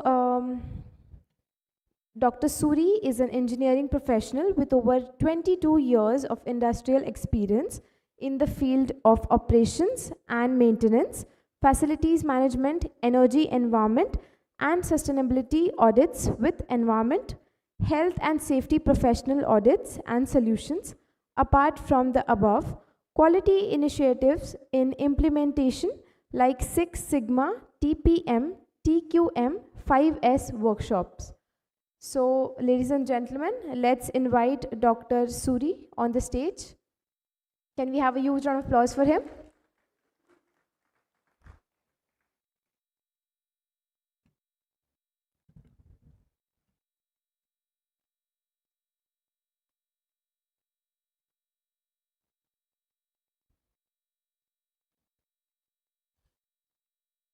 Moving ahead for the next panelist, I would request Mr. Sehul Bhatt, who is the Director of Crystal Intelligence, to please join me on the stage.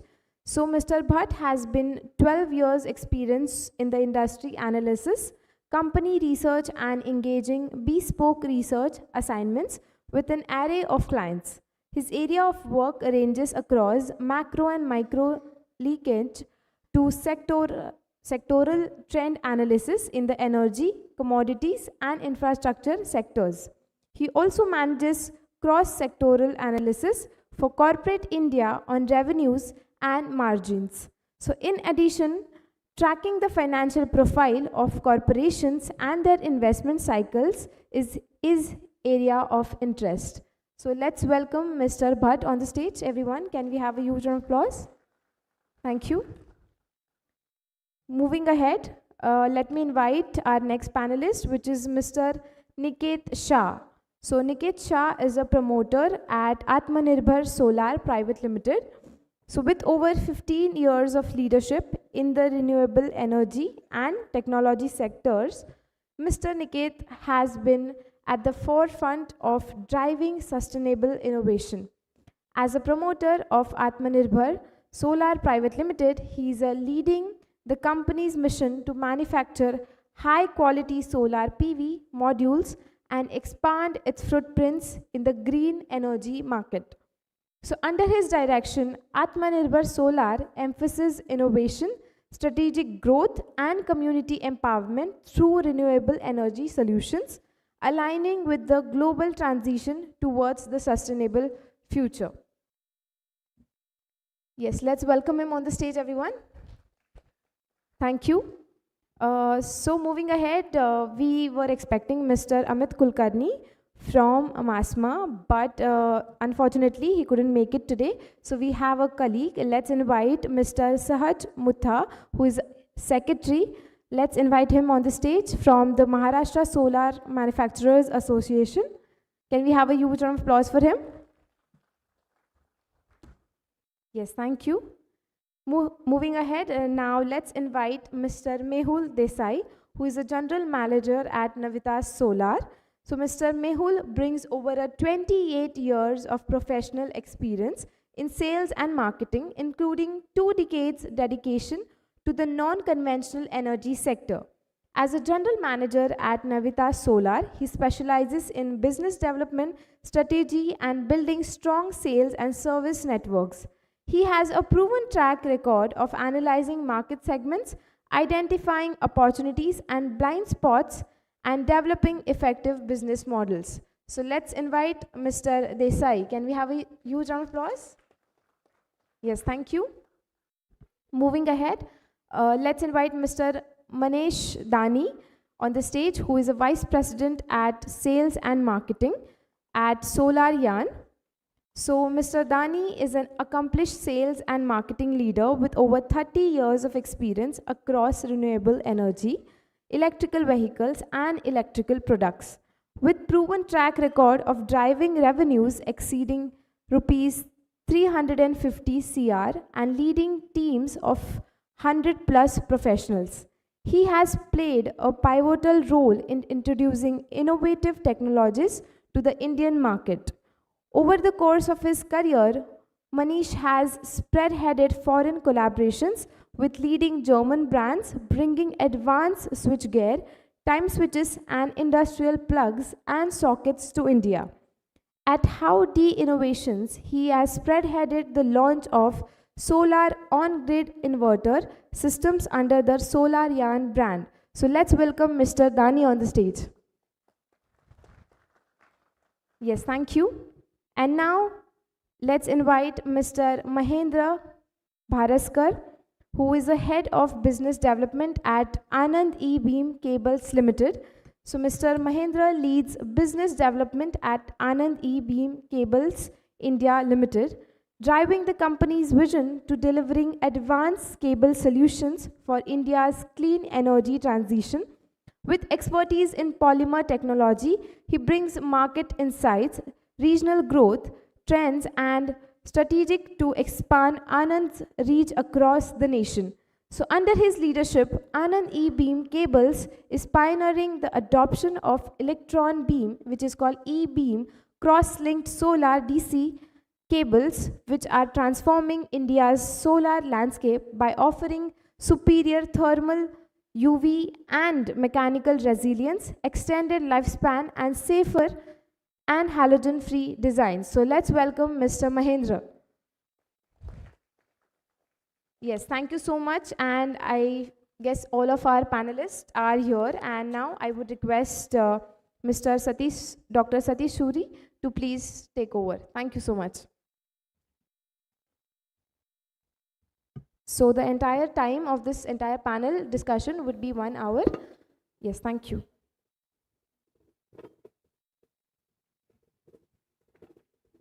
Yes, 45 minutes to 1 hour. We'll just inform you when 5 or 10 minutes are left. Thank you.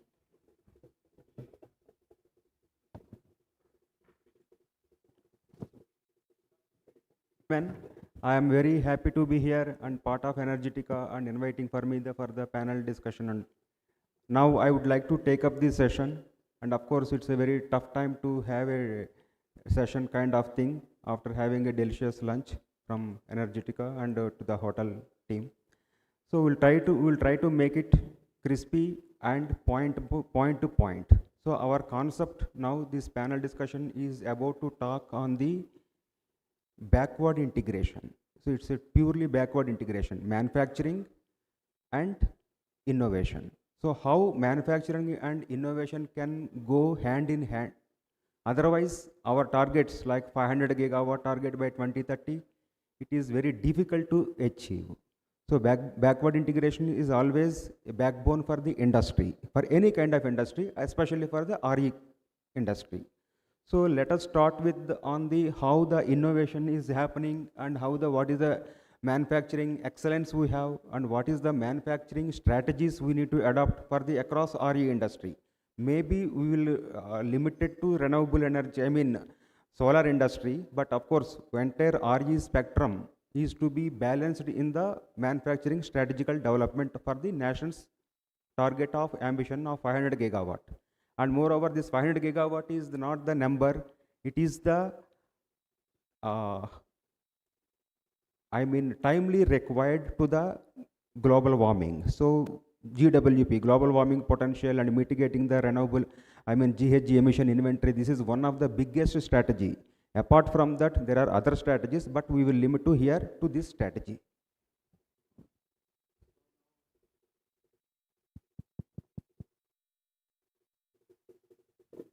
Thank you very much, sir, for all your presence, and let's have some kind of brief introduction one by one, so that already I think MC has introduced all the things. So now we can start with some of the thought process like innovation and manufacturing. So these two are the key role for the integration of the entire RE spectrum. So hope you are all already working in that space. So now I would like to touch upon Mr. Manish Dani.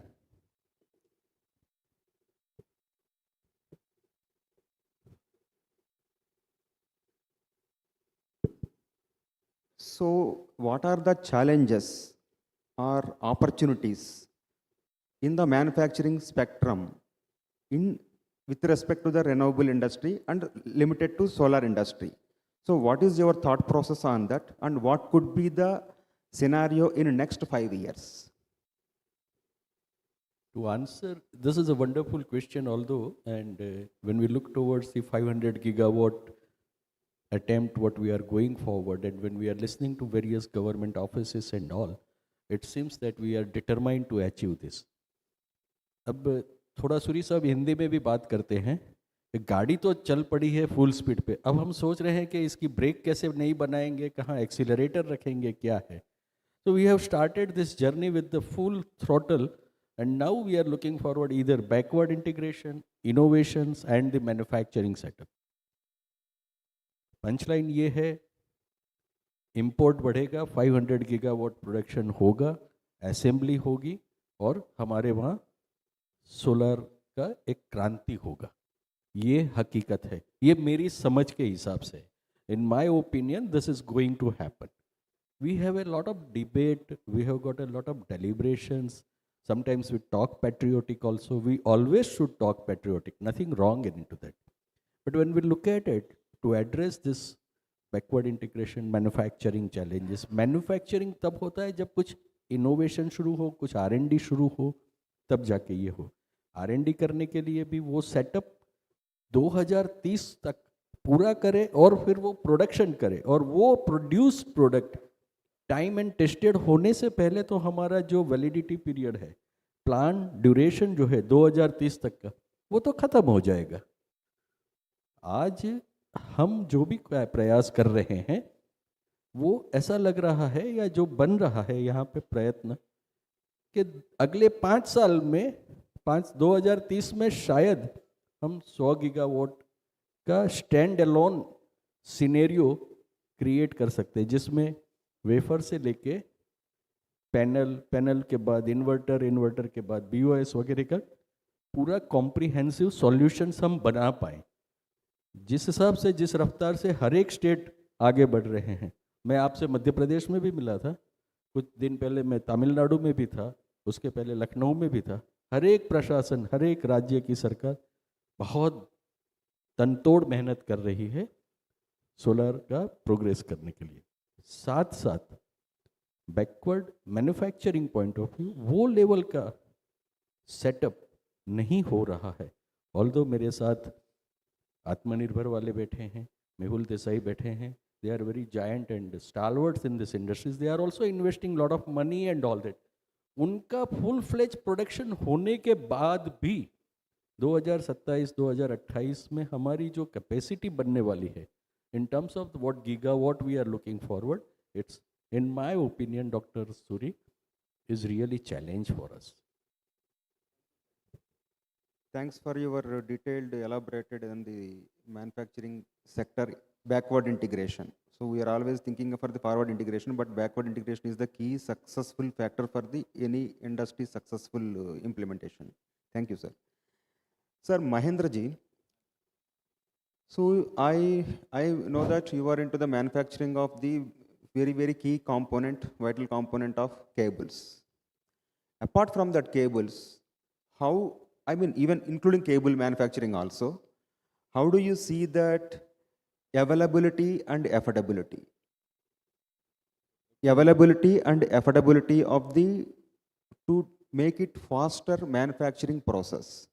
So as per from your cable manufacturing industry or from the any component manufacturing, so what are the key challenges or what you are expecting to make it successful backward integration in the industry? So that is one point. And another point, how the domestic manufacturing sector is at present situation for the auxiliary component manufacturing. Of course, each and every component is vital for the any kind of successful implementation.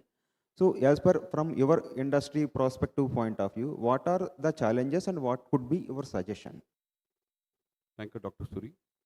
Actually, see, since 10 years, I have been experiencing and working in this cable manufacturing sector. We have seen that there is a tremendous innovations that happened as part of a lot of capex have been put into by the cable industry, especially because the cable industry is a big ocean, like, okay, in India. Power sector is a big sector. Apart from renewable, if you see the renewable sector is concerned, where the cable industry especially are putting a dedicated capex on that. But still the challenges are there. These capex are committed to renewables, okay? If the industry is committed to that, then definitely the cable industry is already in 2030, 500 gigawatt, they will definitely go to exceed. Cable industry has that capacity at present itself. But if you're talking about the challenges, what the cable industry is facing regarding the components, getting the commodity, importing the special compounds which are required for renewable sector, that still the challenges are there. If you see like the 10 leading manufacturers in India are dominating this sector at present. If we are one of them, we are slowly, gradually growing in this sector.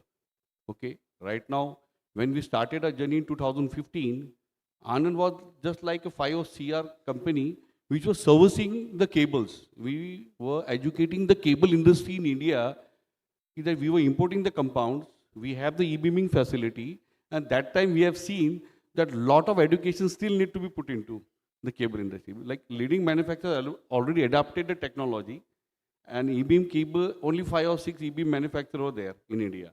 And they were putting the effort to get it approved for international certification. The challenges were there. High amount of certification charges were the challenges.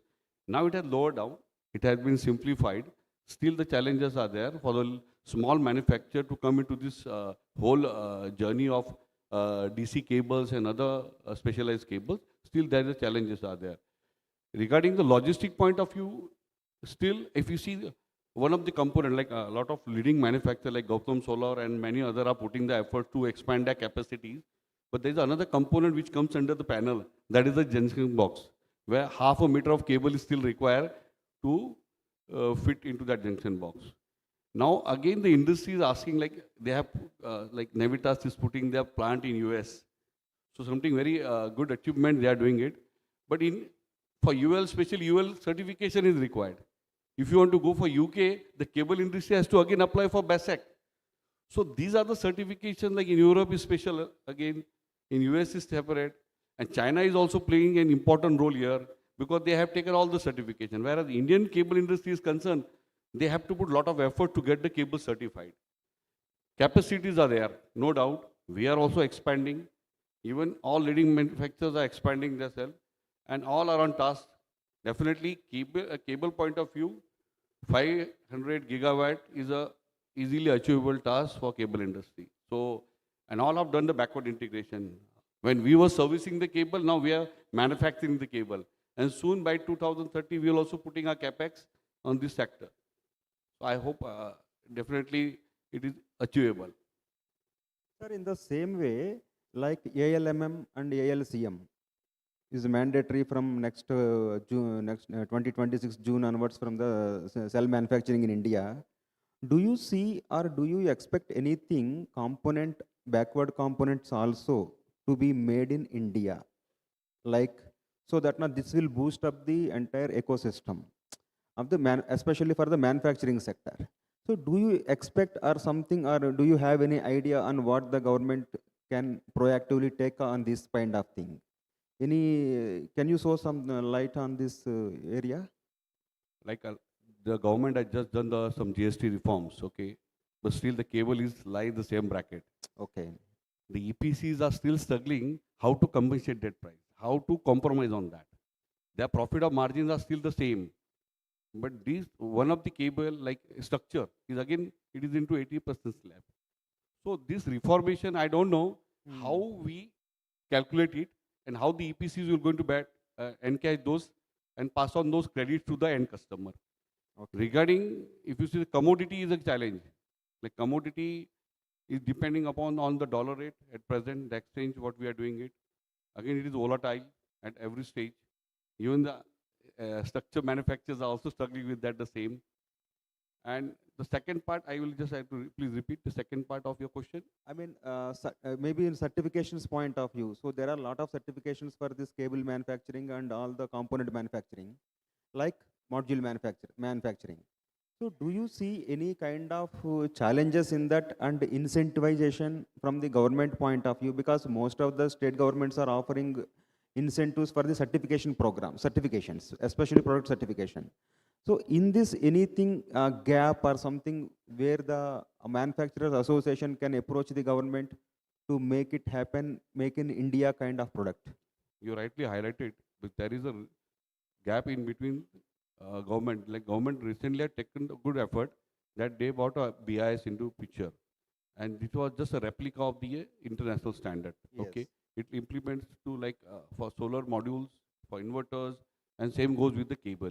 So this is a good initiative taken by the government, and they have also enforcing the importers to take the BIS. So this initiative definitely going to substitute. They are restricting the imports actually, but we need to really develop the ecosystem as part where we want to achieve such ambitious target.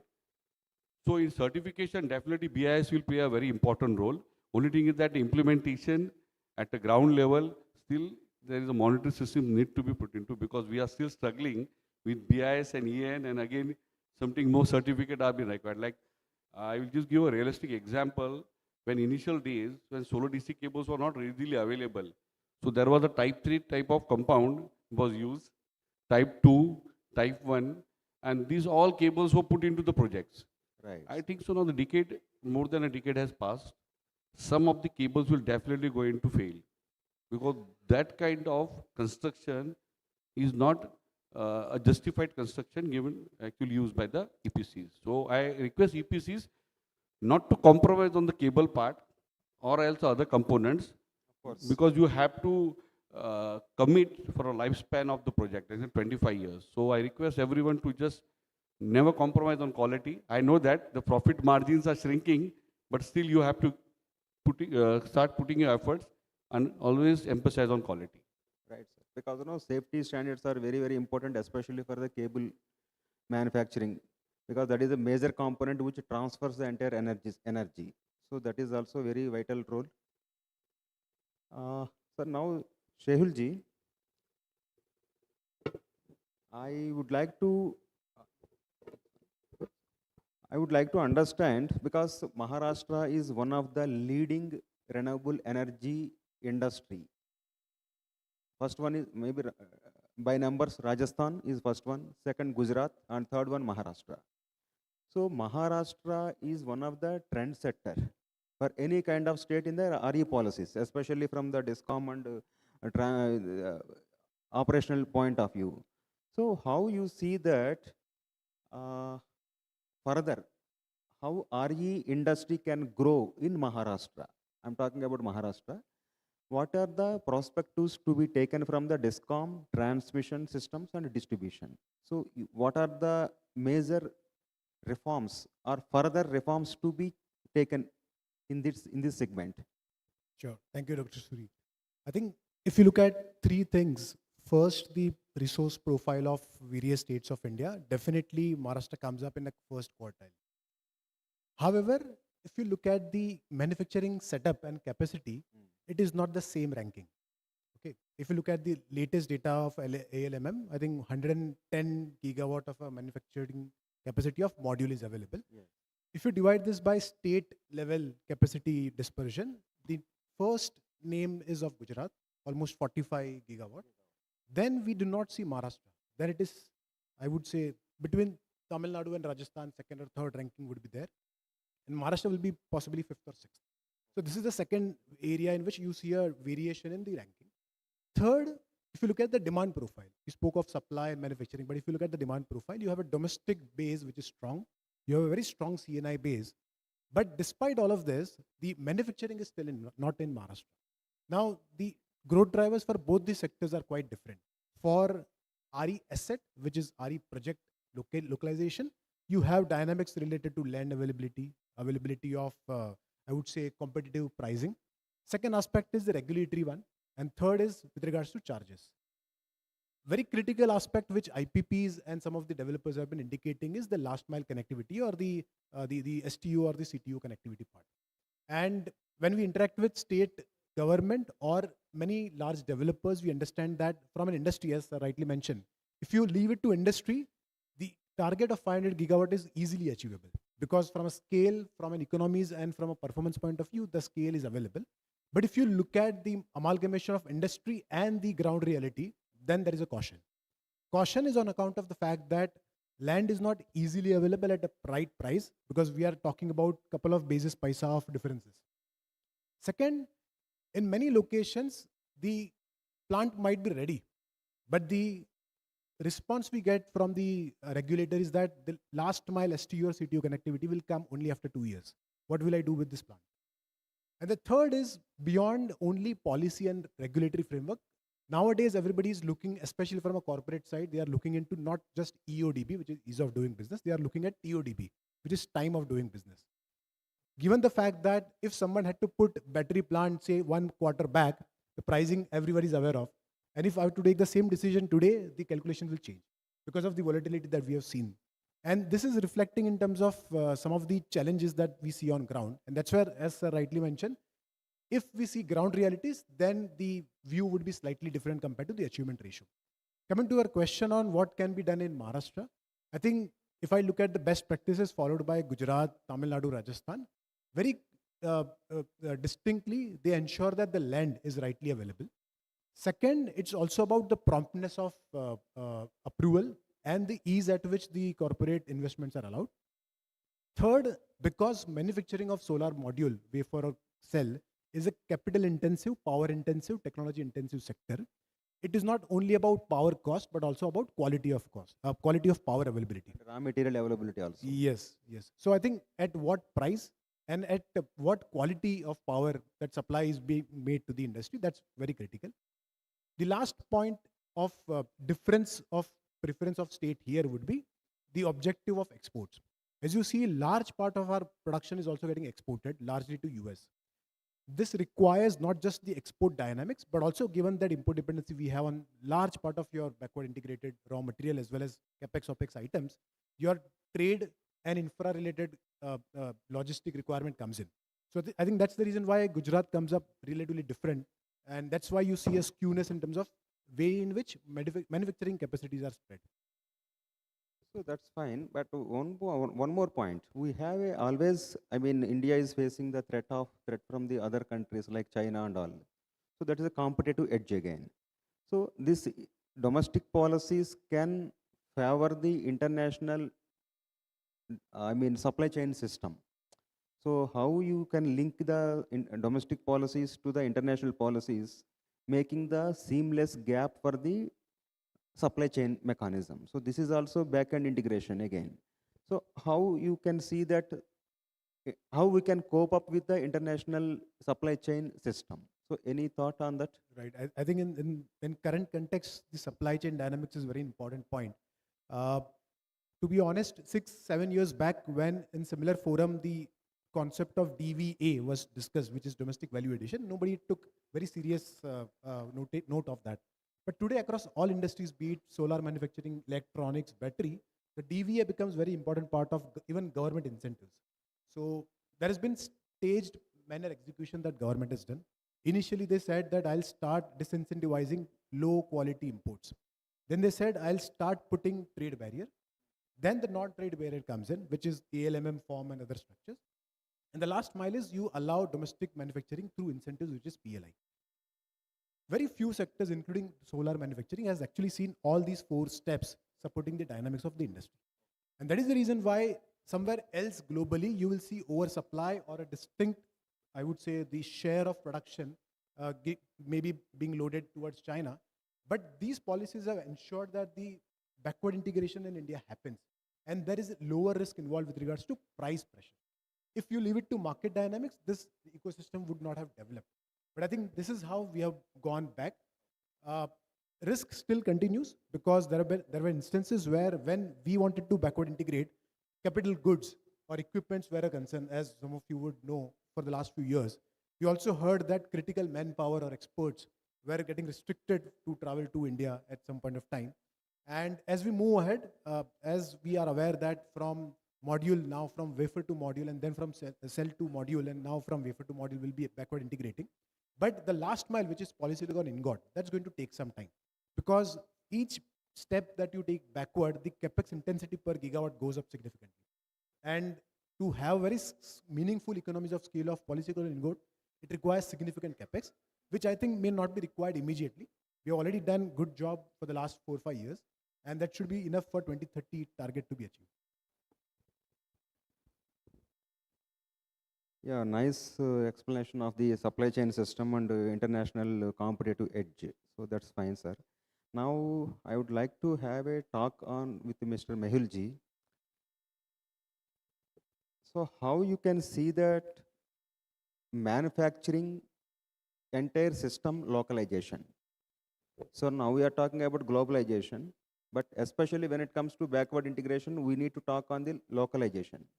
So how do you see manufacturing excellence can happen through localized mechanism like PLI schemes and Atmanirbhar Bharat scheme and Make in India concept? So these are all the strategical strategies developed by the government of India. But when it comes to reality or practicality, so there could be some challenges on that. So how do you see manufacturing entire system can be localized? Fantastic question, and it's a huge opportunity, I tell you. See, we are talking about Maharashtra. Okay. Now, I give you a live example, which all of you agree, and all of you are witnessed. Pune is known for automobile hub. Why it is so? Because you have a testing laboratory like AREI. So, I mean, AREI always support to the automobile industry. Similarly, we don't have any agency, any certification agency who is in Pune or in Maharashtra. Now, it may not be, true that it's only limited to the government norms, but it may happen there are always a complex interdependency between district and state or state and central. But that need to be discussed properly and to be to find a way out of that. Maharashtra, as all of you know, this is the biggest industrial hub. If you look at the energy demand so far, as per the MNRE data, installation so far, solar installations reach about 120, 325 gigawatt. And what is the potential for this current year or next year? It's about 70 to 80 gigawatt. So half of the capacity what we have already installed in last 20 years, that is in 1 year. So why can't Maharashtra be a leader in having or to fill up this supply chain gap? RE manufacturing. Manufacturing, yes. And to do that, what you need is, as I said, as I believe, one is the testing agency, another is other certification. We listened about from MSEDCL officer. They did fantastic job in Maharashtra. Now, what is important for solar particularly, that you need to have land allocation, that is by some other department of Maharashtra, but also by MSEDCL, the speed of establishing the substation. Okay. Where you can have evacuation of, let's say, 5, 50, 10, 100 megawatt of power from solar to the grid. So these two things, I think these two things are important. Additionally, locally, what you need is proper infrastructure, roads and other things, or reliable electricity that you always have, Maharashtra always have. So these are the few points which I think if we can fill up this gap, Maharashtra has all the capability and capacity to be a leader in the industry. Okay. So Niket ji, so I would like to understand, because now every manufacturing industry, apart from renewable energy, everyone we are talking about the AI, ML and IoT based technologies. So how we can get added advantage from the AI and ML and IoT based technology, even robotic technology also in the solar industry.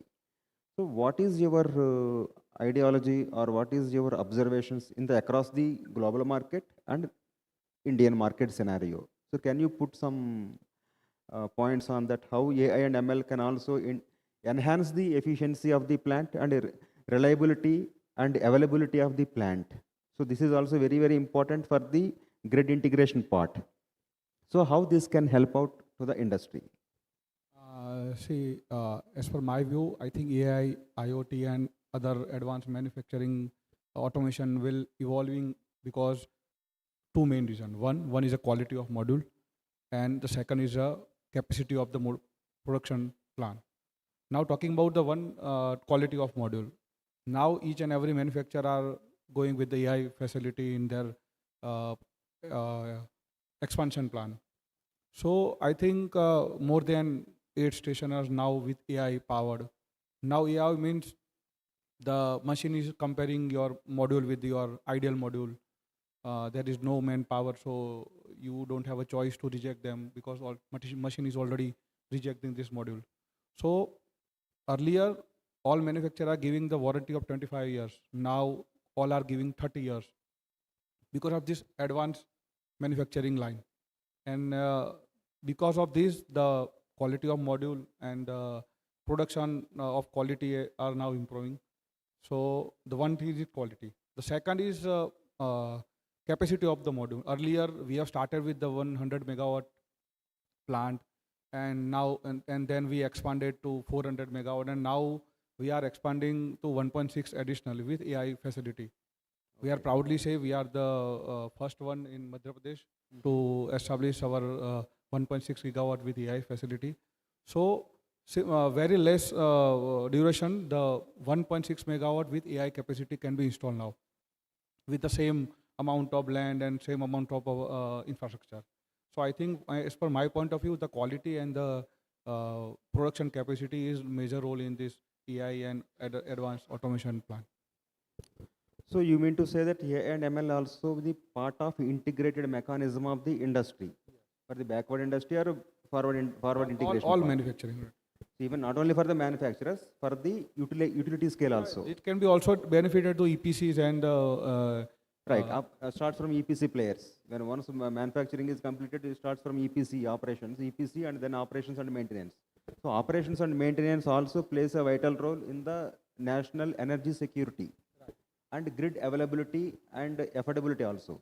So this is also one latest technology where we can focus on that. Thank you. And now coming to Shahaz ji, it's a very vital point. I would like to talk on that. Give the point to you, like capacity building programs, trainings, and industry academia collaboration. So this is one of the gap we are observing in the industry, especially when the technology is changing, rapidly changing day by day. So this is the one gap is existing. Skill development program, trainings, and upgradation of the skills. And apart from that, industry academia collaboration. Why I'm talking about industry academia collaboration? You see the modules manufacturing or panel efficiency, if you see it will be 22 to 23%, right sir? So this is the number from 2015-16, it is around 18%, 16, 17, 18%. So there is an improvement in the TOPCon models and non-DCR, lot of technologies are changing, but not up to the mark as we expected the efficiency of the panels. So 340 watt panels, 520, 440, 540, 670 and 720, 780 watt panels we are seeing in the market. That means there is a lot of technologies upgrading in that way, but not at the core requirement of the efficiency of the panels. So this is the challenge. So how you can address by training programs and capacity building and innovative technologies. Industry academia is also matters here to take a key role on that. Can you put some idea or your observations or thoughts in the industry where we can collaborate? Thank you very much for the opportunity. So the first point was training. So of course there is a huge gap between the manufacturing setups and the actual installations. We are very proud that all the manufacturers are there. they are increasing their capacity, there's an introduction of AI. But what happens at the ground reality, the manufacturer makes the use of the latest advanced technologies, sells panels to the distributor sells to the dealers, then dealers to the EPC, then to the end client. Like the basic thing, if we say about the training and the installation practices, do we have any control, or do we have any traditional standard practices? We do have SOPs, we do have instruction manuals, but have we ever seen that is the EPC actually taking care or reading the instruction manuals? Because all the warranty claims which the manufacturers are claiming, 25 years, 30 years, it directly depends upon the instruction manual. But are we really looking that, are we training the EPC people to read the instruction manual, or are the dealer distributor exactly giving the correct information to the ground reality? My second point is being associated with MASMA. We are already in discussion with various stakeholders to organize such training programs. And further to the point where we say about the introduction to the AI, ML in the manufacturing. As you rightly said, we see there is a huge shift from the monopoc to TOPCon. The capacities has increased. But yesterday itself, I saw a report of PVRL, the new report for the TOPCon degradation.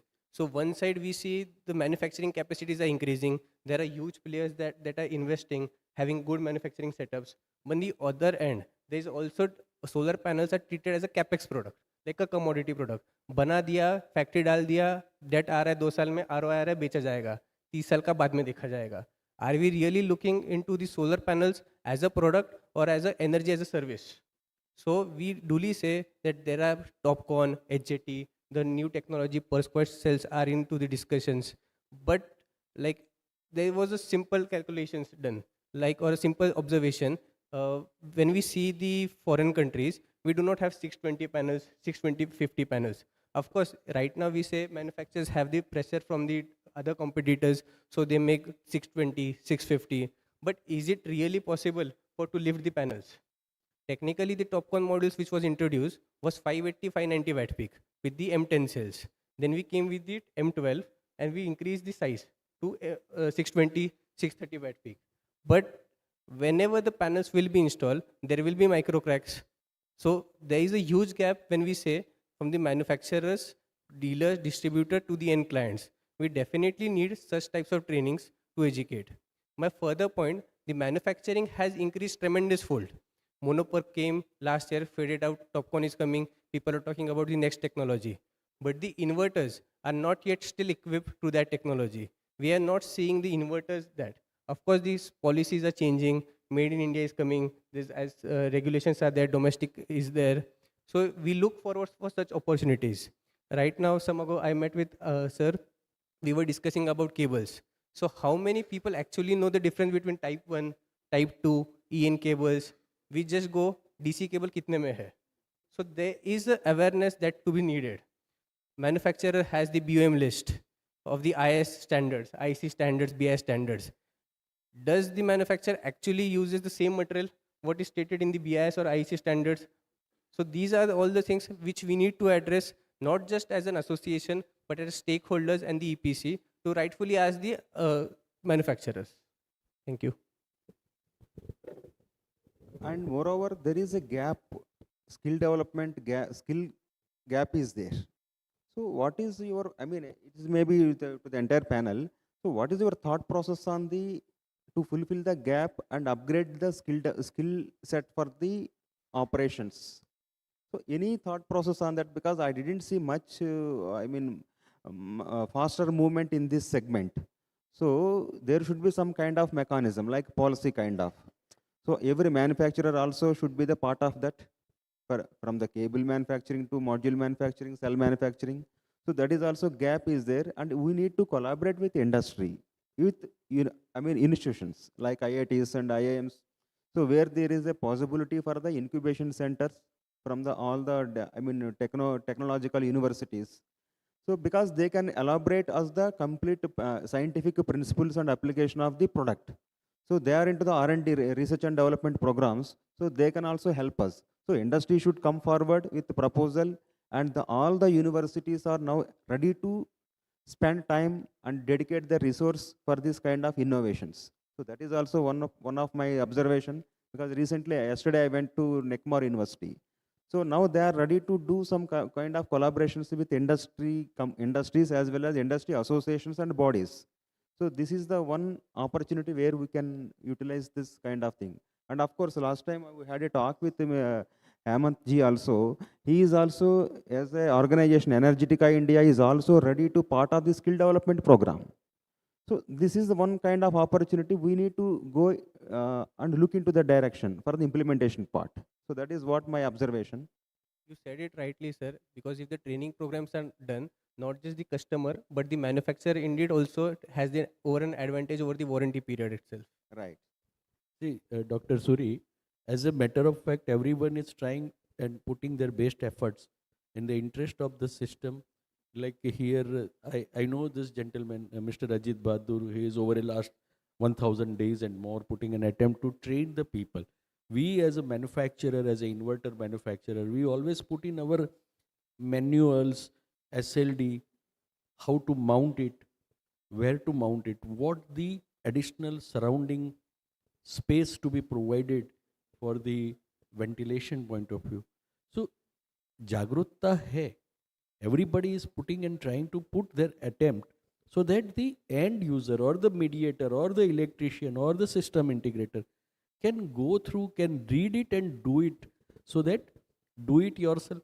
Yes, this entire system, solar industry, is not like a cable industry. Cable industry, motor industries, switchgear industries, they are matured industries. When it comes to the solar industries, it's a rapidly changing industries. Like a mobile. Earlier it was keypad, now it is a smart. Same pre-pandemic it was 330 watt peak, today it is HJT we are talking.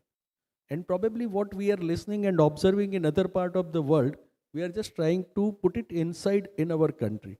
Otherwise we were happy with 330 watt peak also. And now we are going for a 550, tomorrow we may be with the HJT. So me too, or made in somewhere, so is imported from there. So the outcome is going to be like that only.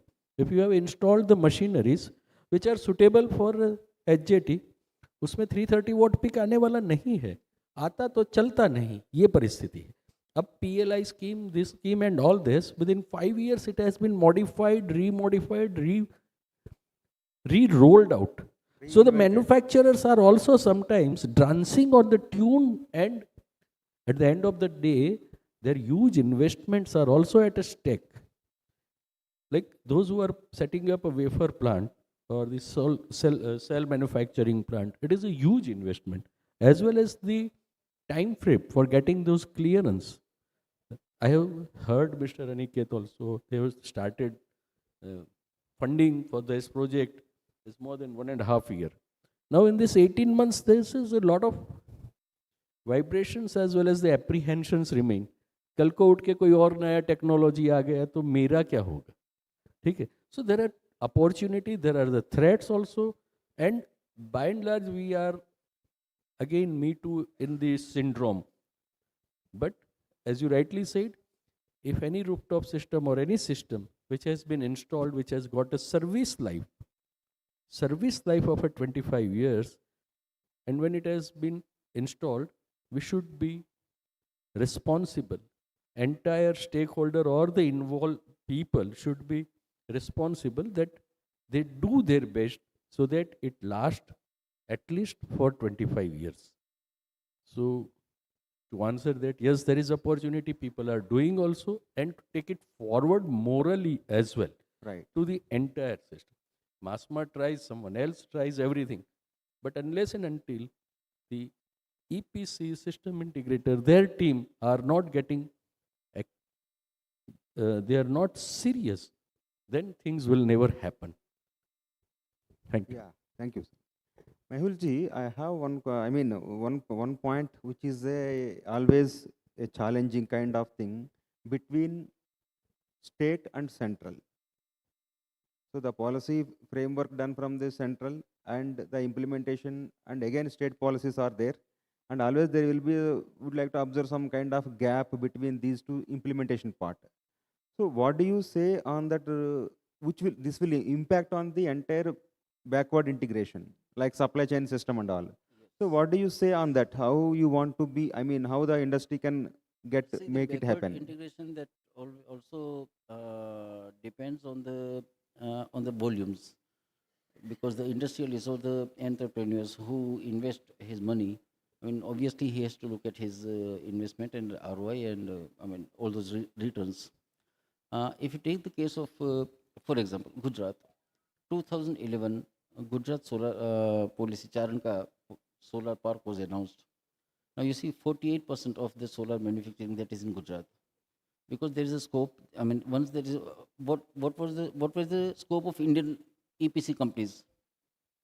Tell me. I mean, panels were imported, inverters were imported. What Indian companies were doing? They were doing the sewage work, digging the ground, earthing, and relevant power. Now, if you see the situation after 11, 12 years, panels are 100% Indian, inverters mostly Indian, assembling. There are a lot of companies who make earthing kits and other accessories. So, I mean, this is where, I mean, am I on the line of what you are asking? So, I mean, and again, I mean, going back to the original question, that how the state or the center can match their policies. So, who am I to say how the state or center can work? No, basically the gap, why the gap occurs between state and central is always, Yeah. I don't want to touch upon the political No, scenario, of course not. Of course but not. the point You here ask is in like general, yes. availability of the resources and affordability of the resources is also one of the biggest. That's basically, I mean, it's all ecosystems. So that is the reason. Correct. Central is always guiding in such a way that it is given some of the points to up to the state's provision or whatever Perfect, the yes. kind of thing. So that is Agreed, also agreed. there. Thank you, sir. Thank you. And now, Niket ji, I would like to, I mean, there are a lot of innovations are happening in the panel manufacturing, panel capacities and all. How do you see that rapid changes are happening in the TopCon, SJT, and in that case, how Maharashtra can ensure with manufacturing in clusters? Talking about the technology change. Exactly. For upgradation of technology and all, how the Maharashtra can be play a critical role and crucial role in this segment of manufacturing. So any. See, every 2 years, I think we all know the technology has changed from poly to mono, and then PERC, and then now TopCon and HDT and so on. Now talking about the manufacturing process, now all machine are equipped with two more advanced. You can add on something and you can easily manufacture HDT and zero bus bar and what so on. So talking about the Maharashtra, as rightly mentioned, the government and central government have already initiated some scheme for the capital incentive or what we can say the interest subsidies and all. So state should obviously initiate something more to this RE sector, because all our major players are now going towards the Odisha. We all know, because the land are cheaper and the government are supporting more and more incentive to the same like us. We also moved from Gujarat to Madhya Pradesh because of some benefit over the Gujarat state. So the sum up is like the state has given something more benefit to the RE sector to grow our this industry in the Maharashtra state. Okay. So that is one ideology where we can work out in that segment also. And coming to that manufacturing, we have solar parks. Suppose one Kavada project, if you take 4 gigawatt project and all, in this kind of scenario, can we think of and can we have some solar renewable energy manufacturing clusters? So when one's cluster means this will be, because it is a part of entire ecosystem will be under one roof. So this could be one of the ideology, and government is also thinking in that direction. But what do you say? Are you, anyone can, it's open to me. I mean, I would like to make it open. So how do you see that manufacturing clusters for renewable energy product manufacturing? So start from your cable to your module manufacturing to cell manufacturing and your MMS, module mounting structures manufacturing and whatnot, everything, every component. So is it a viable kind of thing for the, especially for the cost control mechanism and cost optimization mechanism, and for the, to ensure 100% supply chain within the region. So this is what do you say on that? So if we look at the requirement of a plug and play park or a common infra, that's the question, right? Typically, a large manufacturer or someone with a gigafactory mission or vision would not even ask for this request, because for them, if the basic land and the core infra is provided, I think everything else can be provided by them, and the entire ecosystem will come automatically. That's the example we have seen for electronics value chain. That's the example we have seen in some of the other sectors. But if you shift the focus away from large players and mid and small, then this becomes a very critical aspect where you provide them support with regards to reducing their upfront capex. It may not be a meaningful decline in capex because we are looking at plug and play, which is more of a capex benefit. Say an incentive towards testing or compliance related facilities, helping them with the manpower skill set, or giving them subsidized land. But if it is a large scale production where economies of scale is an importance, then maybe a plug and play may not be a viable option. On the other hand, this was more from a context of manufacturing. But on the other hand, if you look at the solar park from an asset manufacturing point, then it becomes very critical, and that's where the success ratio has been relatively better, because very clearly large part of effort that the developer spends is on the management of approval and the availability of land, availability of connectivity. And that is not the same ratio at which capex is spent.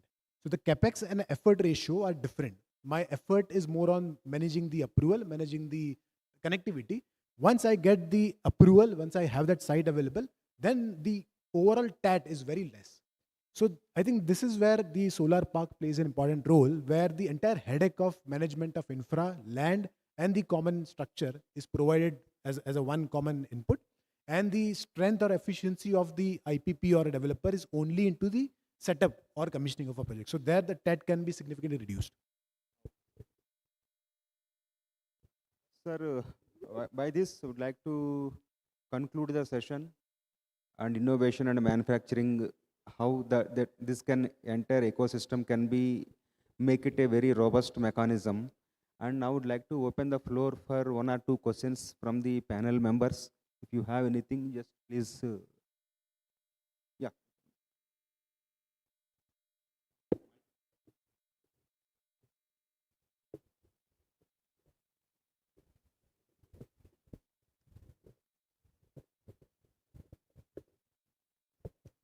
थोड़ा lunch के बाद लोग सो गए हैं तो थोड़ा simple example से start करता हूँ. You know, India is a country where income tax, only few people, like 1.25 CR people, file the taxes. तो income tax उनके थोड़ा ज़्यादा लोग जाग जाएंगे, इसलिए मैंने ये line बोला है. But that is the core problem, like, so at the manufacturing level, so Sahil was saying the capex, once that is done, but how do you handle the dealer, distributor, EPC and so on? That always remains a challenge. So my question is regarding AI and ML use of on this side. So one thing, I've written my blogs in AI and then I'm converting them to training material in videos and audios and the text. So my question was, are you thinking of using AI ML on the distribution, sales and training side, not on the manufacturing side, which is already decently done and already people have that know-how. But rest of the people, like, how are we using AI and ML, especially to Amit and Niket?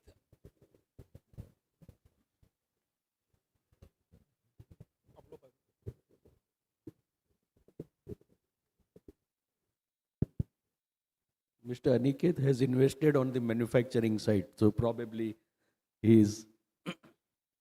But as you rightly said about the imparting the knowledge after when the material is moving out of the one of the best factory anytime, may it be Mercedes, may it be Tata Harrier, but till it hits the road and when it comes to the end customer's level, there should be some system. And presently the systems which normally everybody is offering or doing, that is putting their manual catalogs Or we are also trying at our company level, Solarian, where inverter, how to use it. We are putting it on our website also, and we have got our own back-end office who gives all the informations about the best SOP. Despite, yes, I agree with you, the kind of the potential, the kind of the business executions, the kind of the scenario is emerging, tracking is difficult.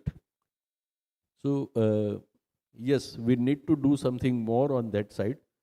Either if somebody is buying the product from an authorized distributor, we can educate our distributor, and then we can create further the EPC meets and all that.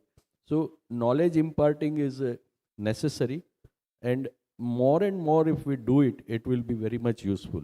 So gentlemen, your question is valid.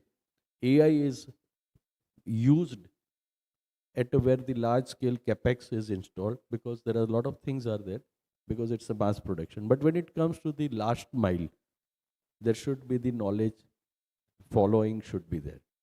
And on behalf of manufacturing side also, we will try to do and upgrade our knowledge sharing system.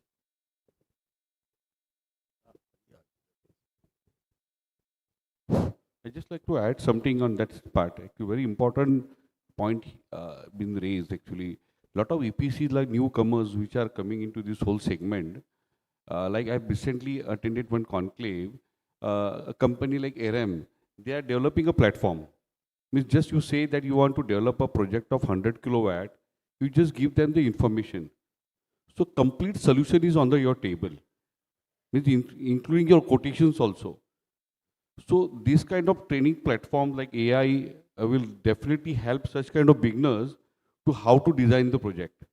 Who are a lot of engineers in this forum also, newly comers are there, who they want to take away from this. So these are the platforms we need to develop as the industry, or like we as a cable manufacturer also want to contribute, because still there is a misconception that 1 to 3 kilowatt, what type of cable we should use. So we always recommend for 2.5 square mm, whereas the thumb rule has become 4 square mm. So they are overburdening the project by 10 rupees per meter. So if you end of the day, one small EPC player, 30 projects he completes in a month, suppose of 3 kilowatts, and 30 meters of cable. So 1000 meters approximately he will consume. So 10 rupee adds so value to that whole project. So I think so AI can help us to just integrate all these, so beginner can know my project cost and what should I quote. So I think so it is the important part. We all should contribute on this, and rightly Danish sir has already added to that. आप तो sir काफ़ी expert हो शायद से AI में. As you have already seen, we are using AI into day-to-day activities. Leave apart the manufacturing, dealer, distributor, and the service. Even for writing a WhatsApp message, now people have started using the AI. So of course there will be an integration for dealer, distributor, and service. To answer your point, the main problem where AI will solve the issues is where their operation and maintenance is involved, where the person is involved. Robots will be going there, sharing the screen, and exactly what needs to be done will be monitored truly remotely. There will be less of human intervention, more of the safety parameters will be there. Already this technology is being used in the oil and gas industries. Thank you. So now,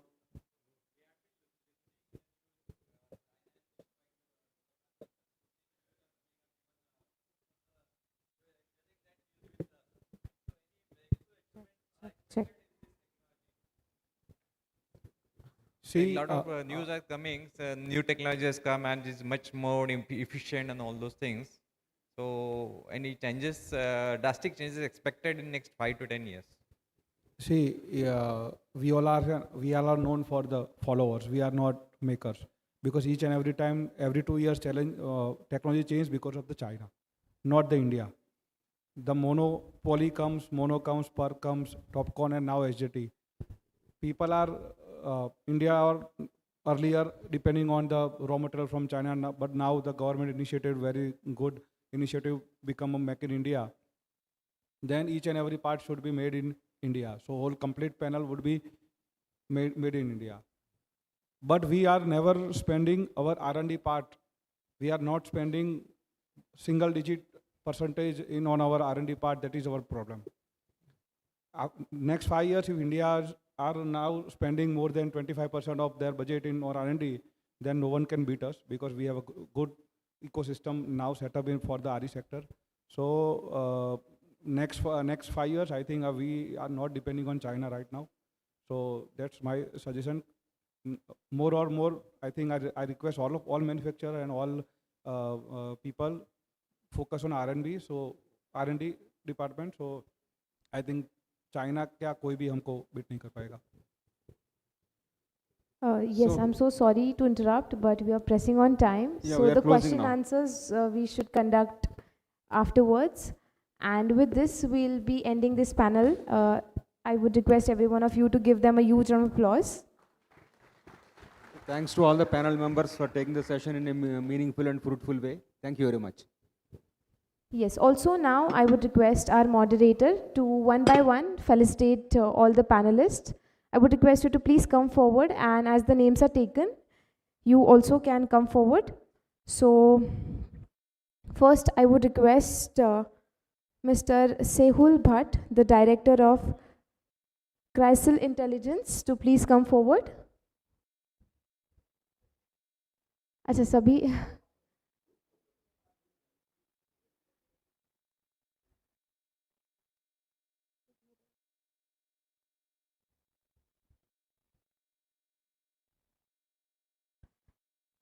ठीक है, thank you. Let's do the felicitation. So as the names are announced. Yeah, please come. Yeah. So let's felicitate Mr. Sehul Bhatt. Can we have a huge round of applause, everyone? Yes, thank you. Moving ahead, I would request Mr. Niket Shah to please come forward for the felicitation. Can we have a huge round of applause? Yes, thank you. Next up, I would request Mr. Sahaj Mutha to please come forward. Yes, a huge round of applause. Thank you. I would also request Mr. Mehul Desai to please come forward.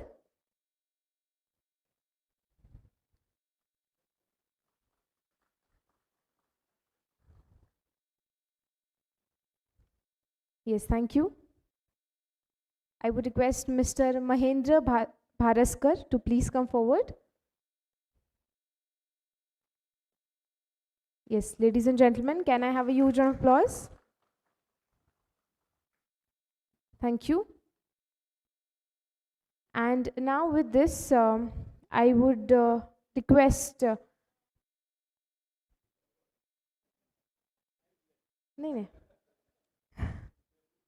Mr. Mahesh Dani to please come forward.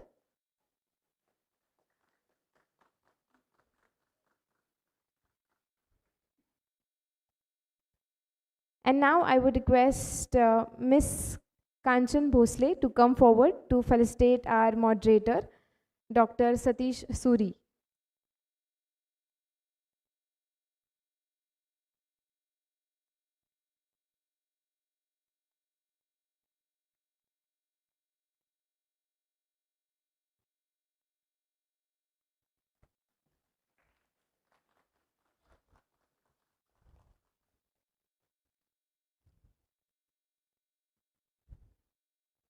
Yes, thank you so much. Thank you so much, everyone, for joining us on the stage. And I would request the management to please clear the stage as we are moving forward with the presentations.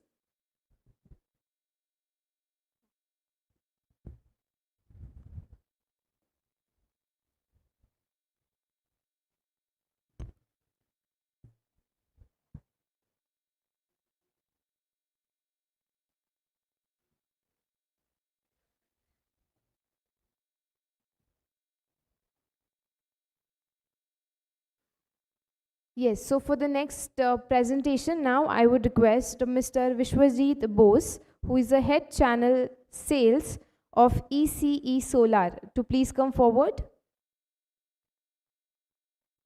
I would request Mr. Vishwajit Bose. Yes, ladies and gentlemen, can we have a huge round of applause for him?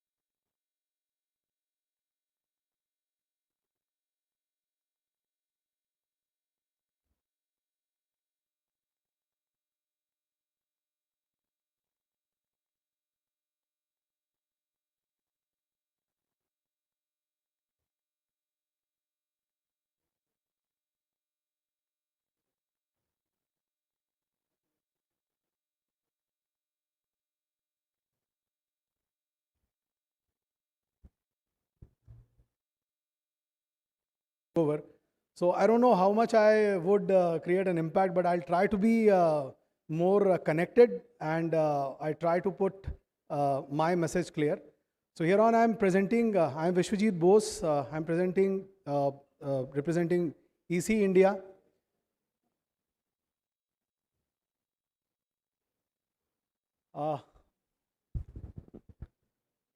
These all are the contents which I'm going through with my presentation. First is about us, that how EC India presenting themselves, vision and mission, core values and philosophy, product certification, geographic presence, MD directors, growth journey, overview of our services, innovation and R&D investments, certification, EC business structure, EC offerings, awards, we in media, training and development, corporate social responsibilities. It's a journey of a small town, and a small people have gathered in a room, 10 by 10 room. There are 4 friends, very good friends. They all are from the engineering background. It's central India, basically, and we known as Amravati. Proud to say we are a Marathi company. So definitely right now it is nowhere Marathi. We have already reached in 18 states in India, and small bit we have the presence in South Africa. So that's our proud. So it's no more, yeah, thank you so much. So it's no more India, I would say. Yeah, it's a proud moment for all of us as an ECN.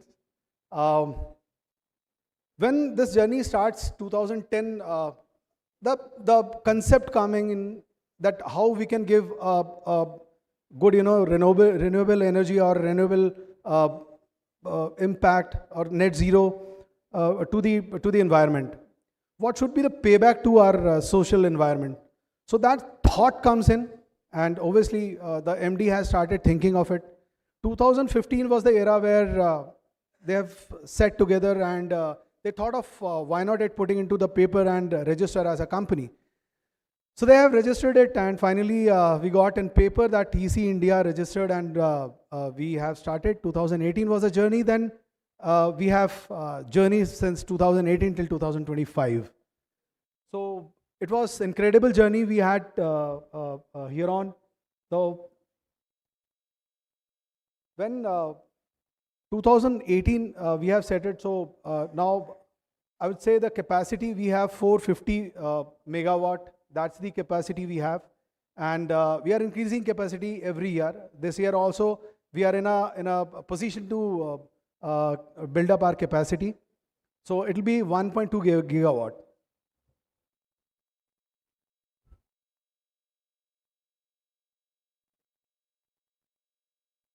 Purpose of a company, definitely always we have a thought process that whenever we are forming up any company, so we have a very clear vision, very good thought, intentions, that why should we have a company, and what should we given back to our society. So obviously purpose is here, and mission is here. So to develop the sustainable ecosystem for solar energy based on Indian values of sharing and growing together. Mission to provide sustainable solution for Mother Earth through eternal solar energy. So that was the mission. Core values and philosophy. Obviously, this is something which is always we take skies and growing any of organization, which is very, very important, and it plays a vital role. It is a key backbone, we call it. So we work on growth, we work on health, we spend on health as well. Integrity is a very core value for us. Knowledge, we have a knowledge sessions where we interact with our internal people, we share our internal thought that how we can engage and how we can share our knowledge as each other. And ecology. So these all are the parameters which as a company values, we takes it and we take over. Geographic presence, yeah, it's a small company, but now we are 240 crore company, and it's based in central part of India. 18 states, as I said, beginning of my presentation, that is 18 states we have our presence, and globally we have started a small, tranches. So we are looking forward this year 570 crore company, and in the same line we are increasing our capacity base.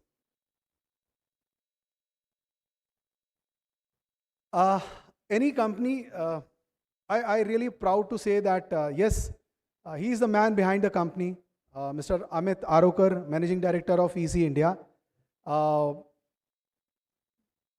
fraternity all here knows him very well. He does not need any kind of much attention. People knows him very well. Thought behind of EC, Mr. Arokar has seen a lot of struggle in his life, and he's a engineer. 2010, he thought of that we should start a company, a 10 by 10 room. He thought that let's do some. It's a time for payback to our society.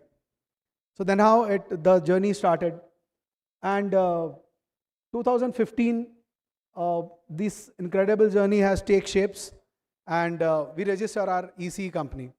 2018 was the first production happened, and wherein 100 megawatt was the capacity we built up. From 100 megawatt till 450 megawatt, we have scaled up, and the next, I would say, milestone is 570 crores this year. The obviously, organization, we look forward that if a leadership is great, their thought process are clear, they are very well clear what they have to do, and they have a right blueprint with them. So, in my 25 years journey, I have seen a lot of multinationals I have seen, but the leadership when you are working with, so you are confident, you can speak fearlessly. So that's the empowerment our leadership gives. And definitely, if I talk about Mr. Amit, so Amit Arokar ji always think that we should empower our ladies. Women empowerment is a major thing. And how can you create more jobs from 200 people to 1,000 people, and next 2026 we wanted to scale it up to a 2,000 people company. Base will be definitely in Amravati. We have started, our HO is there, and we have a corporate office in Pune, and in future we'll definitely build up our more offices. We'll opening up our offices in other metro cities as well. This is our entire leadership team. Mr. Samir Kale is Director SCM, ensures seamless operation, optimizing procurement, logistics, innovate inventory, and enhance efficiency. We drive cost saving and support EC India's growing solar manufacturing ecosystem. Mr. Aniket Tondare, Director Sales, has been consistent achiever, builder of robust distribution network over the past decade, driving EC India's market expansion. Mr. Suraj Gawande, he is Director Production, and obviously R&D. He looks after everything. Mr. Rahul Jattap, Executive Director, Government Projects. So we do have our government projects as well. We have little bit in hands with the pumps as well we have entered. So a lot of other places we are opening up so that we don't want to restrict ourselves as a manufacturing, module manufacturing. So it's time now to shape up and spread your wings that you can fly. So that's a message. Growth journey, yeah, it's, as I said, it's an incredible journey. Since 2010, we have started EC India Energy Group, initiated its own journey with inverter and solar road safety products. 2010, when company started, Aroka sir has thought of that we should think of sustainable energy. And that time, solar were much expensive. So he started with inverter installations. Then he thought of going with the road safety. So he get into it. He invented, and there the journey starts. Domestic excellence set at solar rooftop net metering segment. 2018 successfully built 100 megawatt state of the art high efficiency solar module manufacturing unit.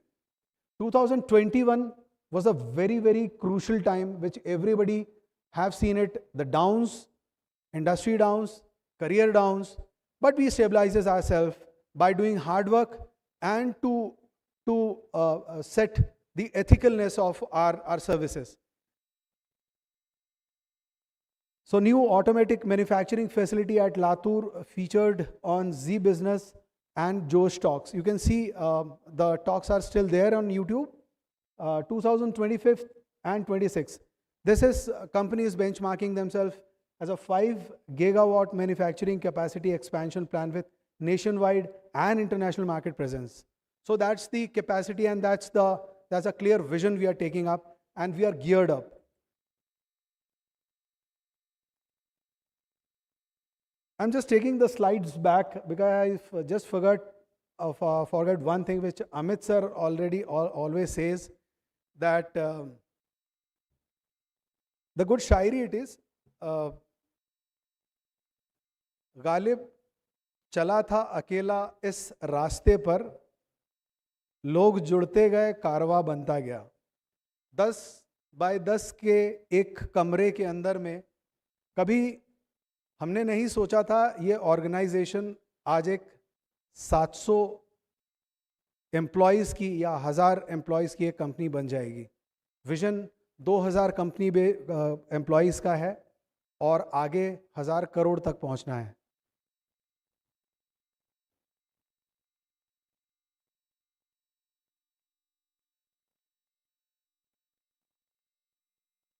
So this is market achievement, industry impact first, strong industry presence with 350 megawatt solar panels supplied across various sectors, trusted affiliates, delivered EPC projects for Adani, Reliance, and IRB, reinforcing our industry leadership.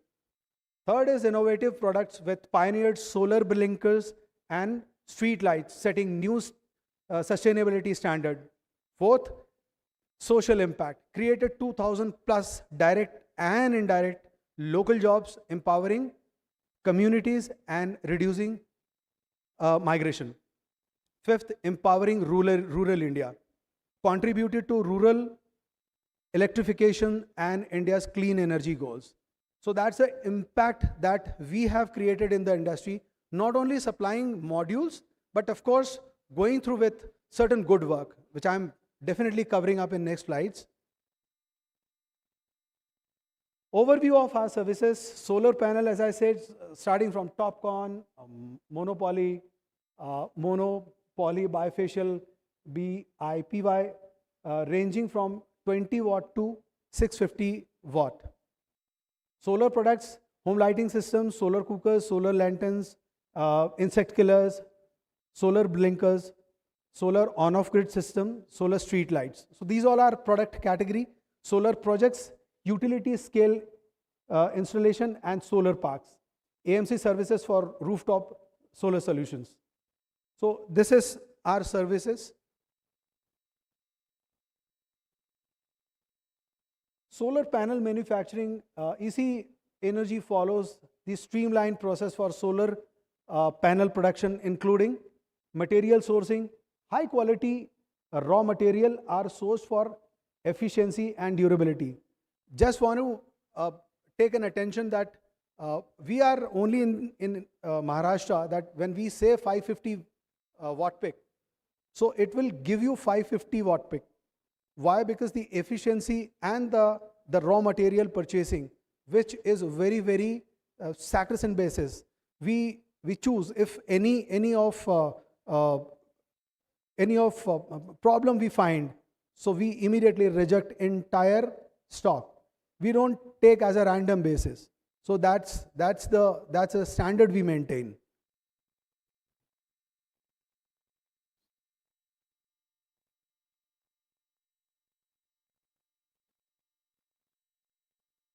Cell manufacturing, advanced technology for converting solar cells into panels, testing and quality assurance, rigorous quality checks ensure top performance, reliability and safety. Current capacity is 450 megawatt with plans to expand 5 gigawatt, which we are opening 1.2 gigawatt in November second week.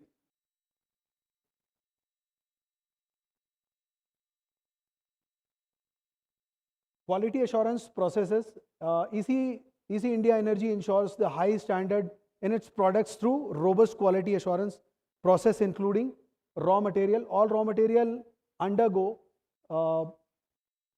stringent quality checks. Manufacturing, advanced technology and automation ensure accuracy in production.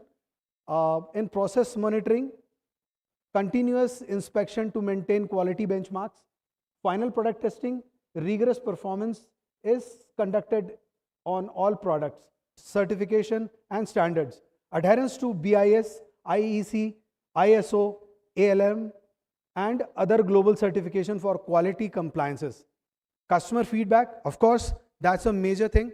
If any delivery complaint comes and if any module get damaged, so we take back. We give that service to our channel partners and distributors. Quality systems are refined based on feedbacks.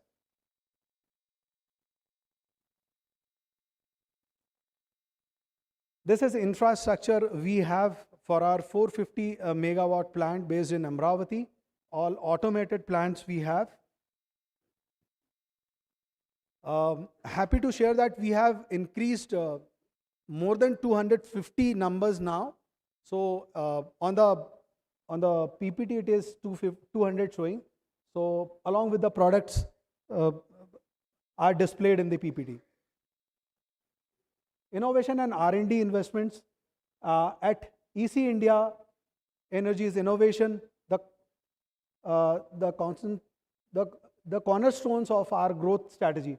One solar DG microgrid system that owns by Dr. V.T. Ingole, refined light trapping technique using 3D dimensional global structured solar cells.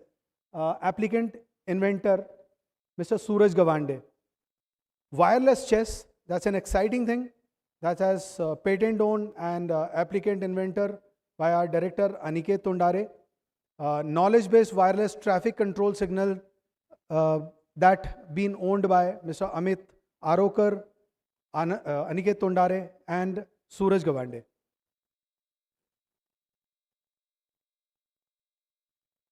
As I have already shared that we covers all the certifications. So whenever our product we place for any government projects or any project which matches all the standards. Business structure, as in terms of business structure, if I say so, EC starts first where we manufacture, it goes to distributor. Then we have our channel partner, which I owns as a channel head. Then it goes to installer and end user. So that's the structure we have. Commercial and industrial projects. So first is utility scale solar projects, successfully solarized 2,000 industries till now. Our CapEx model provides an innovative, competitive, and risk-free green energy solution, ensuring long-term benefits and full ownership of the solar planet. OpEx, solar power as a service model offers a risk-free green energy solution with zero upfront investment. Open access, the captive CapEx model enables client to make the initial capital investment in the utility scale solar projects and own the solar plant using the electricity generated for their own consumption. Group captive. In group captive model, a solar project is developed for shared use by multiple industrial or commercial consumers. Here we have already successfully planted 700 kilowatt system in Jalna. So that is owned by EC. Current business offering, our CapEx model provides an innovative, competitive and risk-free green energy solution ensuring long-term benefits and full ownership of the solar planet. Comprehensive all-inclusive services, no technical or site risk, end-to-end solar plant delivery, hassle-free maintenance. CapEx model, this is current business offering from EC, OpEx model, sorry. OpEx model, solar power as a service. Model offers a risk-free green energy solution with zero upfront investment, zero customer investment, all-inclusive services, no technical, financial or performance risk, guaranteed services, hassle-free maintenance. Key features, secures a PPA at tariff lower than the grid rate. No upfront investment, we cover setup and installation costs. Pay only for the energy generated, ensuring cost savings. So that is the business offering from our side, EC side, as an OpEx model. Solar park, right now we are into that. We will be definitely entering in solar park as well. So land acquisitions and other parts in a way, we have already finalized a big land and the other paper formalities and the regulatory procedures are on the way. These all are the happy moments for us. So awards, we have been awarded by various platforms. So EQ Solar Model Company of the Year, then Most Emerging and Rising Star Company Solar Panel Manufacturer in Gujarat Annual Solar Award, Energetica Company of the Year Green Manufacturing 2024, Times of India Powered Brand Award 2024, Sakal Mahabrand Award 2024, Industrial Energy Institutes India Awards, India Federation of Green Energy Award by Honorable Nitin Gadkari ji. We have received the award, Industry Outlook Award. So those all are the awards which we have registered with our efforts and giving and ensuring best quality to the trade. We are into the media, so little glimpse about the medias here. Company culture, EC India Energy Values and Innovation, Teamwork and Sustainability. The company fosters a supportive work environment, promotes ethical practices and emphasizes professional growth and community impact. As I said, training and development program we always run. If any executive joins, right now he grown to the manager level.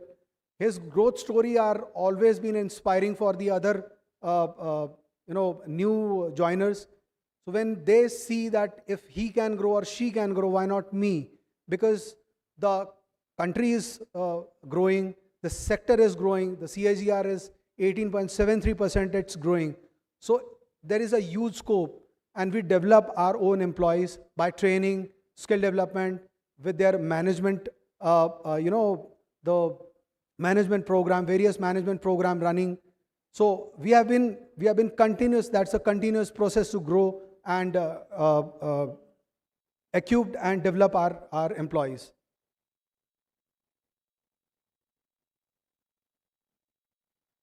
Life at EC, we don't work, we don't only work, we have our cultural programs, we do have time for crickets, definitely who sing the song, who can definitely joins in some of cultural programs. So that's the internal good culture and healthy culture within the company we drive.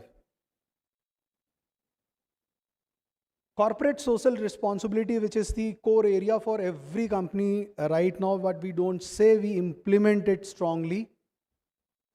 This is some of glimpse.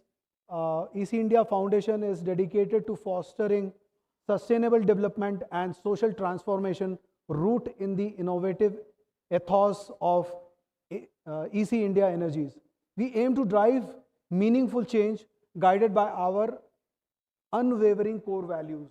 What all values we see as social corporate responsibilities: education, environment, employment, health, and shelter.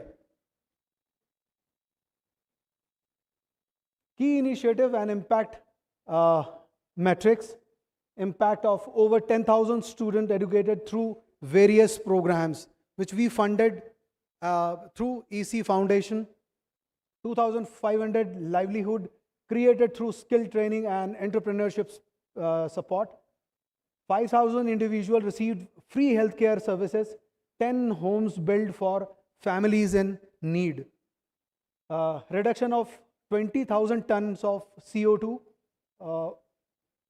Vidyaram donated educational materials to 50,000 students in Maharashtra. Devrai, an association with Sri Nilkanteshwar Devasthan and Sahyadri Devrai Samajik Sansthan. So we do such kind of corporate social responsibilities.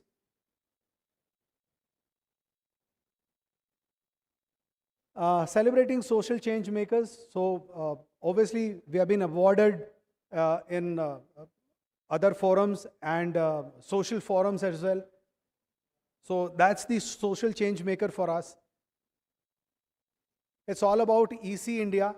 So it's a very young company and we all are young. We look forward that how we can give the best impact and we can generate good energy in social sector as well as the renewable sector. It's all about EC. Thank you so much for being patient. Thank you so much. We have a small AV. I want just see it.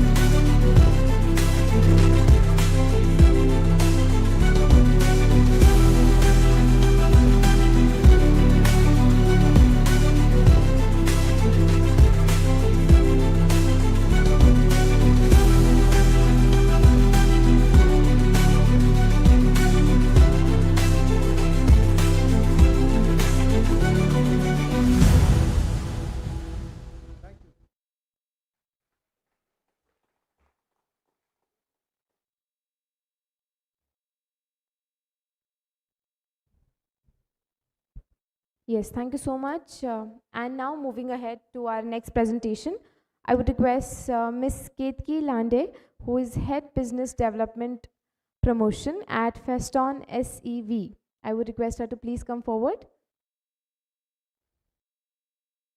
Can we have a huge round of applause for her, everyone? Yes, thank you.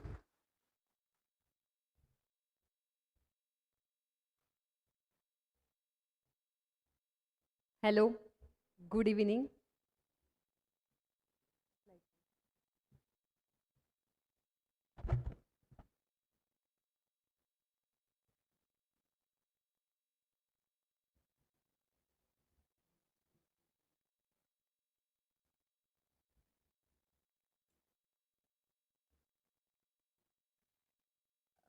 Thank you for giving this opportunity by Energetica.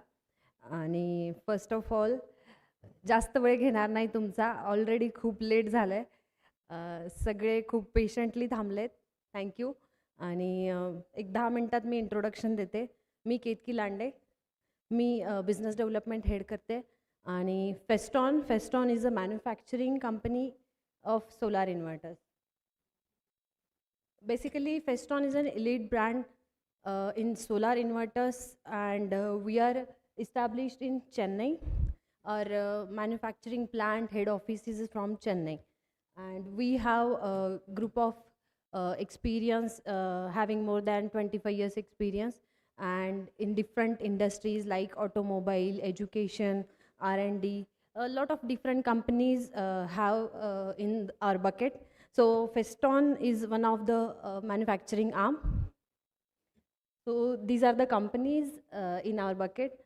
Actually, Feston is started in 2023, and the sister concern of Feston is Navitas Solar, already well established in South. They are basically a distributor of inverter and panels, and Feston is one of the arm. The company is having a lot of experience like automobile company, Chennai Institute of Technology, one of the educational best industry. So इसी group के under फेस्टॉन ये manufacturing आम आता है जो कि specially renewable industry में है. So this is our team. Mr. P. Sriram is our chairman, having all these hold on these groups. Mr. Sampat Kumar is our CEO. We have a different background of experiences. कुछ industry background से है, कुछ marketing background से है, कुछ sales. So we have very good experienced team in our company. So why manufacturing basically? आज के time पे जो MNRE बोलो या अपनी गवर्नमेंट ऑफ इंडिया जो सपोर्ट कर रही है मेक इन इंडिया, उस प्रोस्पेक्ट को देखते हुए company has started make in India concept. So our vision is to become 100% indigenous. Basically, in technical products, we want to give solution-based products. So उसमें आप अगर देखते हैं आज के टाइम पे, we have all these products in our bucket. जैसे कि solar inverter, on grid inverters, hybrid inverters, micro inverters. अभी भी हमारे कुछ इन्वर्टर्स यहाँ पे स्टॉल पे है.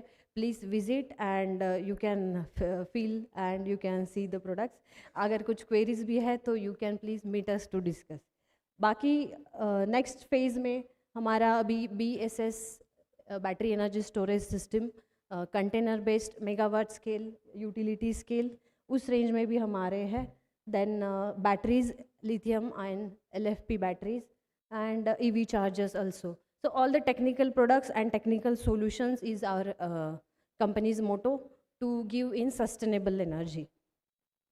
This will be the next financial year phase, क्योंकि market उतना है और scope भी उतना है आज इंडिया में कि lot of products and projects are coming and government भी उतना support कर रही है. So definitely would like to be a technical solution giving company. ये हमारा plant है जो चेन्नई में है, and we have approximately 3-4 companies having different manufacturing production facilities. So inside the factory, आप अगर पूछते हैं तो yes, we are ISO certified, and we are BIS certified, IEC certified. जो भी under MNRE certifications आज के time पे mandatory है, या technically जो features आज के time पे inverter में चाहिए, तो yes, we are comply for that. जैसे कि we have automated assembly lines, then we do HV testing, then IP65 testing, and AT machines, that is nothing but automatic testing equipment, जो कि अपना inverters automatically test करता है without any manual errors. सो 100% testing होके ही आज के time पे inverter हमारे मार्केट में वेल स्टेबल एंड प्रूवन है. आफ्टर सेल्स के लिए we have almost 15 service centers pan India with all the sales and service team network, and with distribution network, material availability pan India. आज के time पे आप कहीं पे भी पूछो, साउथ से लेके पूरे नॉर्थ, आसाम, जम्मू कश्मीर, पंजाब एंड गुजरात या महाराष्ट्र या ईस्ट में, everywhere you will get the material for Feston. Feston care ये ऐप कंपनी ने बनाया है to give you premium service support. Premium service support में क्या, एक तो रेसिडेंशियल प्रोडक्ट्स में अप टू 10 किलोवाट बोलो या 25 किलोवाट बोलो, there is no need of repairing on the site. तो ये एक तो इतने कॉम्पैक्ट है, और इसमें जो छोटे मोटे इशू आते हैं हर कोई जाके साइट पे रिपेयर नहीं कर सकता है, तो we are giving immediate replacement support. सबसे पहली बात तो इश्यूज़ बहुत कम ही आएंगे, क्योंकि we are trying to maintain all the quality factors, and अगर आया भी इशू तो we are giving immediate replacement support. And in future जैसे C&I में, ओके, C&I रेंज में आपको सर्विस या ऑन साइट सपोर्ट चाहिए, उस टाइम पे आपको हमारे ऐप में एक प्रीमियम सर्विस सपोर्ट का पैकेज मिलेगा. वहाँ पे आपको पूरा 10 साल तक बिल्कुल इंटरफेयर्स नहीं होगा फ्रॉम द EPC या इंस्टॉलर या एंड यूज़र. उसकी जिम्मेदारी पूरी कंपनी लेती है. पूरे 10 साल वारंटी पीरियड तक company will give you premium service support. तो वो एक हम पैकेज लॉन्च कर रहे हैं इन आवर सर्विस ऐप. तो फेस्टॉन केयर ऐप आप मतलब एक इंस्टॉलर हो या एंड यूज़र हो, कोई भी उसको डाउनलोड करके यूज़ कर सकता है, क्योंकि उसका डायरेक्ट कांटेक्ट फेस्टॉन कंपनी में होगा, फेस्टॉन कस्टमर केयर सपोर्ट टीम से होगा. तो इससे आधे से ज़्यादा हेडेक तो EPC वालों का कम हो जाता है. ये सारे सोच के ही हमने ये ऐप बनाया है. This is our one platform to gather all the service support and inverter details and all this things. ये हमारा पूरा पैन इंडिया प्रेजेंस है. All the certifications we are covering. These are few photographs. जैसे कि मैंने बताया, यहाँ पे भी इन्वर्टर आप देख सकते हैं. Now currently we are present in international market also. हमारा मीना रीजन में, श्रीलंका रीजन में, अभी नेक्स्ट नेपाल साइड में भी, and Germany also we have done exhibition. तो इंटरनेशनल लेवल पे भी फेस्टॉन एक्सप्लोर कर रहा है. This is our team. Thank you. I will not take much time. Thank you so much.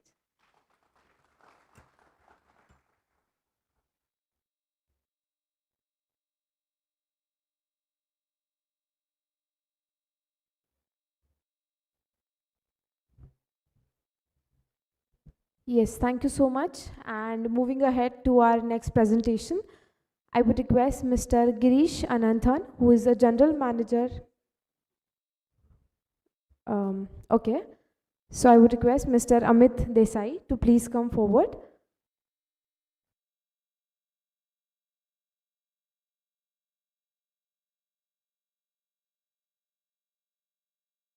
Good afternoon, everyone. My name is Amit Desai, and I am DGM Key Accounts for Future Solar, handling the West region.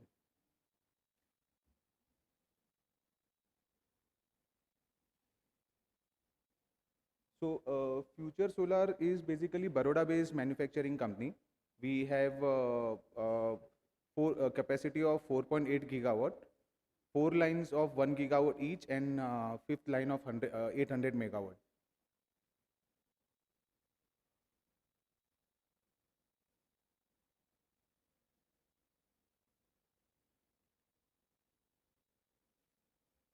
So, Future Solar, basically, they have started their journey in 2010. They are basically into real estate. They started their journey with real estate as a Samanvan Reality Group, wherein they build high-end residential buildings in Baroda. 2017, they came up with a multi-speciality hospital. They are also in hospital. They have 100 beds of multi-speciality hospital in Baroda.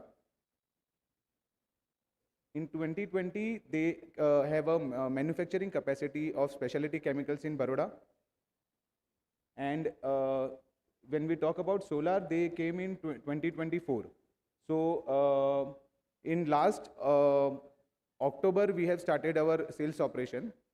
And till now, we have supplied around 450 megawatt of solar modules, wherein our first order was 100 megawatt, which we have supplied to JSW. And as we speak, our another two lines, which one line dry run is going on, and another line trial run is going on. So we have total 5 lines, 1 gigawatt of 4 lines, and 800 megawatt of 5th line. So Mr. Jayesh Rao is the chairman, is the father of Mr. Ravi Rao. Jayesh Rao is basically a well-known person in Baroda and in the textile industry, also into real estate. Mr. Ravi Rao is a civil engineer and also MS in finance from US, and he is one of our MD and CEO. Mr. Rishi Shah is BE Electronics and Masters in Electrical Engineering, and she is also one of the co-founder of Future Solar. Mr. Chintan Brahmbhatt, he is one of the CEO and Director of Sales, also looking after the operations of production. Mr. Viral Patel and Vishal Patel, they are looking after the US market for solar modules.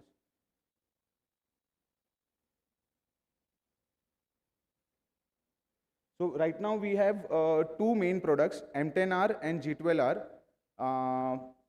Another 2 lines are only solely dedicated to G12R, which the trial runs are going on right now. And we have bought the kits of all 5 lines, wherein we can make M10R in all 5 lines and G12R in all 5 lines. Also, in this month, we are going to finalize our cell line of 2.4 gigawatt. We have already shortlisted SC Solar, China-based company, who is going to supply the machines for solar cell. Our director is going next week for the finalizing the same.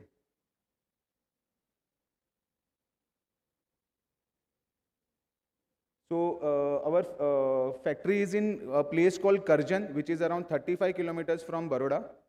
And right now our capacity is 2.8 gigawatt. Today only we received the LMM list, approved list. And for another 2 gigawatt, they have already visited it on 13th August.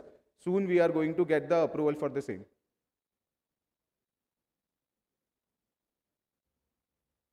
So when we talk about the quality, we have our in-house lab, which is, and we have all the latest apparatus and machineries which for the testings of solar modules. And on each stage, we have the testing process.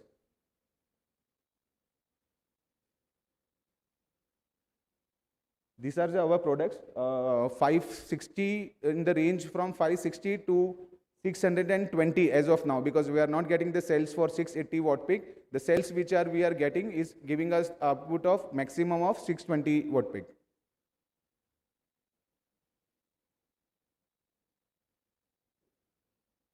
This is our client base.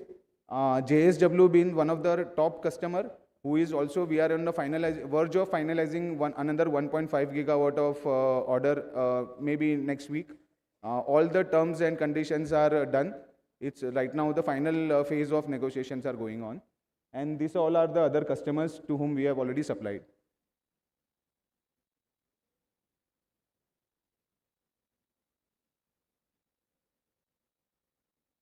These are the certificates. We have all the necessary certificates required for selling the modules in India, and also UL certificate for US market.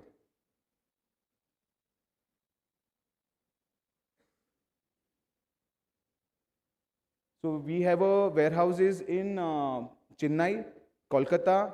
We are planning to set up a warehouse in Pune, and we have a warehouse in Indore and Gurgaon.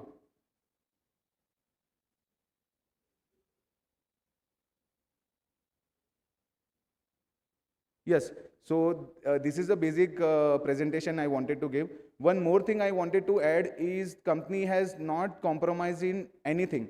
I mean, machine से लेके bomb, जो bomb use कर रहे हैं हम, it's a topmost category of bombs which we are using. एक पैसे का भी compromise नहीं किया है. And the rates which we are providing is very competitive compared to the top module manufacturers we consider in India. So I would request that if any inquiries from any dealer distributors for megawatt projects, please let us know. Thank you so much.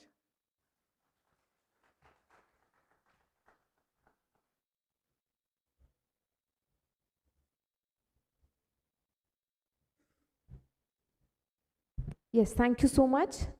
And now moving ahead for our next presentation, I would request Ms. Rakshanda Lande, who is Head Sales and Marketing at Ninbo Day Technology Co. Limited, to please come forward. Yes, ladies and gentlemen, let's welcome her on the stage. Can we have a huge round of applause?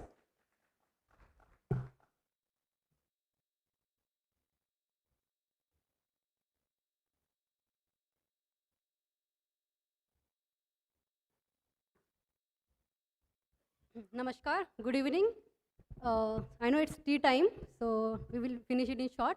So I'm Rakshanda, I'm heading sales and marketing for Day India. And it's my pleasure to be here among with all the solar professionals who are shaping the future of renewable energy in India.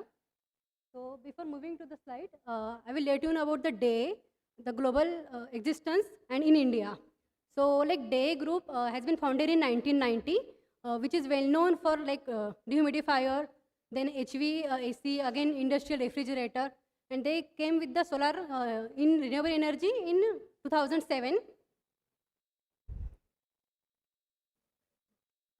And then in India, our existence is since 2016, but not as a Day name. Like we are providing OEMs to many brands for Indian market. So in 2019, we have entered in with a Day brand as a hybrid inverter. Then we got a really good response. Then we came with all the portfolio that we will check in our slides. So this is our outstanding performance, global performance from 2019 to 2024. We have supplied in 140 plus countries, all the portfolio like hybrid and on-grid inverters. This is our milestone from 2017 to 2024. So we will directly check for the Indian market. So in 2024, we have done 3 gigawatt shipments to India. So we are the first, we have launched our first micro inverter in 2017. So this is our global layout, our existence in all the other countries. And for Indian market, we are having 12 plus service engineer and 12 plus service centers and 40 plus service engineers. Also, we provide PDI, that is pre-dispatch inspection. If we are having any tender or we need to check any inverter, so people can visit. So in India, we are working with the distributor only. So we have our distributor region-wise. So we have all the certificates, that is IEC, BI certificate, which is MNRE approved. These are some images from our factory. All the SMT mounting and everything. So this is our portfolio. So for on-grid inverter, we are dealing with 1.5 kilowatt to 136 kilowatt. Hybrid inverter, 3 kilowatt to 80 kilowatt. So in hybrid, we have 2 segments, like low voltage and high voltage. So in low voltage, we are dealing with 3 kilowatt to 20 kilowatt. In high voltage, we are working with 30 kilowatt to 80 kilowatt. Also, we are having another solutions like off-grid inverter, micro and micro hybrid inverter. So we are pioneer in hybrid especially. So we are having options in micro as well that you can use micro inverter with the batteries. And this is BSS, like energy storage system. So these are battery, low voltage and high voltage batteries. That is another product, low voltage all-in-one hybrid solution. So it came with the 5 kilowatt inverter and 5.32 kilowatt battery. So one cabinet which including inverter as well as battery. So these are high voltage all-in-one solution. Number of products are there, like GF60, which is having 50 kilowatt hybrid inverter with 120 kilowatt battery solutions. Again, MSG215, which can be used with your existing solar plant. BSS, it is nothing but to replace your DG, we can use this battery solution, so which can be which can be used for to reducing noise. Also, which will be reliable and we integrated with the renewable with your solar plant. Wireless management system, it is nothing but the communication which will use for your smart control. So which is having all the smart devices like smart EV charger, smart switches, and the wireless city. As now we are connecting the traditional segment, like we are connecting the cable city, so it will be completely wireless. These are our another C and EV chargers and charging station. So we can see these units in upcoming REI in Delhi. This is again EV charging. We can see a demo how the electric vehicles are getting charged with the EV charger and the solar panels as well. So cloud management, online operations. So earlier we were using SolarMan application, but now we are came with the day cloud. And one more thing which is available for in the India server as well, which is having a firmware update. Like we are having our own cloud, so our team will be updated remotely. And as you install our app, so you will get the notification, everything. And AI assistant, like AI assistant, it will like self-consumption, like it will operate automatically. Like we know that Maharashtra has changing the policy with the TOD unit, so it is applicable for that. You can that AI will evaluate it and select like when to charge and when to discharge again with the priority in the peak demand. AI innovation for smarter. This is just AI assistant, just like customer support. It will you can ask them the question and they will give you answer. And recently, like in 2024, we have achieved 3 gigawatt, and now in like 6 to 7 months, we came.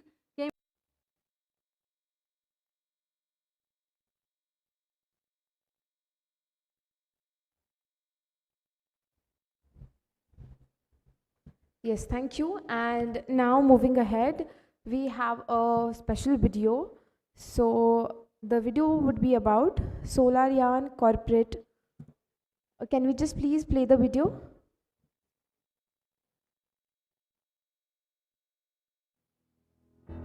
For centuries, the sun has been more than just a source of light. It's been a symbol of life, growth, and endless possibilities. As the world embraces the power of green energy, the sun stands as our most powerful ally, capable of sustaining humanity's future. In 2019, a new dawn broke in the world of solar energy. SolarYan was born, not just to deliver power, but to deliver a promise that what we offer is more than just technology, it's trust. At SolarYan, innovation drives everything we do. From 2 kilowatt to 136 kilowatt, our inverters lead the market in technology and reliability. But our customers aren't just buying inverters from us, they are buying trust. In an industry often plagued by poor after-sales support, SolarYan stands apart with a 10-year warranty and on-site service. We ensure that our customers are never left in the dark, every issue resolved, every promise kept. From 1% to 45% market coverage in just 5 years. Our growth reflects our relentless pursuit of excellence and our commitment to powering the future.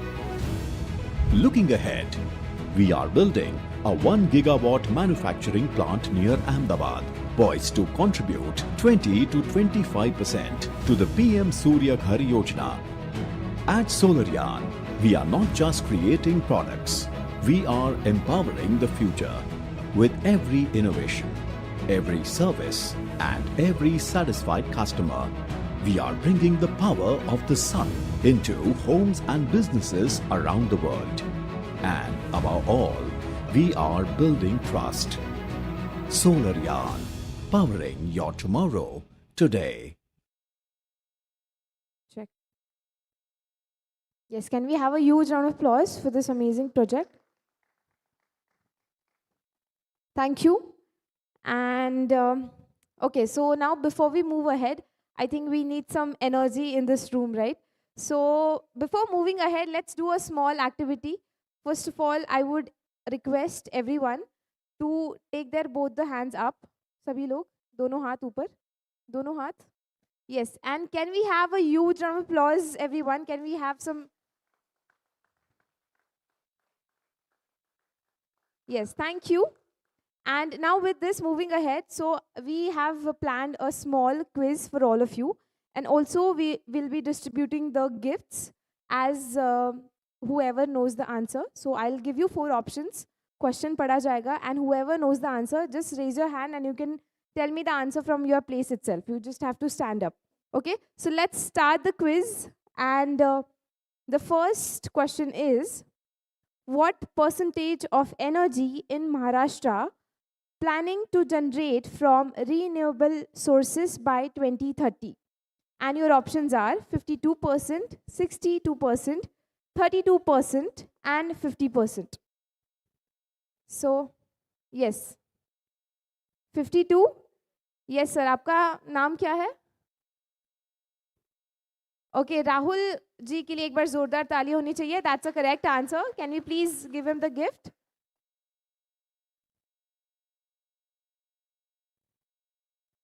Yes, congratulations. Thank you. And moving ahead with our next question. So what percentage of electric vehicle penetration is Maharashtra aiming to achieve by 2030? Your options are 30%, 40%, or 60%. 40%? No.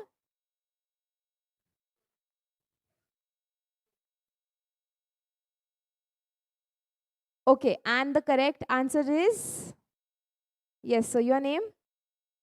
Kaushal ji, इनके लिए एक बार जोरदार तालियां. The correct answer is 30%. Can we please give him the gift? Thank you. Moving ahead to our next question. So the next question is, how many houses in India have been provided with solar rooftop installations under the PM Surya Ghar Yojana? Your options are 26 lakhs, 16 lakhs, or 30 lakhs. Yes? Okay, आपका नाम? रोहित जी के लिए एक बार जोरदार तालियां. That's a correct answer. So the correct answer is 16 lakhs. Yes, thank you. Moving ahead to our next question. So next question is, India's rooftop solar market in the C&I sector is estimated to reach how many gigawatts by 2027? Your options are 20 to 30 gigawatts, 25 to 30 gigawatts, or 30 to 35 gigawatts. 25 to 30. That's a correct answer. So your name? Aditya. Can we have a huge round of applause for him?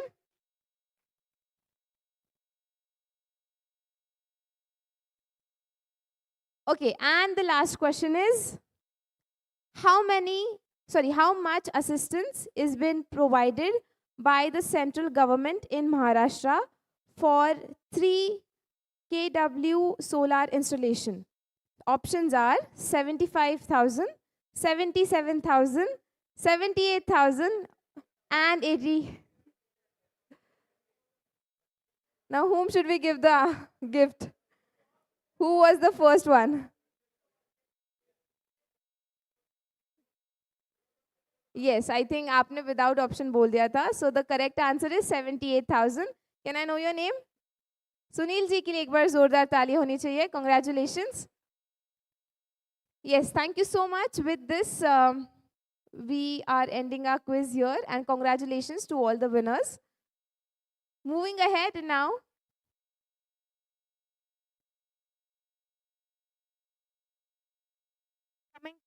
Okay, now coming back to the panel discussion. So as the names are taken, I would request each one of you to come forward on the stage. So the topic will be charging ahead, which is solar energy storage and EV ecosystem in Maharashtra. So for that, I would request our moderator, Mr. Chetan Pathak, who is the Director of Strategy and Growth from India Energy Storage Alliance, Customized Energy Solutions. Yes, can we have a huge round of applause for him, everyone?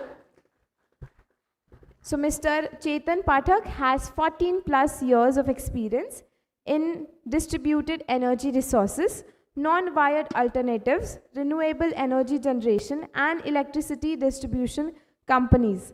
His present focus areas are greening the grid projects, round-the-clock green energy, battery energy storage solutions for grid scale, climate finance, e-mobility, which is with high voltage and low voltage platform, and green hydrogen. It derivates green energy, ammonia, and steel and refinery based applications. Moving ahead, now let's invite our next speaker on the panel. I would request Mr. Subhadra Ghosh to please come forward, who is the CEO of Geon Green Energy. So with over 20 years of expertise in international business, business planning, profitability, plant operations, procurement, and business excellence, Mr. Ghosh brings a wealth of experience to the renewable energy and automotive sectors. He has served as director in various Reliance infrastructure and associates, contributing to the strategic growth and operational excellence. An MBA and mechanical engineer by profession, he also worked for nearly 15 years in Tata Motor and Singapore Electrical Vehicle across diverse functions, including operations, business planning, and plant management. May I please request him to come forward?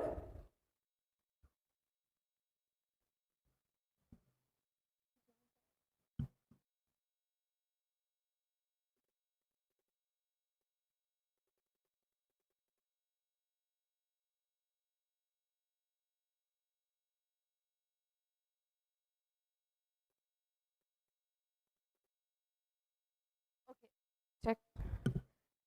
Yes, so as I take the names, whoever is present, they're requested to please join me on the dais.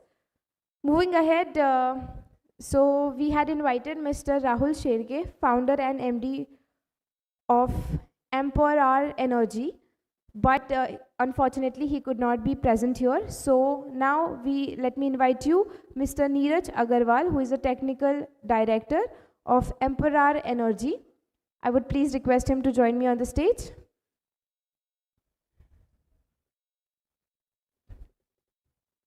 Yes, a very warm welcome. Moving ahead, now let's invite Ms. Rakshanda Lande, Head Sales and Marketing West India at Ninbo Day Technology Co. Limited. So Ms. Rakshanda is a dynamic solar energy leader with nearly 6 years of experience in the renewable energy sector. For the past 2.6 years, she has been heading sales and marketing for West India at Day, where she drives market expansion, partner enablement, and adoption of high-performance solar solutions. So let's welcome her. Also, we have Mr. Anirudh Amin, who is the founder and CEO of CPO Assist. So Mr. Anirudh is a seasoned professional with over 6 years of extensive experience in stakeholder management for global smart cities, specializing in smart street lights, smart metering, solar solutions, and electric vehicle charger manufacturing. A very warm welcome to you. Also, let's invite Mr. Ramesh TN, R&D and Product Head from POM Systems and Services Private Limited. So Mr. Ramesh is a seasoned professional with over 30 years of experience in solar industry, currently serving as a technical head, solar and ESS at POM Power Private Limited, Bangalore, India. He has previously held senior leadership roles including head of Rooftop and distributed energy systems engineering at Sterling and Wilson Private Limited, India. So let's welcome him. Also, let's welcome Mr. Naresh Chandak, who is a Vice President at BSS, BD and RE, Inaugural. So Mr. Naresh brings over 26 years of diverse experience spanning renewable energy, automobile and HVAC industries. So he has been instrumental in establishing the battery energy storage systems business unit at Inaugural, shaping its portfolio, driving business development and leading renewable energy engineering initiatives. So these are all our panelists with our moderator. Over to you. Yes, thank you.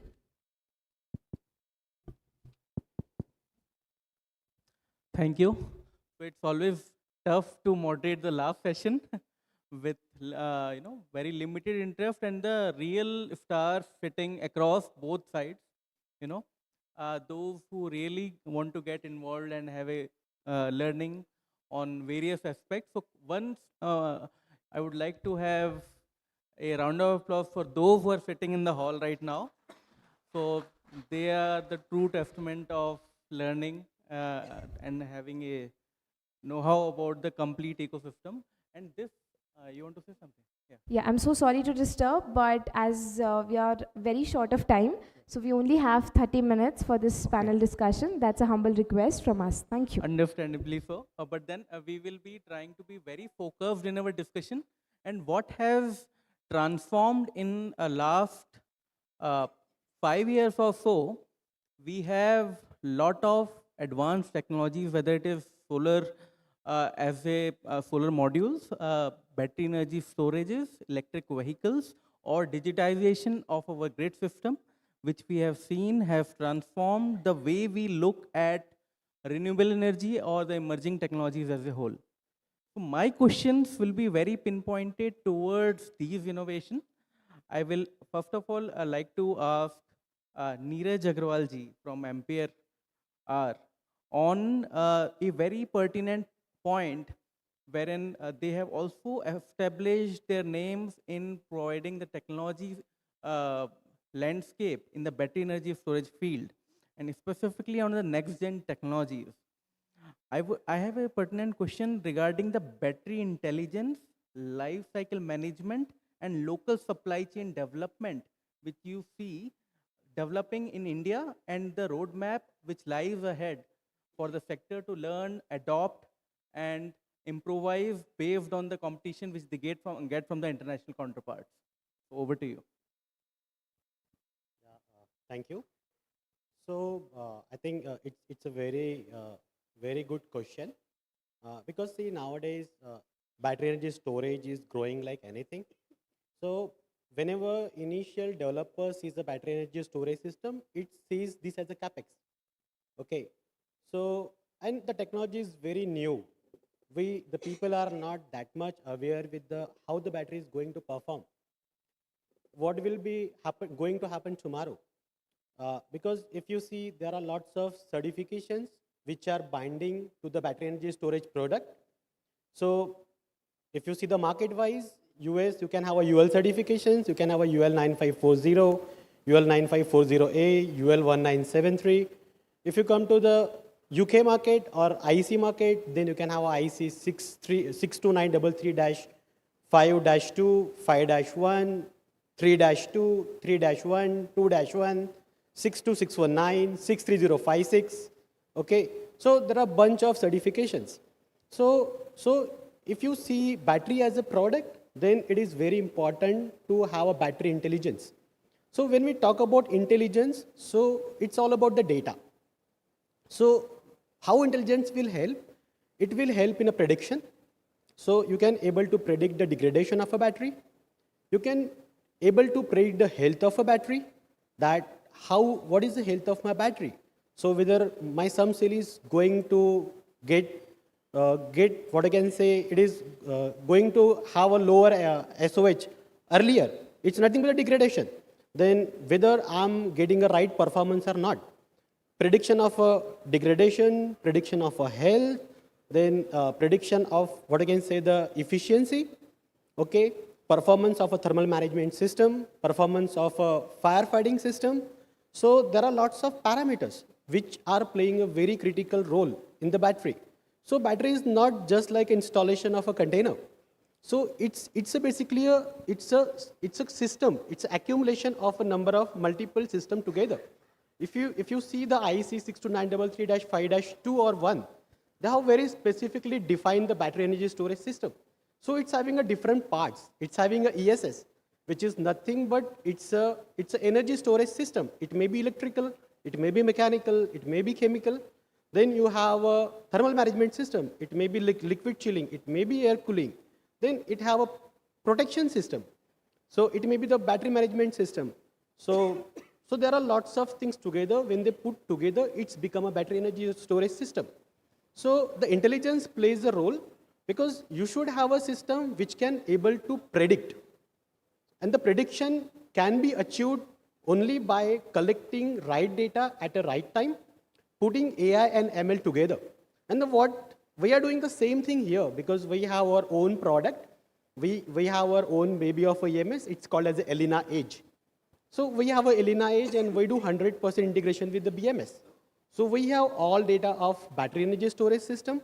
We have all data of PCS. We have all data of ACDBs. So because it's not only the container, it's all together. And putting all this together, we are building intelligence, which is helping us to run the system in a right way, in a more efficient way, and to get the required performance and the less degradation. Then the second question is about the life cycle management. So see, because in India, everybody say mileage kitna hai. Okay, because we are not seeing a system for a 1 year or 2 year.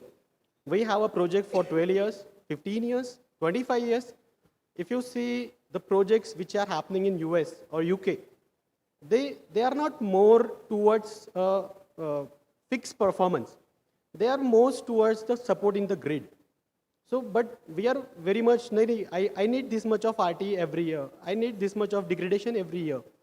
Okay, so when you're putting so much of capex and where the technology is mostly, what I can say, carried forward from another country. I cannot take the name of country, but okay, it is carried from another country, which is not developed in our India. So we should have a proper life cycle management. So the life cycle management can help us to have a proper charge, proper discharge, proper balancing, proper management of our spares, proper life cycle of every individual spare. Suppose if you have a fire system, so it may have a aerosol, it's have a life of 12 years. It may be have a life of 15 years. So you should have a management of that life cycle that, okay, after 12 years, I need to replace that part. So that should be the part of my life cycle management procedure or life cycle management SOP. So the life cycle management can very effectively done with the help of AI and ML together. So these are all integrated part. So battery intelligence, life cycle management, all are the integrated parts which need to be performed together with the data, not only collection of a data, but it's parallelly a analysis of a data. Do the prediction, take a proper decisions, and run the system the way you want, which will give the better degradation and the required performance over the period of time. Yeah. And third question, it's okay? Supply chain. Yeah. And the third part is the supply chain development. So see, presently, as I already explained, the battery energy storage system is a part of multiple things together. It's not only the battery. So we are also focusing a lot now. We are helping lots of suppliers to develop indigenous part for the battery, not only from the aux system, but also from the pack side. So connectors, then liquid cooling pipe connectors, liquid cooling system, then chillers, HVAC. So we are also working on this. See, presently today it seems little bit difficult because in India we are not started the manufacturing at such a large scale, and the technology for the EV packs and the BSS packs or BX containers, it's quite different. It's not very similar. We can say not 50-50, 30-40, 30-70. But we are focusing on that because it is required for tomorrow. And we need to start today so that we can achieve in a short period of time. Yeah, thank you. Thank you, Neeraj. Moving to Rakshanda, we saw your presentation, and then I have added a very specific question to you on solar plus storage solution. And then with your technology and business models, how are you supporting this solar plus storage ecosystem with your bidirectional inverters? What is the vision of local manufacturing which you see with day inverters and the technology which you brings to this forum? Yep.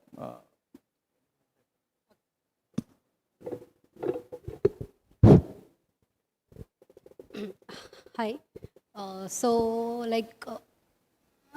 DAY is a global leader. Like we are working in many countries. Yes, we are ready to adopt all the solar rooftop, and we have unique solution.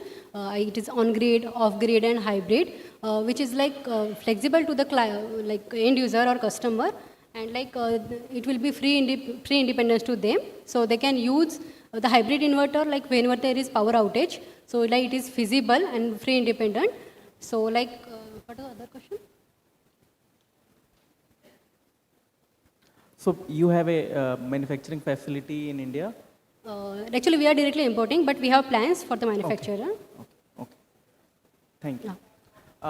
Moving to our next speaker, Anirudh ji. Anirudh, with your know-how of the e-mobility industry, I just want to have an idea on three very critical aspects. One is, how do you see the interoperability between the emerging renewable energy technologies? Be it we are sitting in a renewable energy forum. Then battery technology has came into the foray, and now electric vehicles are transforming the landscape of Indian mobility. And we all know that if we have to, so whether tailpipe emissions are zero down in our urban cities, there will be coal burning somewhere, right? So what is your USP on, first of all, software development, interoperability, and smart charging concepts? So if you can enlighten us with this specific question. Right. Thank you. That's quite an interesting question. Now, regarding the integration of renewable energies, there has been a lot of discussion that, when EVs pick up, there'll be a shortage of power, right? That has been the standard area of concern for a lot of people, that a grid will collapse and all of those. We have seen similar cases happening in UK, where there have been grid collapses just because of influx of too many electric vehicles in a particular area. So yeah, that is an area of concern when it comes to the energy generation. And why we have seen this not happening in India is because of the renewable influx that is there, where the whole power grid of India is very distributed. So when I say distributed, there have been instances of private discoms that have come in the recent times, where at least in Mumbai we have seen 4 discoms running in parallel, right? That reduces a lot of burden over a single grid to collapse. That is how we are able to scale very quickly. Regarding the integration, we have seen a lot of solar balancing out the whole demand of EV. Where we have seen a lot of installations happening on residential places rather than public charging, where renewable makes more sense. So you decentralize the whole load across, the residential segment wherever it's possible. So at least in the societies, it's not individual bungalows can easily cater to that demand. In public charging, we have experienced it's a bit too early for renewables to get in, because the sheer power output that people are expecting out of the chargers, we started off with 7.4, today we are at 180 kilowatt per output. So those are 360 kilowatt systems at the size of a fridge, right? And the equivalent solar energy that is needed. So it has not been practical for us to deploy even 25% of the capacity of a charging station over there. We have established hubs of 4 to 5 megawatt per hub, where bus use cases have come in for BEST and Azure and all of those. So balancing out the demand in public charging as well as bus charging is not something that we are looking at right now, where renewables play in. But at least for the individual distributed individual charging, we have seen renewable energy is taking a lot of burden off, the demand of energy. And now for the software part, I have been in this industry for a very long time in the smart grid segment, where we had done a lot of projects regarding the balancing of power transformers as well as distribution transformer monitoring. So yeah, those things have been helpful for us to manage the whole deployment of EV chargers. So the whole software aspect of it is with the launch of the United Energy Interface, which is very similar to UPI, what has been there in the fintech market. With UEI, what the whole software industry is going to do is peer-to-peer energy trade. So anyone could be buying off energy under these PPAs and all of those. So there are still a lot of regulatory hurdles that are there that we have to cross. It's not an overnight journey, but yeah, at least for the software layer, we are trying to decentralize it by making power purchases very accessible to the consumers, where with just an application, you'll be able to purchase excess power from the solar farms. Thank you very much. With that, we move to Ram Agrawal ji. So he deals with critical backup applications, UPS. Yeah. Okay, he's not here. So let's move to Ramesh ji. Ramesh looks after a very interesting segment wherein AI plays a larger role. If I have to ask him a very specific question and a little trickier one, do you make sure that we create a digital twin or AI/ML platform with the advanced control system operation before you design a particular, electronic ecosystem for energy management? So that is my question for you. A little trickier one because you are the right person to answer this. See, digital twins, yes, we do. Which way we do? Okay, there are many packages. Okay, with that you can virtually design a power plant and see the performance of the power plant. You can vary the contribution from the solar, say 100%, 70%, 80% or 50%, and see how it performs. And also with the battery systems, with 50% penetration, whether you will be able to achieve full state of charge, okay, whether you are not, okay, because weather is a varying condition, right? So monsoon will have a less radiation hours, summers will have, but summer has a temperature issue, okay. With those things you can, vary that the percentage contribution from the solar, and then see how it performs, okay. And also you can see the battery charge discharge cycles with the digital twins. If you call that packages as digital twins, yes, I agree, okay.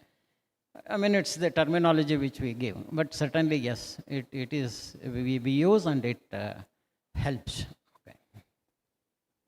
Thank you very much.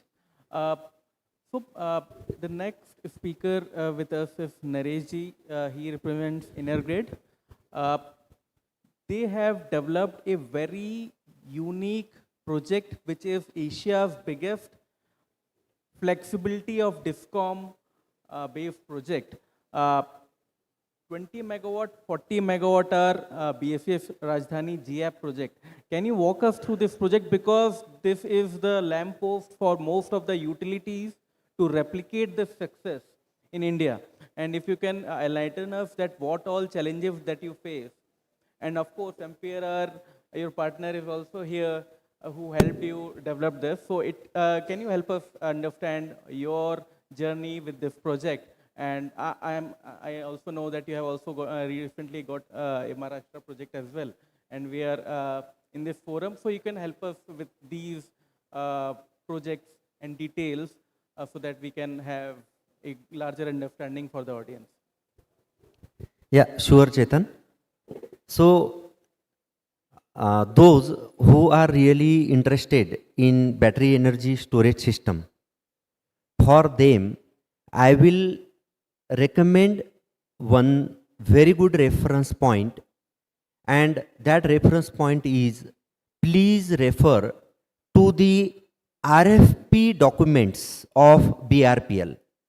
So you will get all the RFP documents of BRPL of 20 megawatt by 40 megawatt hour battery energy storage system online. And the journey is very long, very interesting, but to make it short, I can say with lot of confidence, because we are at present working on 2.5 gigawatt hour of battery energy storage projects in India. Right? So with that confidence and little bit of experience, I will say, the BRPL, these documents and the project which we have commissioned successfully within the timeline is a benchmark for the industry. As my industry colleague Neeraj has mentioned already, it has all the global requirements. It has IEC, it has UL, it has NFPA, it has CEA.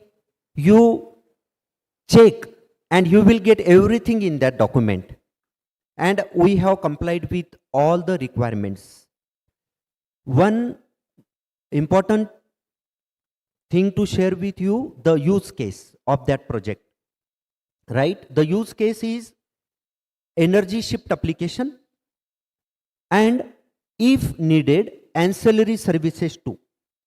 So the design and engineering, the BESS complete selection, battery, PCS and rest of the BOS and the BOP is selected and designed in such a way that the project is complied with the required use cases, and that is very unique and very special. Thank you. So I have a very generic question to all our audience. How many of you are vouching for the C&I segment to participate with your products? You can raise your hand. C&I, commercial and industrial segment mein how many of you are operational right now? You can raise your hand. Okay. I could see at least like 20% of the audience. So my questions in this next round, we have to be very brief because of the timeline. To Neeraj ji, for a startup, if I have to do a bankable project in C&I segment, what are the 2-3 points which I have to make sure that it is bankable and without any crutches of incentive from the government? So if you can help us, because for C&I segment, unfortunately for solar rooftop or for battery energy storage, the biggest problem is subsidy is not there. So if we have to make sure we leapfrog the next orbit to the next orbit, C&I has to adopt both solar and storage in a big way. So your comment, sir. So, yeah. So when you see the C&I segment, I think C&I segment ESS installation size is a small, but its applicability is very wide scope, because and if you want to make it bankable, so bankable you can make only with giving a guarantee on the performance, because somebody is going to invest into that. Okay, so first thing is the guarantee on the performance that you need to be ensured at the time of procurement of a battery. You need to have a long-term agreements in terms of services, in terms of guaranteed degradation, in terms of guaranteed RT. So that is more crucial. And second is, what is the exact application you are going to put the battery for use? It may be a 1 cycle a day, 2 cycle a day. It may be 2 hours application, 4 hour application. So the more number of cycles you can perform, you can have a lesser ROI for the product. Yeah. So Chetan, if I can add, right? So एकदम simple करते हैं इसको. अगर आपको कोई ये CNI sector के लिए भी अगर बेस इवेल्युएट करना है, ऑफ कोर्स राइट, सिंपल करते हैं, जो भी आपका TOD जो है ABCD है या ABC आप देख लीजिए, क्या आपको टैरिफ लग रहा है अभी आपका इंडस्ट्रियल CNI में, वो देख लीजिए, उसका जो भी डेल्टा है इन द टैरिफ, अगर आपको एनर्जी शिफ्ट एप्लीकेशन से अगर आप मीट कर सकते हैं, दिन में आप सोलर से चार्ज कर लीजिए, इवनिंग पीक आवर्स में आप यूज कर लीजिए, this is one of the best, without any incentive ये मॉडल आपका सक्सेस हो सकता है. Correct. Yeah, In fact, what we have seen in Mumbai, the tariffs go as high as 13 rupees with increasing slabs. So that is the area which we need to hit. Over to you, Rakshanda, on the C&I adoption in Maharashtra. If you can talk about the accelerating rooftop adoption in C&I segment in Maharashtra, that what do you see your inverter adoption and the kind of applications or inquiries you get for the C&I sector? Okay. So as I informed, like we have unique technology like hybrid and on-grid. So in hybrid, like we have feature, as Naresh sir said, the TOD feature, we have that feature. So like with the three features, like it is self-consumption, manually and charging. With this feature, like user can decide when to charge and discharge the battery. Accordingly, they can save the money by reducing the electricity bill. And if you are saying about business model, so like we are working with the major EPCs and developers. So like we have a feasible financial options with them, and even the local focus. Like we are arranging many webinars for the hybrid technology, even the technical seminar, and mainly for Maharashtra, we have our service center in Pune itself. So like we are giving the training to the O&M team of the EPCs. They will come in our office. They can see inverter. Even the inside the inverter, they can see and understand. We will give the training to them. So by this, yeah. Okay. Thank you. To Anirudh, my question is little different. On grid-friendly EV charging, one is that, how do we promote that? Second is, if I have to ask you from the CPO perspective, what is the aggregation model that you follow, and what could be the right way to approach a charge point operator's guidebook or manual to host in various different areas across, for example, Maharashtra? So yeah. Right. So what was the first question? The first question is grid-friendly EV charging, managed charging, you can say. Right. So yeah, with the time of day tariff that you had mentioned in Mumbai, a lot of EV charger manufacturers have now put features of scheduled charging and all of those. But yeah, there are still technical challenges to do that. There is a vehicle authentication also that happens when you charge the vehicle. So it's not as easy as it sounds, but I think with the due course of time, we will catch up to those hacks as well to avoid the time of days. Now, grid-friendly charging is kind of mixed as of now, because if you look at the whole EV charging infrastructure in India, the average utilization of our assets is less than 7%. And that's the most shocking number that we see right now with the number of installations that we do per month versus what utilization we are at right now. I don't think we are at a stage where we are looking at grid-friendly charging. We are looking at more charging as of now, because 7% utilization does nothing for us at this time. At a point where we will achieve probably 25 to 30% utilization of our assets is when these concerns would come up. Also, a lot of discussions today around battery energy storage system, and a lot of papers and pilots I have already seen for deployment of EV charging stations. As of now, it is kind of a bit premature for the EV industry to get into it, just because of two reasons. One is, again, as I said, 7% utilization. Our current ROIs are at 8 years.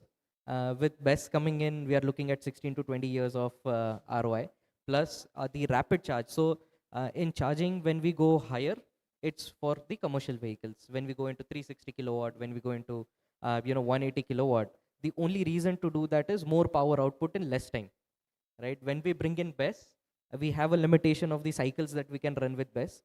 Deep discharge and deep charging is something that would again impact the life cycle of the BESS systems.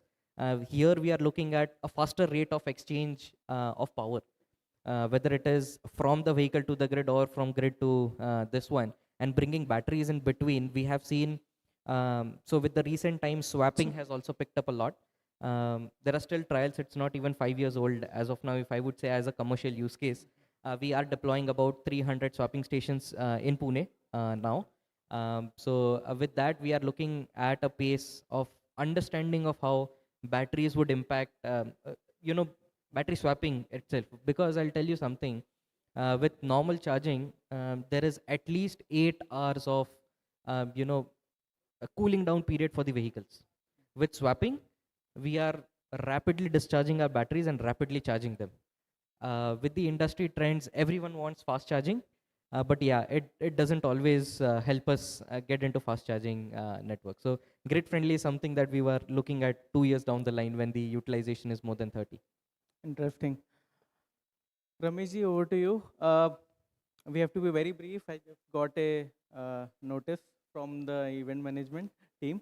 What role do you see smart grid solution play in synchronizing solar, storage, EV charging in Maharashtra? As he rightly pointed, they are exploring battery swapping. So would you like to add one feather to this cap more on smart grid solutions?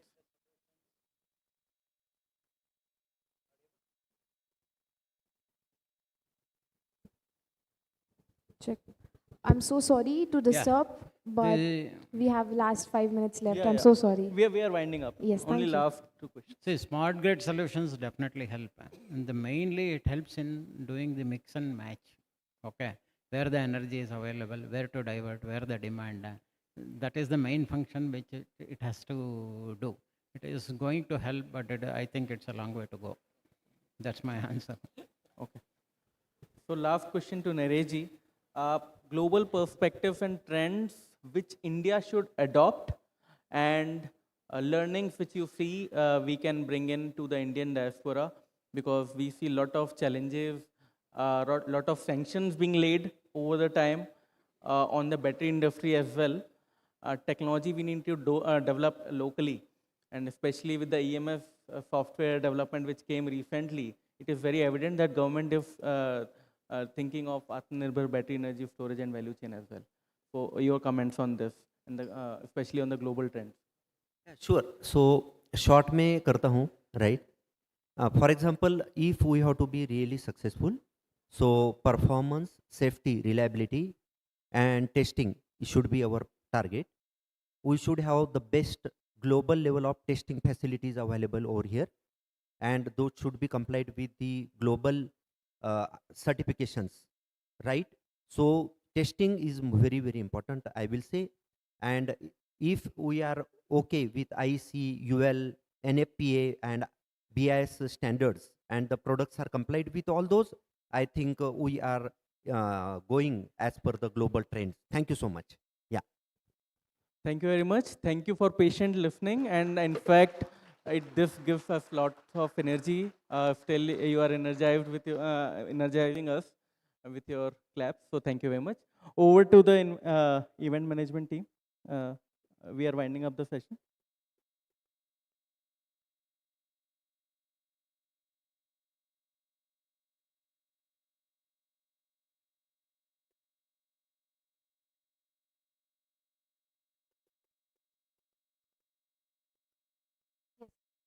Check. Yes, thank you so much. And now I would request our moderator to please felicitate our speakers. So first of all, let's invite Subharta Ghosh.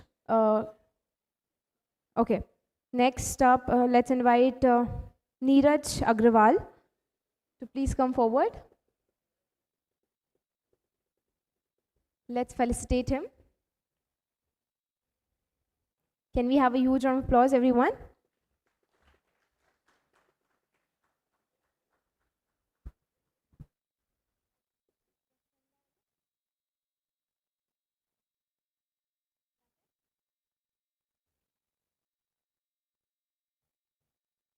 Next up, I would request Ms. Rakshanda Lande to please come forward for the felicitation.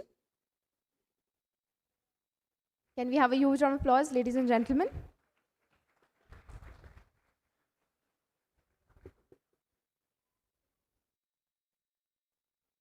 Yes, next up I would request Mr. Anirudh Amin to please come forward.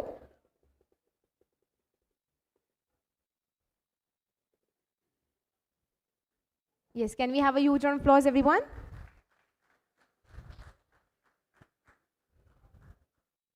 Next up, I would request Mr. Ramesh to please come forward.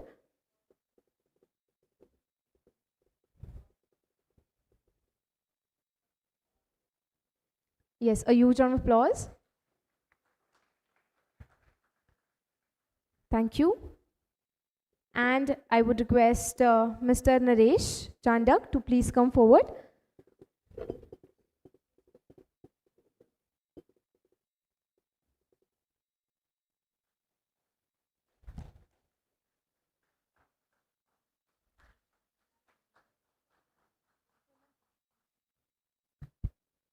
Yes, and to felicitate Mr. Chetan, I would request Mr. Hemant sir to please come forward.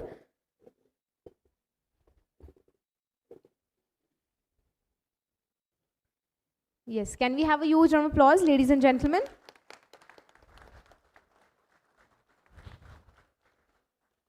Thank you. And let's take a group photo, everyone. I would request every one of you to please come forward.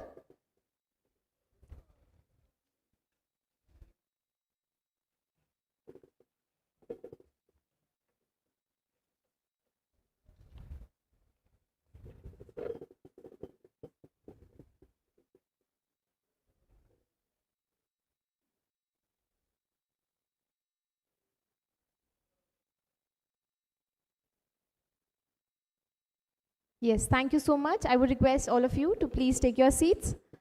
Thank you so much for joining us today.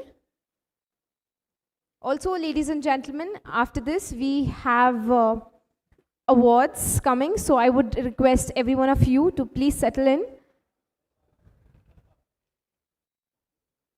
So as the names are taken, I would request following people to come forward to receive the awards. And now to present the awards, I would request Ms. Kanchan Bhosle to please come forward on the stage.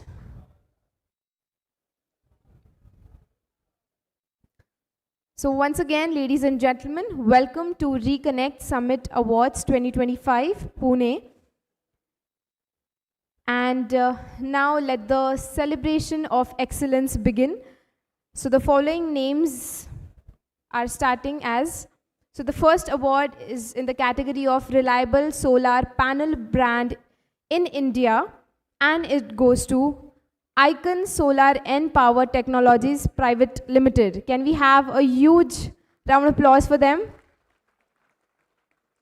Can I please request to come forward on the stage? So, congratulations for winning Most Reliable Solar Panel Brand in India award. Ladies and gentlemen, I would request every one of you to give them a huge round of applause. Thank you so much and congratulations. So the next category would be Durability and Reliability Excellence Award, and it goes to Navitas Solar. So can we have a huge round of applause for Navitas Solar? I would request you to come forward. Ladies and gentlemen, I would request every one of you to please appreciate the people who are winning the awards. Yes, let's congratulate them by giving them a huge round of applause. Thank you. So next award is in the category of Excellence in Wind Project Execution, which is EPC Award, and it goes to KP Group. So let's invite KP Group on the stage. Congratulations KP Group for winning this award.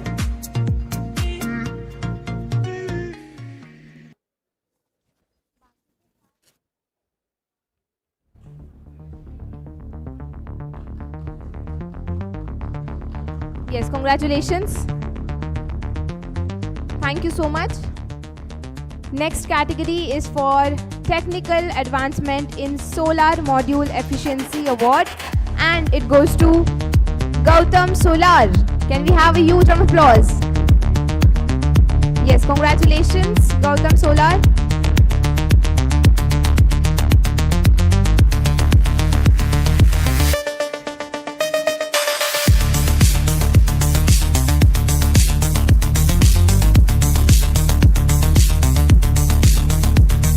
Yes, next category is Green Manufacturing and Sustainability Leadership Award, and it goes to ECE Solar. Congratulations, ECE Solar.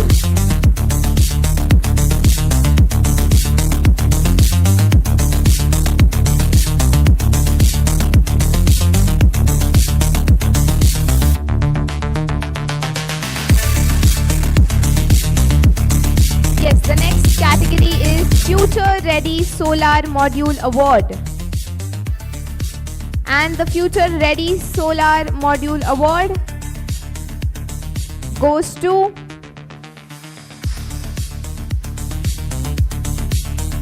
Sasa Energy LLP. Can I request Sasa Energy LLP to please come forward on the stage? SASA Energy LLP.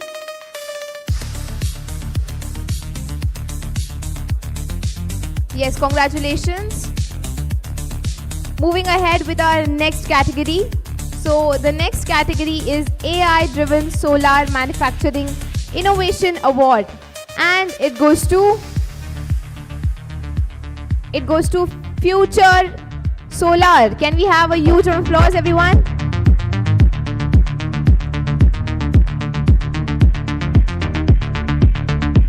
So do we have anyone from Future Solar?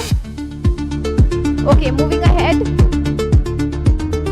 Yes, thank you so much, Kanchan ma'am. And to present the next awards, I would request Mr. Jaideep Malviya sir to please come forward to present the next awards. And the next category is Innovation in On-Grid and Micro-Inverter Technology Award, and it goes to Feston SEV Technologies. Can we have a huge round of applause?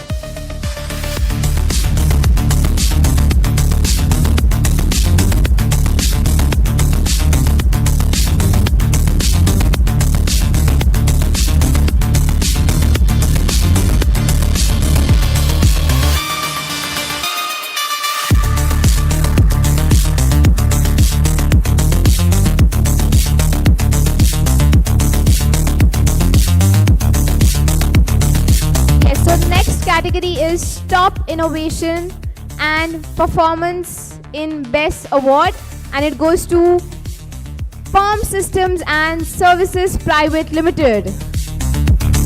Yes, a very big congratulations.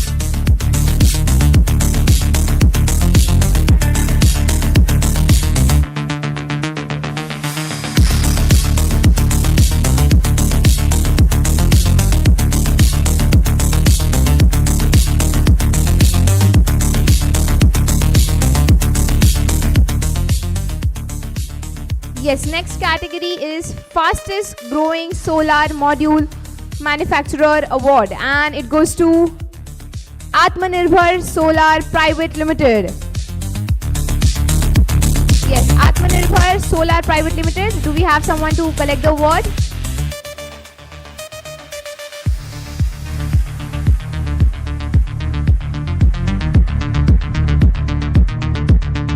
Yes, a very big congratulations. Can we have a huge round of applause, everyone?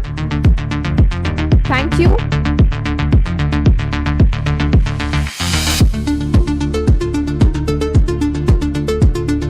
Moving ahead to our next category. So the next category is Residential and C&I Application Award, and it goes to Solar Yarn. Can we have a huge round of applause for Solar Yarn?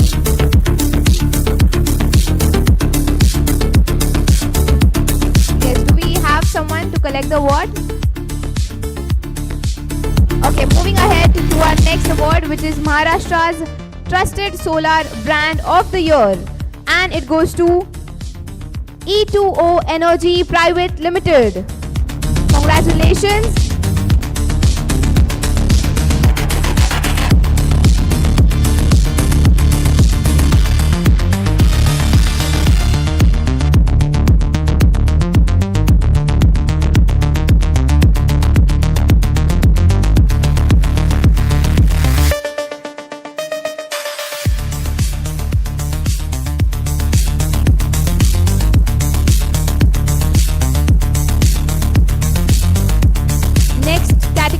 Next Gen Solar Panel Manufacturer Award, and it goes to Army Solar Energy Private Limited.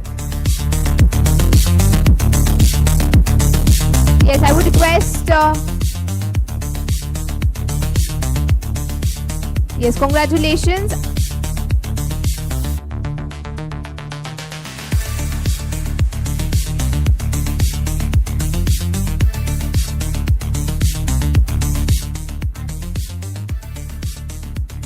Yes, congratulations Army Solar Energy Private Limited for winning Next Gen Solar Panel Manufacturer Award. Moving ahead with our next category, it's Innovation in Monitoring and Controlling Solutions Award, and it goes to Surya Logics. Yes, a very big congratulations. Can we have a huge round of applause, ladies and gentlemen?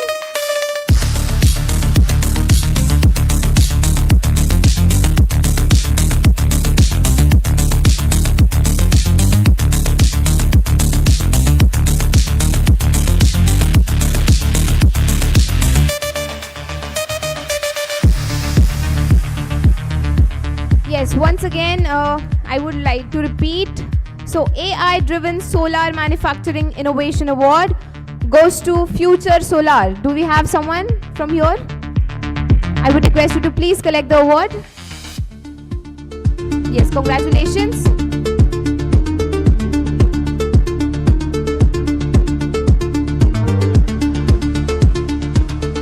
Thank you so much. Moving ahead. Also, I would like to once again announce Best Solar Inverter for Residential and CNI Application Award, which goes to Solar Yarn. So, do we have someone from Solar Yarn to collect the award?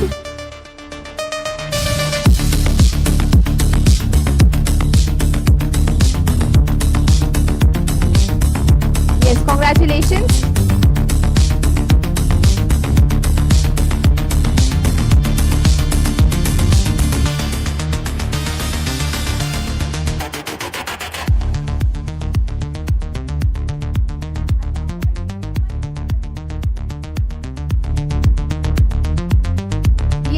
Last but not the least, Large Scale Ground Mounted EPC Excellence Award, and it goes to BU Bhandari Energy Private Limited. Can we have a huge round of applause?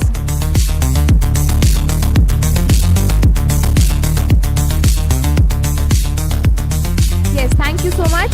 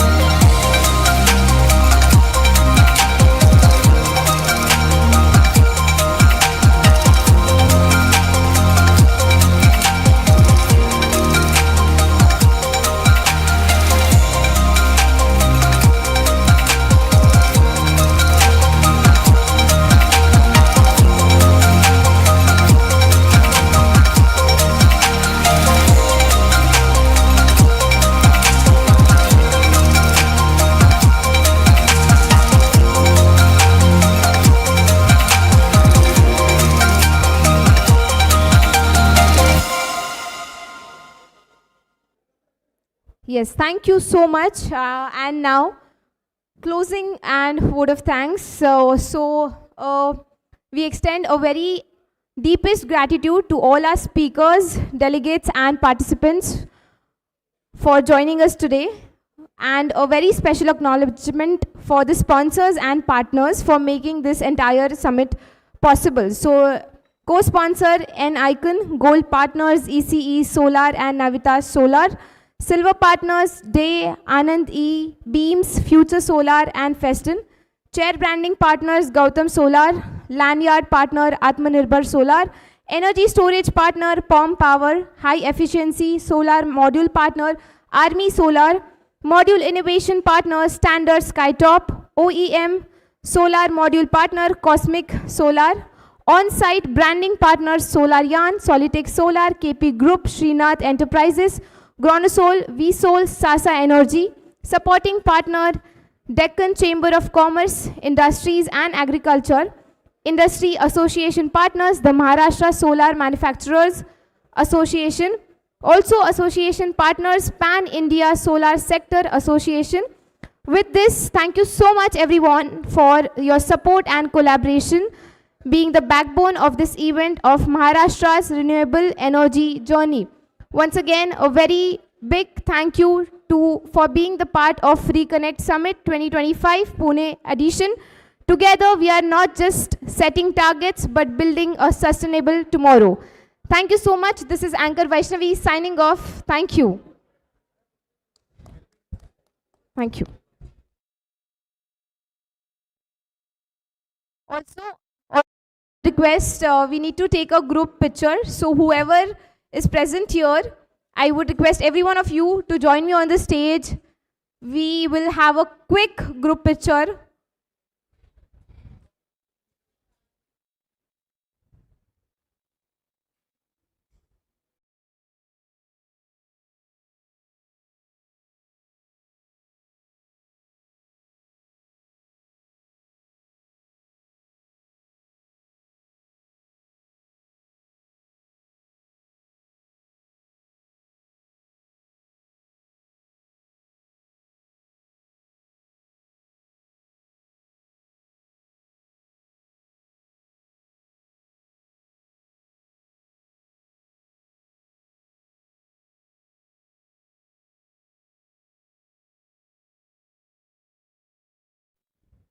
Who is present for this REconnect Summit, I would request you to please join us on the stage. You can go in the center.